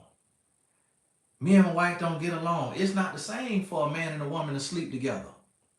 It's not the same. Because it's a difference between you punching somebody in the face and you being punched. It's not the same act. Because a woman is a receiver. A woman receives a man into her body. Men could carry STDs and not even have symptoms. A woman can't carry an STD and not have symptoms. A symptom gonna come up eventually. She gonna start to itch, or she gonna start to smell, or she gonna break out. Men could carry certain diseases and have no feeling different in his body. A woman is a receiver. So a woman is put in a position of power so that when a married man comes to her, she has the ability to take her time and get to know this man. She also now has Google, and she could Google this man. She also could look up marriage records. She also could ask this man on the second or third date to see his driver's license. A woman is sitting in a position of power. But women relinquish their power and say, oh, because this man has low self-esteem and he is insecure and he is a piece of trash and he is willing to have sex with me while he is with his wife, I'm going to relinquish my self-esteem and my self-worth and my self-respect and sleep with this married person because he's willing to do it. How much sense do that make? How much sense do that make? So it's like when you see somebody doing something stupid, don't do something stupid with them just because they doing something stupid.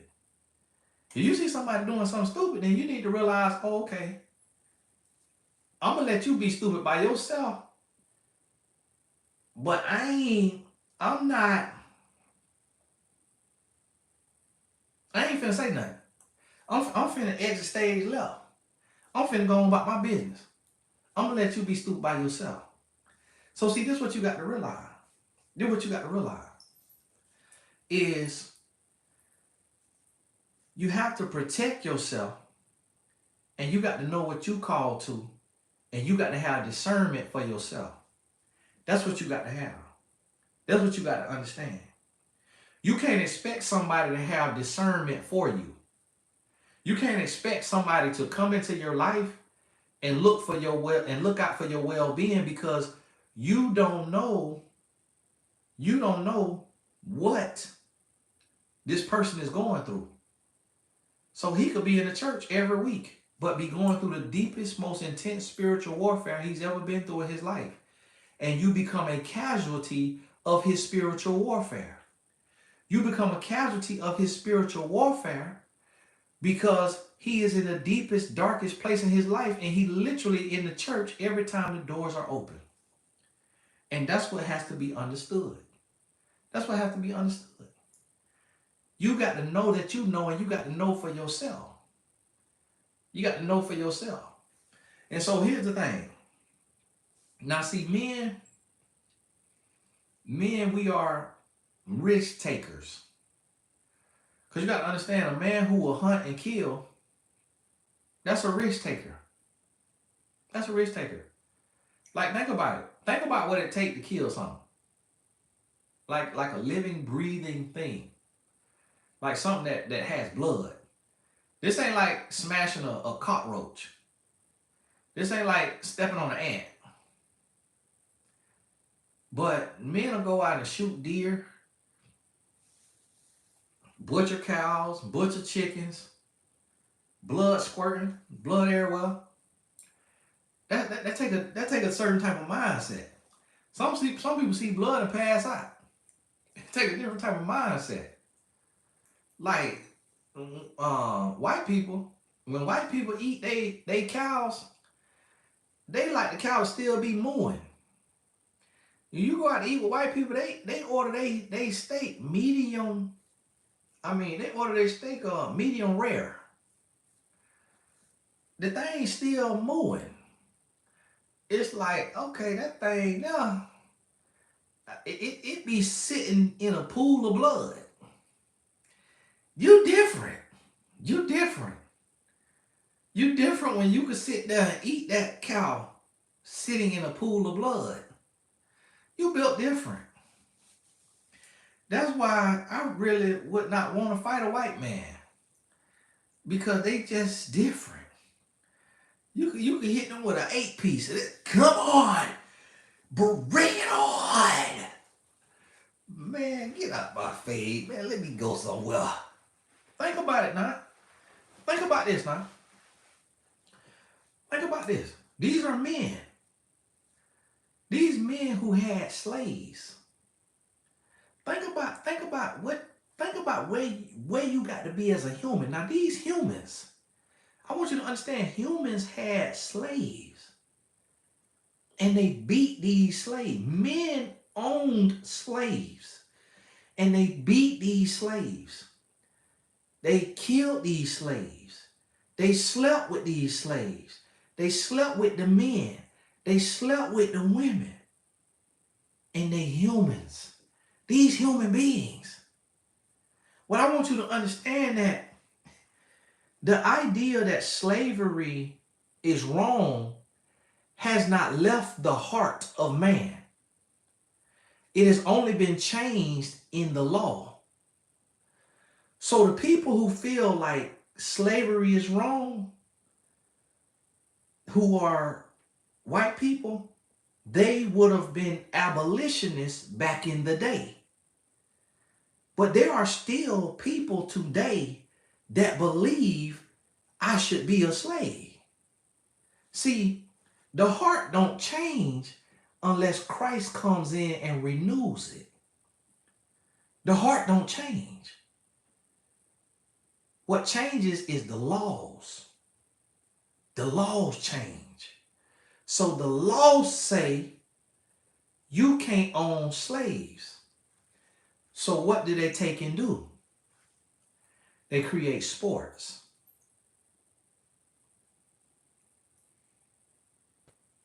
I'm going to put you on an auction block. We're going to have several people put a price on your body, on your strength. And we're going to pay you to kill yourself. We're going to pay you to bash your head against another man's head. We're going to pay you to ruin your knees, ruin your hands, ruin your arms. We're going to institutionalize you. But you're not called a slave. You're called an athlete. You're called a pro athlete. And we're not going to care about your life skills.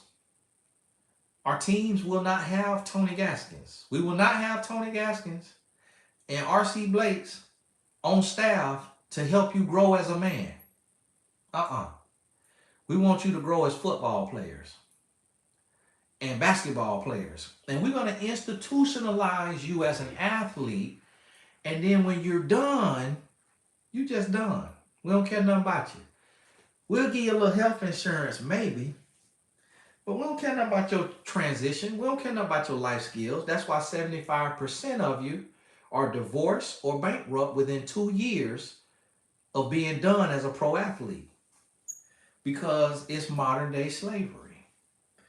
Unless your organization cares about you as a person and they bring in people like myself to help you learn how to be a man so that you could stand on something and you can make a living as a man without that sport. So see, what you got to realize, what I say all that to say, that you got to understand the mindset of humans. You got to understand the mindset of humans. And you will know that by knowing yourself. So that's why I give away the game, because a man cannot be trusted. Only God could be trusted. A man or a woman cannot be trusted until that man or woman has been renewed. Guess what? Women can't be trusted either. Humans cannot be trusted. When you read the Bible, you're going to see examples of fallen humans that are being used to teach us lessons. So what you're going to see, it takes you a long time before you get to a woman who you feel like you would want to be friends with her. Because even Ruth, we judge Ruth because we like, Ruth, now, hold on now, you went and laid on that man's floor now. Was you out there popping pee? Now, what you was in there doing, Ruth? You ain't going there to pop pee now. What going on now, Ruth? Why you went to Boaz's floor and laid down on that floor now? And you listen to Naomi. What was Naomi, a city girl? Because listen now, Boaz seen you out there in the field. He done seen that booty. Because when you bent over to pick up that wheat, he done told his workers to leave something behind for you now. He already looking out for you. He done already asked, who is this? So Boaz done already seen you now. Why, now Ruth, why you took your butt over there and laid on that floor now? Come on now, Ruth. Come on now, Ruth. What's going on now? And so, and in Proverbs 31, we don't even know if that was a real woman or if that was just, or if that was the woman telling her son about the type of woman he supposed to be with. See, we got to go look at the hermeneutics and all that Bibleology people be talking about and trying to be on YouTube trying to sound smart. Man, hush. Man, hush. We go read the study Bible. We just ain't got to it yet. So listen to me. So even when you say women, all the way from Eve, I'm reading the Bible from the Old Testament. I'm reading forward. I call my daddy and I'm like, Daddy, man, I've been thinking women perfect. And I've been around here preaching about women angels. But I'm like, as I'm reading this Bible, man, all I see is deceit from these women. I'm like, I ain't seen a good woman yet. I'm like, even Sarah, but she gonna tell Abraham, go sleep with the handmaid. And then after she told the man to go get him a little bit of that thing, then she gonna start treating the lady like crap. Then when the lady's son get born, she jealous of the lady's son. And then when God give her son, she like, hey, we got to get rid of her and her son. We got to send them to another land. And so I'm like, man. Then the lady who, Rachel and Leah, one of them stole from their daddy. And then when their daddy came up on the horse, because he realized, man, somebody done stole something. He went up to them on the horse for something. She had something from her daddy. She gonna lie to her daddy face and tell her daddy her period on. So she can't get off the horse. I'm like, man, you done stole from your daddy then lied in his face?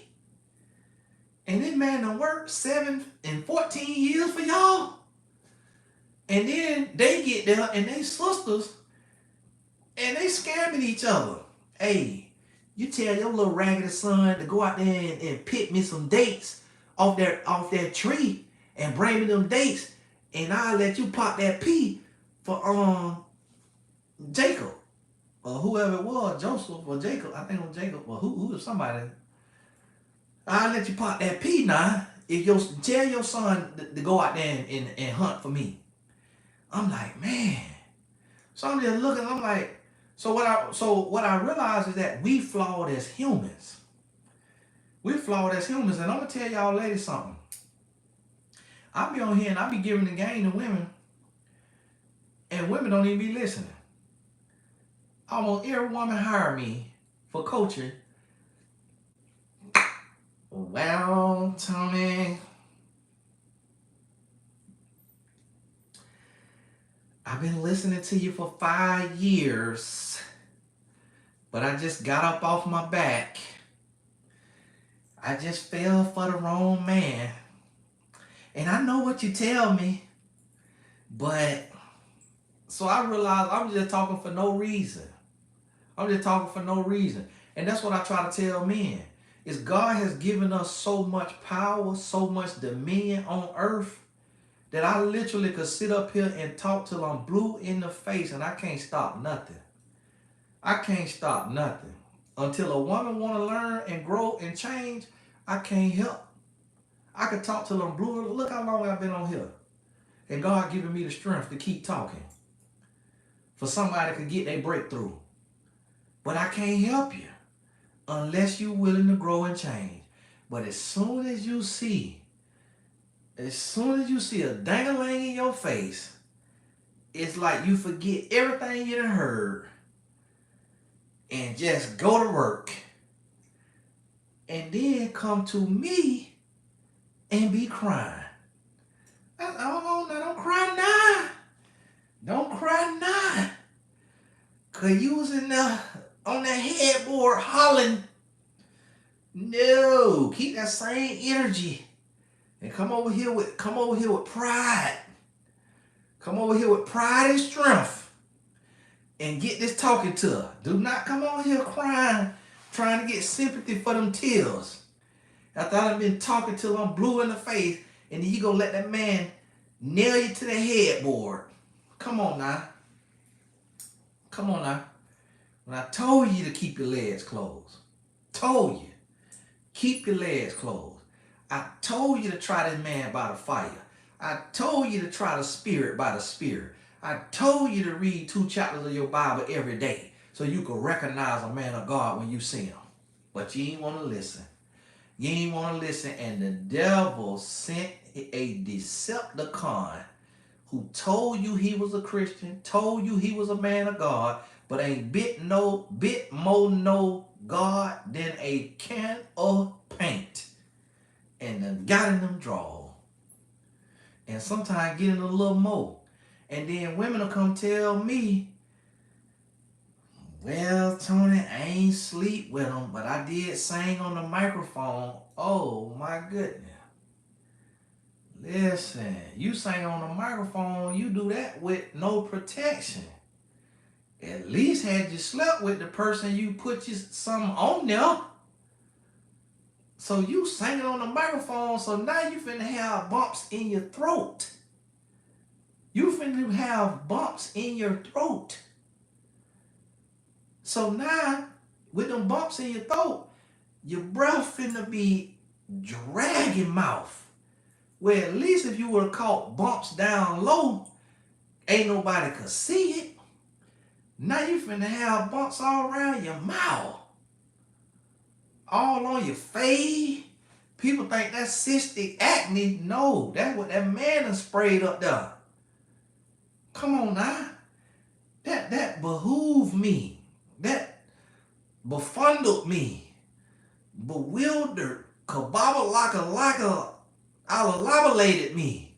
When women started telling me that they were sucking thing versus sleeping with thing. I said, hold on now. Okay, I see ain't nobody taught y'all nothing. I said, do you know that a man will put his thing in the mouth of a crack cocaine addicted prostitute with no teeth who live on the corner under a tent? That a man will put his thing in her mouth, but he will not sleep with her. He will not climb on top of her. So what that means is oral is 10 times worse than intercourse, because a woman's body is made for intercourse, not oral. Because the mouth can't do nothing with what come out of a man's private area when it go in your mouth. If it was made for the mouth, you will be able to reproduce from swallow. See, we getting too real, but I'm trying to help you understand what God intended. Now, if you get in your marriage and you want to get into stuff, that's between you and God. But ain't nothing supposed to go nowhere that it can't perform the production of life that God intended. It ain't nothing supposed to go nowhere, especially outside of marriage. Now, when you get married, y'all body belong to each other. And you should only do together what God give you peace with. And if you walking with the Lord gonna give you peace about what you're doing. If you go to do something and it's just a little too frisky and you feel uncomfortable, then that lets you know God ain't in that. That lets you know that the act that you might be getting ready to do may come from Satanism. So you may need to reel that on in. You may need to reel that on in. You see what I'm trying to tell you? So listen to me. You got to get knowledge. You got to get wisdom. You got to get understanding. You got to get discretion. You got to get discernment. And this is what people don't have. This is what people don't have.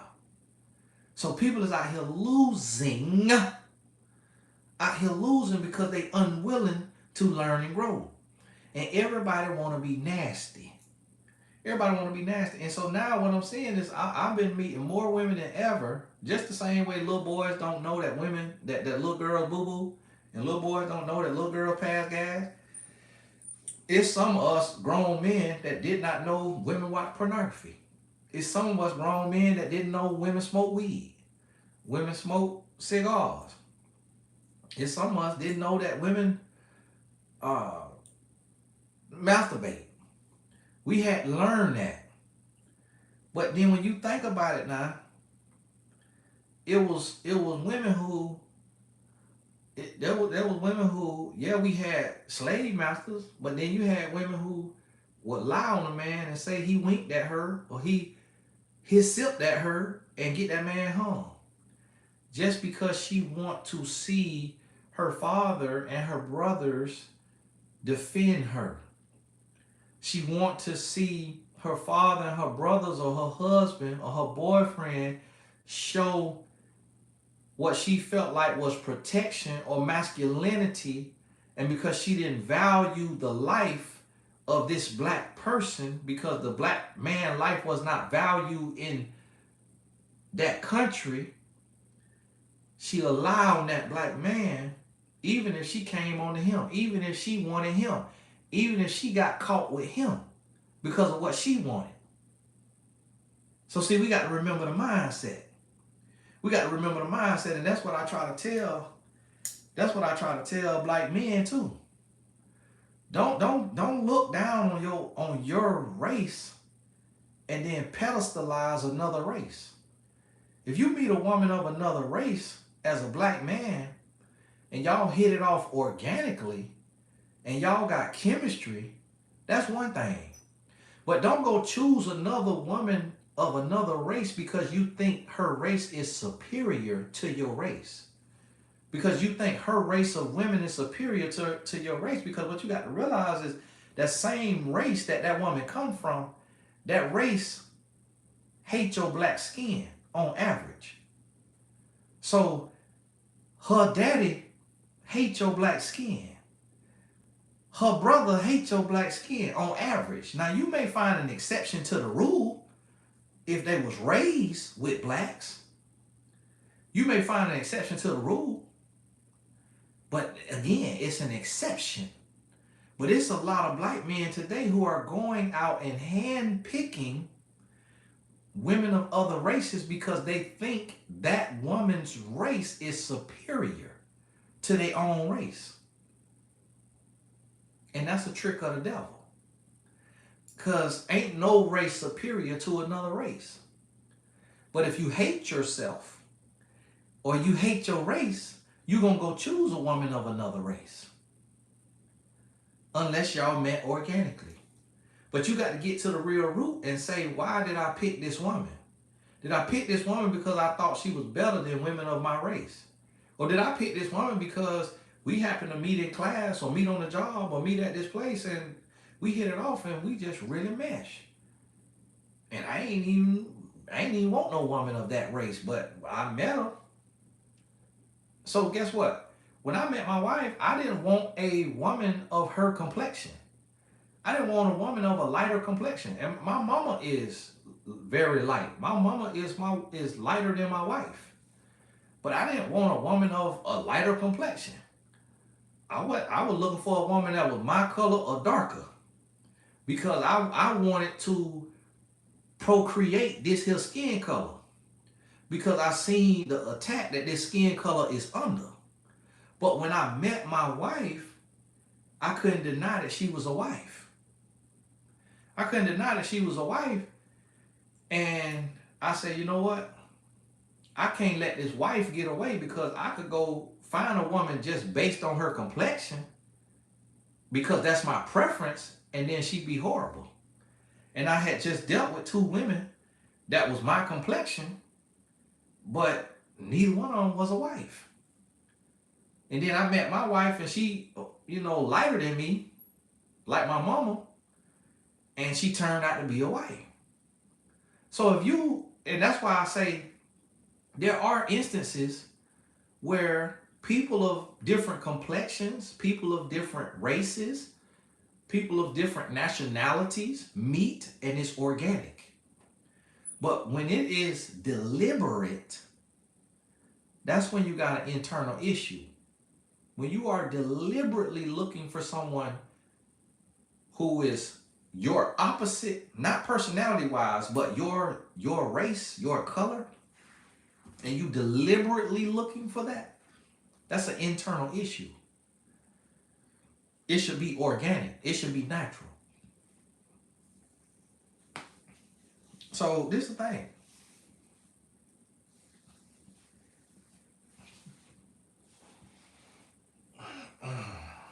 We got to start learning. So if you missed any of this video, go back and watch the video. Just let it play when you doing your spring cleaning. Just let it play. Let it play, and then let it take you to another level. Let it take your mind different places. Let it go deeper. Go deeper in your life. And see, the thing about it is, I don't want to offend anybody,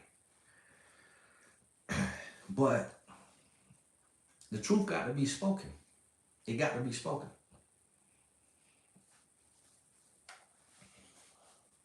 Truth got to be spoken. And one thing about the truth is, anybody could get it. I got to get it every day. Me working for God. Me working for God, I got to check myself daily. I got to check my spirit daily. Every single day. Because I could be fired and not even know it. And we right now, we in a society of perversion.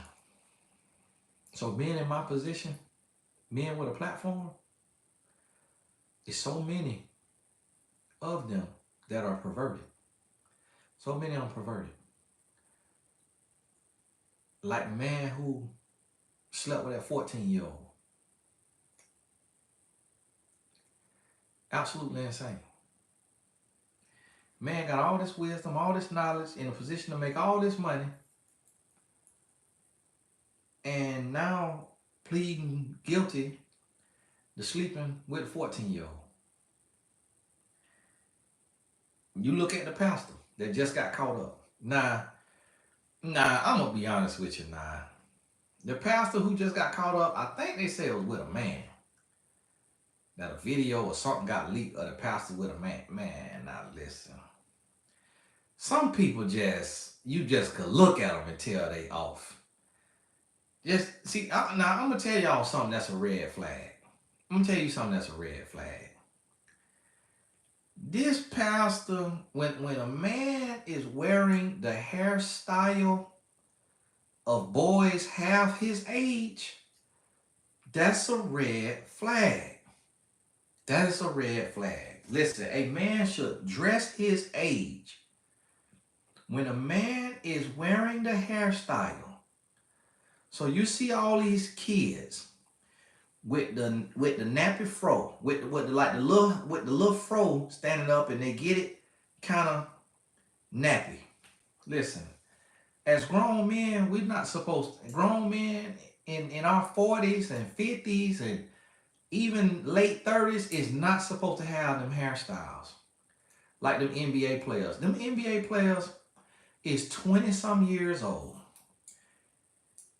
Let them boys have their hairstyle. Let them boys have their hairstyle. Grown men, once you cross 35, you see how this hair is. And I'm losing this hairline. This is what we supposed to be at right here. Once you cross 35, you need to cut your hair. You need to cut your hair once you cross 35. Unless you got some locks and you've been growing them forever and it just mean. But other than that, braids and the little nappy froze and all the other little stuff, little twists and all that, you're not supposed to be like that over 35. So I can already tell that a man is up to some foolishness when he in his 40s and he got a hairstyle of a 19-year-old. If a man is in his 40s and he going to get a little piece of his hair dyed or he getting his tips dyed, that's a red flag. And y'all fellas, I'm talking to you. I'm talking to you. Dye your hair back to a natural color. You're not supposed to have hair dye in your hair and you cross the age of 35. You're too old for that. If a man wear a hairstyle of a woman, like the Pastor Mike Todd wore, when he had them two braids hanging down the side of his face, that's a spirit. Because the Bible tells you a man ain't supposed to be putting on the adornment of a woman. There has not been no man in the history of the world who was heterosexual that gonna have them two braids down the side of the face. The Bible say, so if you heterosexual, the Bible say, don't let your good be evil spoken of. Why is you gonna get the transvestite hairstyle? This getting ridiculous. It's getting ridiculous. Silk presses, finger waves. Listen, when you cross a certain age, you got to do better. You got to do better. We out here looking like kids. These men out here looking like kids. So when I seen this pastor, now this pastor is not a mega pastor. He's like a no-name pastor. Didn't nobody know him, and he was in the dark because God have not called him, and that's why he don't have a platform. None of us know who this man is. But that transvestite that he was sleeping with was mad about that money and released that video. So none of us know who this man is because God did not give him no platform. Matter of fact, the devil couldn't even use him. He wasn't even believable enough for the devil to use him. So the devil ain't even getting no platform. The devil giving some of these people platforms so he could use them because they believable. This man here so pitiful. I guarantee he got one of them churches with by 4.5 people in there. And them 4.5 people be a different 4.5 people every Sunday. And he got to go flatten their tire to charge them to pump it up to get tires. He got somebody putting boots on his members' car and then telling them they got to pay $50 to get tithes and offering. Listen, this man's so pitiful. I see he talking about don't come for him. Everybody need to come for you because y'all here playing with the Lord. It's at least, I'm like, okay, if you're going to fall into sin, at least fall into what David fell into now. David fell into Bathsheba. David ain't fall into Barry. David ain't fall into Bobina. I'm like, my goodness. It's like, okay, had you slept with a woman, I still would have had to talk about you now and check you. But it's like, okay, other people done fail. But now you falling all the way into a man. And I think they say he sent a text that said, have that D and that A ready when I get over there. I said, oh my goodness. So not only is this man sleeping with a man, but the man got the nerve to be sending nasty text messaging. Man, look here. Boy, you nasty. But see, those are our leaders today. And then men is in the pulpit with childbearing hips, breastfeeding chest, and got the nerve to wear skinny jeans. And got the nerve to have 2 plaques down the side of their face. Got the nerve to have a dangling earring. And already in the pulpit suspect. Come on now. Y'all got to do better. Y'all got to do better. Right now, I really honestly don't really approve of nobody pulpit posture but Keon Henderson. He about the only one being in the pulpit looking the way a man who is a heterosexual man of God supposed to be up there looking. Now, about every other pastor I see up there looking like they be tooting it and booting it. Dookie shooting it. Come on now. We got to do better. Y'all have to understand spiritual warfare and get them spirits off of y'all. Yeah, and some of them pastors is watching this because they emulate a man of God so that they don't get outed, so that they don't get caught up, so that they emulate a man of God so that people can't tell that they are Decepticon. And I'm calling you out. If you up there with childbearing hips, get you some suit pants that fit. We need to go back to pastors putting on suits. Stop trying to dress like B2K up there in the pulpit looking like Pretty Ricky and B2K and Crisscross and outfit terrible. Got them tight old ankle jeans on with them big old high top Air Force Ones with the strap that go across the top. That don't go together. That do not go together. And why is your shoes a color? You was in the house of the Lord. Nobody did not come to the house of the Lord to see you as a pastor trying to do no fashion show. You're supposed to be as inconspicuous, as undistracting as possible, because we is in the house of the Lord and we is in here for the Lord. We is not in here for your red shoes. We is not in here for your patent leather shoes. We is not in here for your $10,000 suit. We is not in here for all of this distraction, for this loose booty spirit outfit. Went and consulted with RuPaul and say, hey, dress me for the pulpit, Ru. What's up, Ru? Ru, what's going? Ru, hey, God love you. Come here, Ru. God love you. Hey, let me hold that outfit. Man, if you don't go sit down in the back of the church and let one of these young men of God get up there and preach a sermon with holy fire and sit your tight jean behind down. I'm coming down here to sit in the church. I'm looking up there to the pulpit. I can't see nothing but scrotum. I can't even read the scripture because you up there with a meat leg pressed up against your thigh and the jean cuffing it. What in the world did I come in here to? I'm ready to go up there and knock the mic out your hand. Man, if you don't get out there pulpit with this fruity booty outfit on, you done went out here and borrowed Shanae barbecue outfit up there in the pulpit looking like Madea going to the gym, and I'm sitting out here trying to get a word.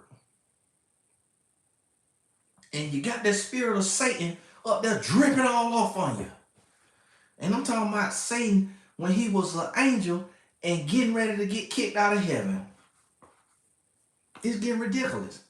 And we need to start calling these pastors out and say, listen, take your butt up there in a black suit or a navy blue suit or a gray suit or some loose fitting jeans and a loose fitting shirt and sit your butt up there and preach the word. God say, do not be a hindrance to your brethren. That also means don't be a hindrance to your sister. So that woman don't want to be looking at the pastor meat leg either. Just like we as men of God don't want to have to be looking up to no stage with no meat leg showing. Women don't want to be sitting there looking at no meat leg either. Especially with no childbearing hips.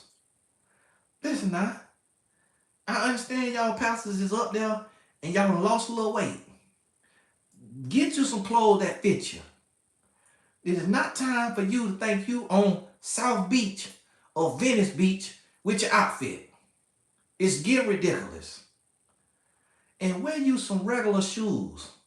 Stop getting up there with $12,000 Nikes on to where the youth can't even pay attention because you up there in Travis Scott's. And so now they sitting there and they trying to get a word and they can't even focus because they just got Travis Scott lyrics playing in the head because you up there with your Travis Scott's on and your booty jeans on and your muscle shirt with your two plaques hanging down the side of your face. And yet we supposed to be in here talking to the Lord.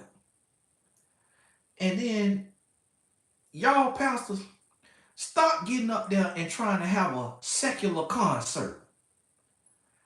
The man with the yellow glasses gonna get up there and preach that raggedy sermon. Man, delete that sermon. And don't you ever get up there again preaching no sermon. And he put that bread in our pocket. Our bread in our pocket. Our bread in our pocket. Do not take the sermon into no booty shaking rap song. That is not what God is about. Stop feeling like you have to appeal to somebody. God is not a chameleon. God ain't got to appeal to nobody. Jesus didn't go, we didn't read nowhere where Jesus said, I'm going to put a nose ring in my nose and I'm going to put earrings all through my ears so I could go in to this land that's resembling Sodom and Gomorrah and win souls. Jesus has never emulated Satan. So why are y'all pastors in the pulpit trying to emulate the world? Kirk Franklin, get his, Lord forgive me. See, Jesus flipped over tables. I ain't got no table to flip over. So I be about to flip tables with the words. Kirk Franklin, get his little miniature butt up there. And he up there. I done throw my neck out for real. My neck just popped trying to do that Kirk Franklin move. I'm like, Kirk, sit your behind down. I did not come in here to see you up on the stage thinking that you was Usher. You see what Usher got Keke Palmer into. Sit your little butt down. Get up there. And if you want to do some dancing, have you some praise stepping. Have you some praise stepping. Do not be up there doing all that gyrating. It's like, when do we think emulating the world is of God? Why is this man gonna get on the stage, steal Usher whole routine, and think God is in this? Where is, I'm talking about just literally like, I say, hold on now. You thrusting daylight? Come on. Kurt, I'd rather you go back to stomp. To Kurt, that's all God done authorized. Stomp. Do not be up there thrusting daylight with these women watching this. You got these men who is gay and they in there trying to be delivered. Like that man who got up there lying talking about he's delivered. He talking, I'm delivered. I don't like men's no more. I like women. Boy, stop lying, boy. You still popping on that thing like a handstand. Boy, shut up. And get out that people pulpit lying. That's that spirit got you up there lying. That spirit had you go up there and tell that lie. Boy, sit down. Telling that lie. You got men like that sitting in the congregation, and here go Kirk Franklin. Kirk. These men trying to come out that. And then the rest of us that got us a woman, we don't want to see your little butt up there shaking your booty and swinging dangling. Get your butt up there with a microphone and you conduct that choir. Conduct that choir. And don't do nothing else. Conduct the choir and do not do nothing else. You lifting a little bit of weights. Put you a shirt on. Stop trying to show off your arms. That is secular. You're not supposed to use your body to be a temptress, to be a tempter. Put your shirt on and stop shaking your hips. We need accountability in the body. We need accountability in the body because it's getting ridiculous. So imagine a stripper come to church and she trying to change her life because she been popping pee, she been selling her body, and she know it's not of God. And she sit down in there and the same beat that she used to strip to come on in the church. She is triggered. And then she look up there. The man with the yellow glasses is rapping. Kirk Franklin shaking booty. Mike Todd got the plaits down the side of his face. The other pastor out of Alabama got the dangling earring. She in there corroborated. She don't know what to do. Imagine when the thug come to the church. The thug come to the church, he just come out the streets. And he look up there. And Kirk Franklin slanging meat leg. I got to go. Bro, I just come out the streets. I'm getting ready to come in here and meet God. And this man up here twerking? Come on now. This can't be the work of the Lord. This ain't the work of the Lord. This not the work of the Lord.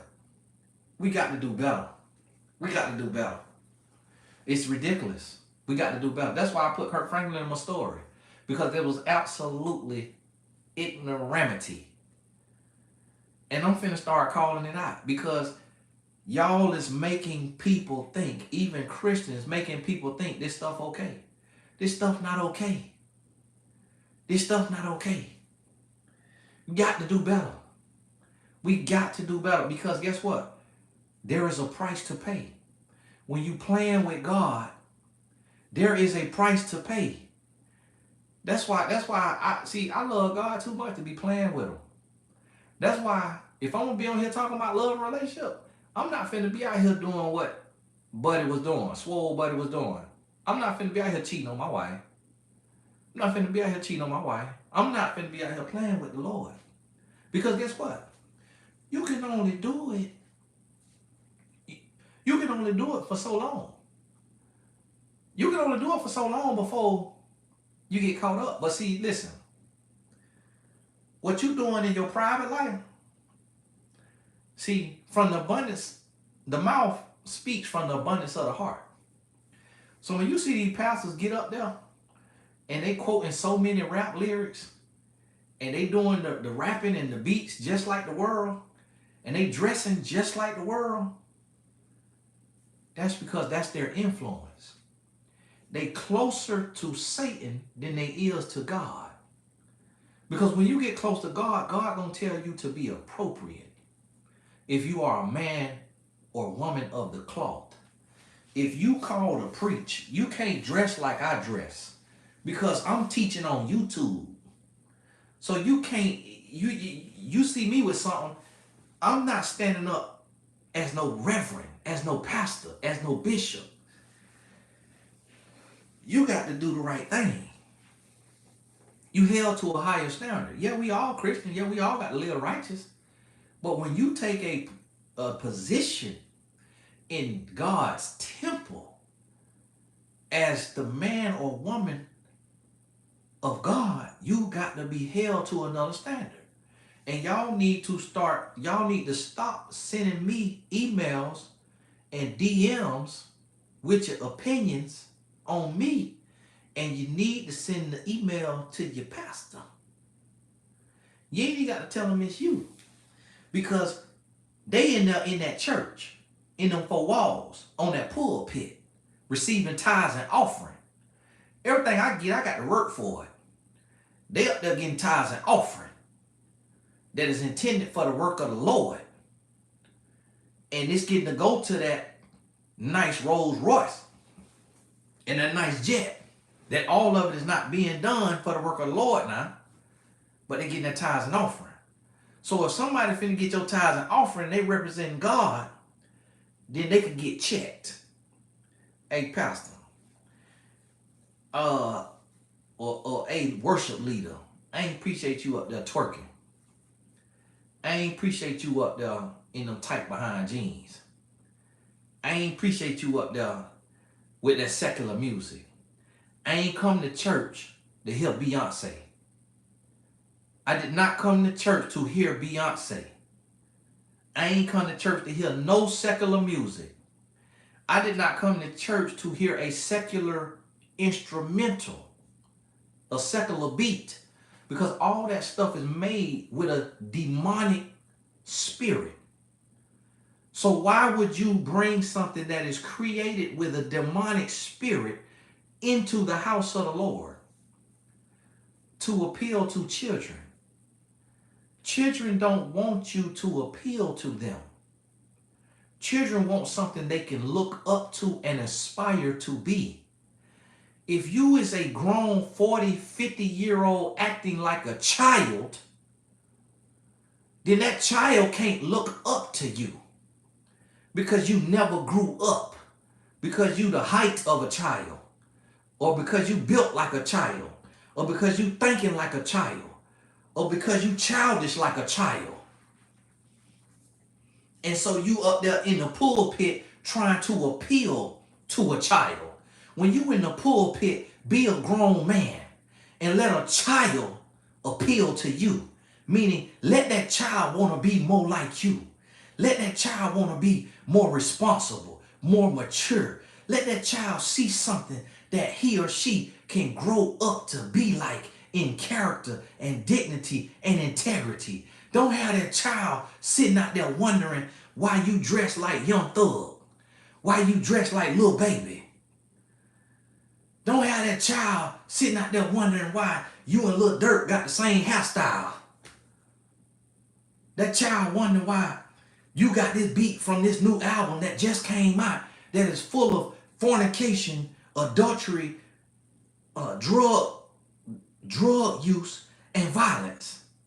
And you bringing that instrumental into your church service. Talking about you got to appeal to children. You got to appeal to the teenagers. That ain't how you appeal to no teenager. And there is nowhere in the Bible that tells you to give a child what they want. A child will want you to play the secular music because they want to be comfortable in their sin. But when you are doing what God told you to do, they're going to have a fire lit in that seat, and they're going to go to squirming, and their toes going to go to curling up, and they're going to feel a conviction in their spirit, and they're going to fall to their knees and cry out to God because the Holy Spirit and the anointing is moving.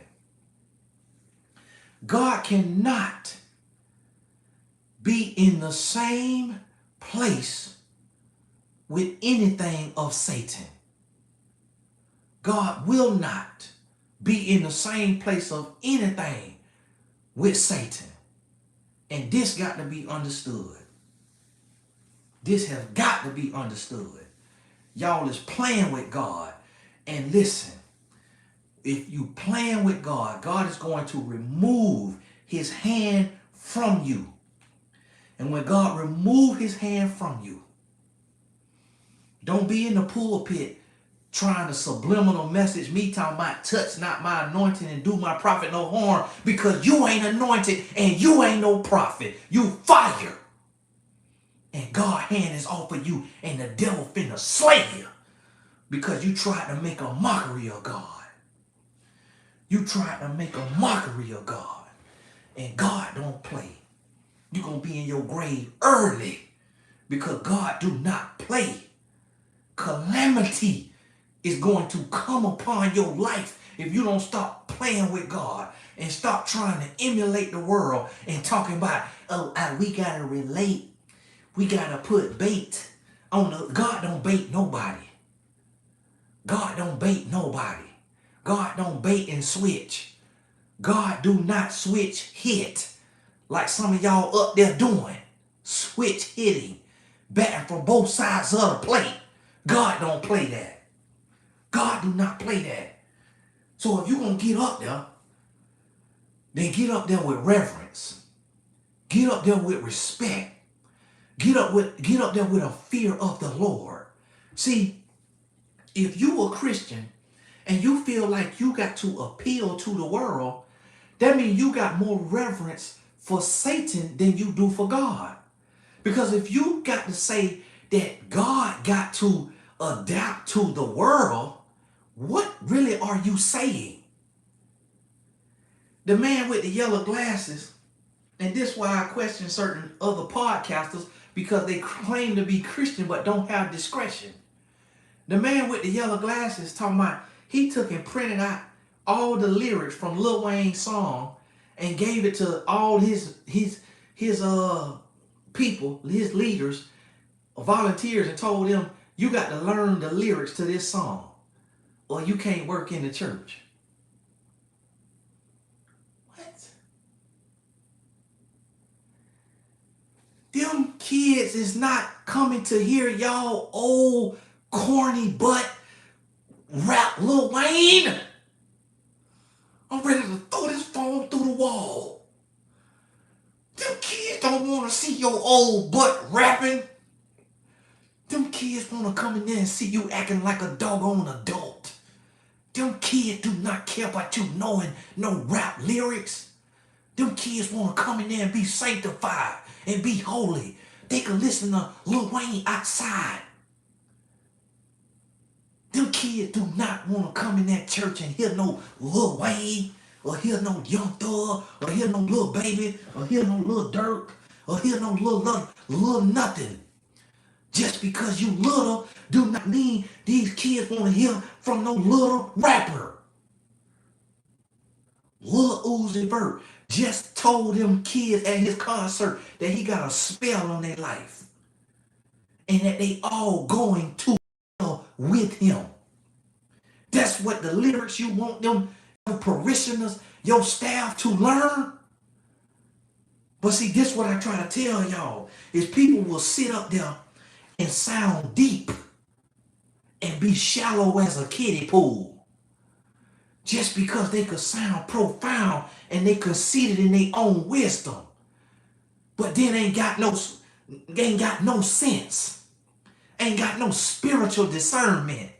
This the man with the little yellow glasses, I think that's Tim Ross or somebody like that, who I heard say he told his staff they got to learn the rap lyrics. Listen, when you have your staff learn rap lyrics, you're casting a spell on your staff, because them words that is going in their eyes going straight to their brain. And now they know these lyrics and they are speaking a spell over their own life because you think they want to relate to some kids. You know what them kids coming into children's church to learn? The love of Christ. Them children want 5 loaves and 2 fish. Them children want a hug. Them children want to hear about the goodness of Christ. Them children want a sandwich. Them children want a sandwich to take home. Them children don't care about you knowing no rap lyrics. What in the world is y'all talking about? Y'all gonna make me start start a church to show y'all how church is supposed to be done. Church is sanctified. Listen, ladies, put you on a dress that is not too tight. Don't come in here with no bodycon dress on. Don't come in here with no leggings on, with your camel toe and your cellulite showing through your leggings. Do not come in here with your belly button showing. This is not the club. Come in here to have an interaction with Jesus Christ. Come in here for that. Listen here. You got to do the right thing. You got to know God. The Bible says don't be no hindrance to your brethren. So you can't be doing stuff intentionally that's going to remind people of what they're trying to come from. And I'm going to tell you how I learned this. I'm working with a pro sports team. And here you have this guy. This young man is in the strip club all the time. He infamous for the strip club in that city. He in the strip club all the time. This young man came to me and he said, such and such is in the locker room listening to Young Thug. But he claimed to be a Christian. He said, you can't listen to Young Thug and be about God. He said, you got to pick one. That is how people who are in the world feel. When you're in the world, you don't want to leave the world and go to church and be reminded of the world. So if a woman had on a miniskirt and leggings and all of this stuff that was showing her body and she was selling her body, she want to come to church with a business suit on or some jeans with a blazer. She don't want to come to a church with her same stripper outfit that she went to the strip club with is okay in the church. She don't want to be reminded of the strip club. She trying to be renewed. So when you're trying to be renewed, you want to do differently. You don't want to, when I renewed my life, when Christ renewed me, I had Plies and Jeezy. That's all I listened to. I was selling drugs. I had a quarter pound of weed with me at all times, and I had a .380 handgun at all times, and I was listening only to Plies and Jeezy. Probably Plies, Real Testament, Jeezy probably with Thug Motivation. That's all I listened to, just on rotation. Boop, take one CD out, put the next CD in. When Christ renewed my life, I took them CDs and broke them in half and throw them out the window. Just like that. You don't want to come to church and hear the same lyrics that you just got done trying to break free from. Because the lyrics is what had you in that debauchery you was in. So when you come to church, you want it to be pure. We need to go ahead. We need to sit down with these pastors and from outside of the church, and we need to talk to these pastors and help them realize how they represent in the church, how they represent in Christ. That ain't what it is. That ain't what it's supposed to be. You got to represent Christ in holiness, in purity. Like Lecrae talking about he could quote Cardi B and Corinthians. No, you can't.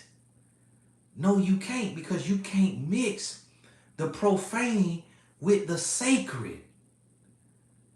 When you quoting Corinthians, you quoting God. God don't want to have nothing to do with a Cardi B lyric unless she is renewing her life in Christ and she's singing, she rapping about the goodness of God. That's the only time God want to hear a Cardi B lyric. He don't want to hear no lyric but nothing else but reverence. You don't mix Cardi B with Corinthians. that mixture is what you call lukewarm. You don't mix ratchet and righteous, because ratchet represents ghetto, which represents a debauchery. Because what you do in the ghetto, you sell drugs, you smoke weed, you twerk on the fire hydrant, you going from apartment to apartment fornicating, you skipping school, because for the most part, when you in the ghetto, you was unlearned. It's a couple families that's trying to get out the ghetto, and they're not comfortable with welfare, they're not comfortable with food stamps, and they going to school in a different district, they trying to get their kids a better education, they working 2-3 jobs because they trying to get up out the ghetto. Ain't nothing cute about the ghetto. Ain't nothing cute about it. Because when you there, most of us is in the ghetto because we coming from slavery. And so because we coming from slavery, a lot of time we slaves in our mind. So you not supposed to be ratchet and righteous. When you become righteous, you let the ratchet go. But see, what that is, when you mixing the sacred with the profane, that's what you call lukewarm. I'm about to have to go because my body getting too tired. My body getting tired. That's what you call lukewarm. And what do the Bible say about being ratchet and righteous? God say he'll spit you out his mouth because you lukewarm. He say be hot or you be cold.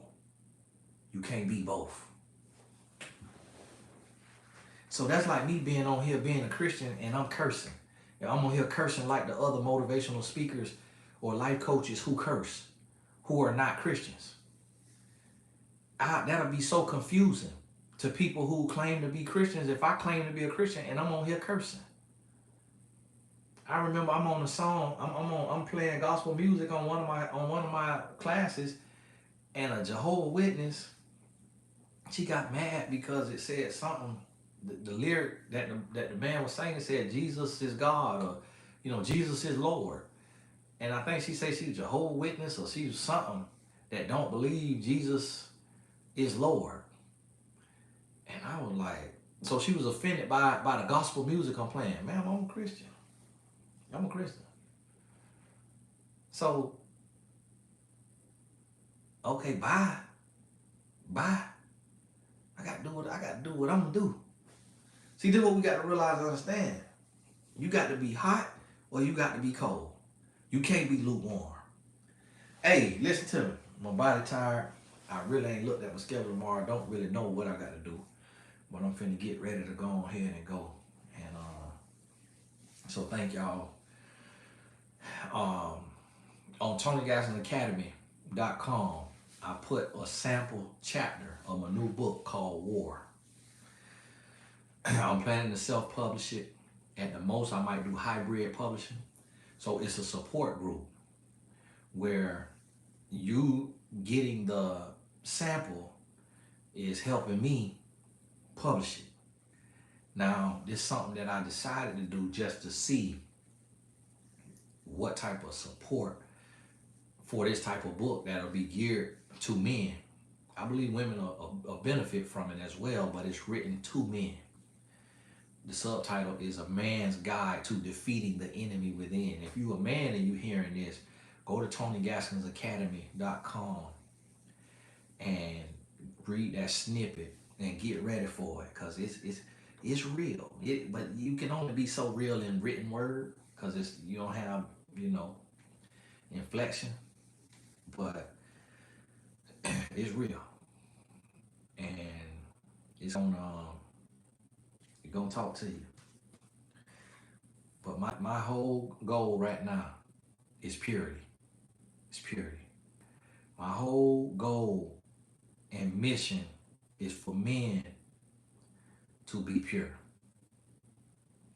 to live a clean life in the dark when nobody's looking, to live a life knowing that God is right beside you watching everything you do, to live a life like that, and to have a fear and reverence for the Lord. To fear the Lord in the sense that you're not playing with the Lord.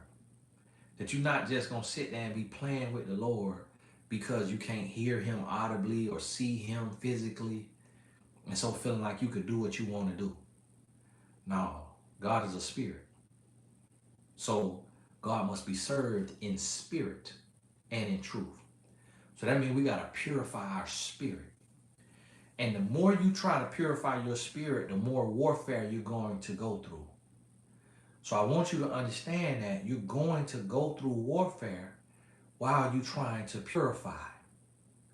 So I need you to realize that when you start trying to clean up your life, everything to make your life dirty gonna be on your mind and gonna come into your life. The people, the things, the places, and you got to realize that. Ellie, God bless you.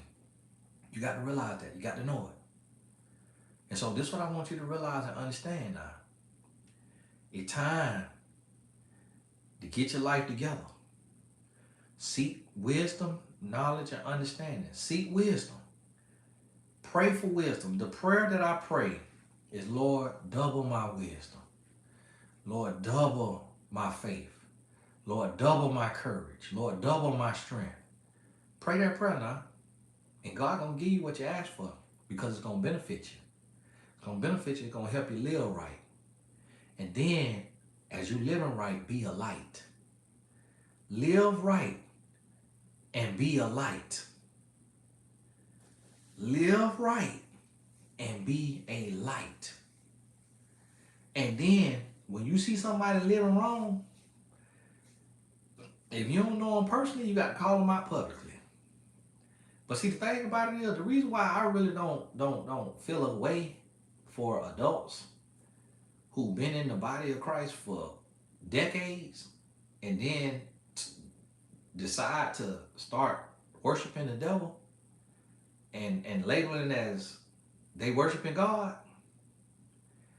I really don't be, they picking a side. They picking a side. So, I'm calling it out. But a lot of times they already know what they're doing. So, hey, this Tony Gaskins, what we got coming up? We got the book publishing boot camp. Like I say, I don't ask for handouts. I teach what I have learned. And I put a price on it. And so, when you go to TonyGaskinAcademy.com, you're going to see a lot of what I have learned. And it's going to be there for you. And so that's why I tell people to support me. It need to be a win-win. Support you too. Don't just send me a blessing. Go get a course that can move your life forward. And you still blessing me. But it's also going to bless you. That's a win-win. That's what we're supposed to be doing for each other. So understand that. But hey, this Tony Gaskin, God bless y'all. This thing, hey, this went way too long tonight, but sometimes we got to tarry in the spirit. Sometimes we got to let that thing flow. And everybody will get something from it. But hey, had to do what it had to do. Now, if you get to this point and you end up watching the whole entire thing, let me know. Because I'll be interested just to see how many people are on that wavelength of self-development, because that might become a little special group for me that I start of people who want to go into that next level. So hey, God bless y'all, and we're gonna talk soon. Somebody just spoke something. Hey, if Lord willing, it might happen one day. God bless you.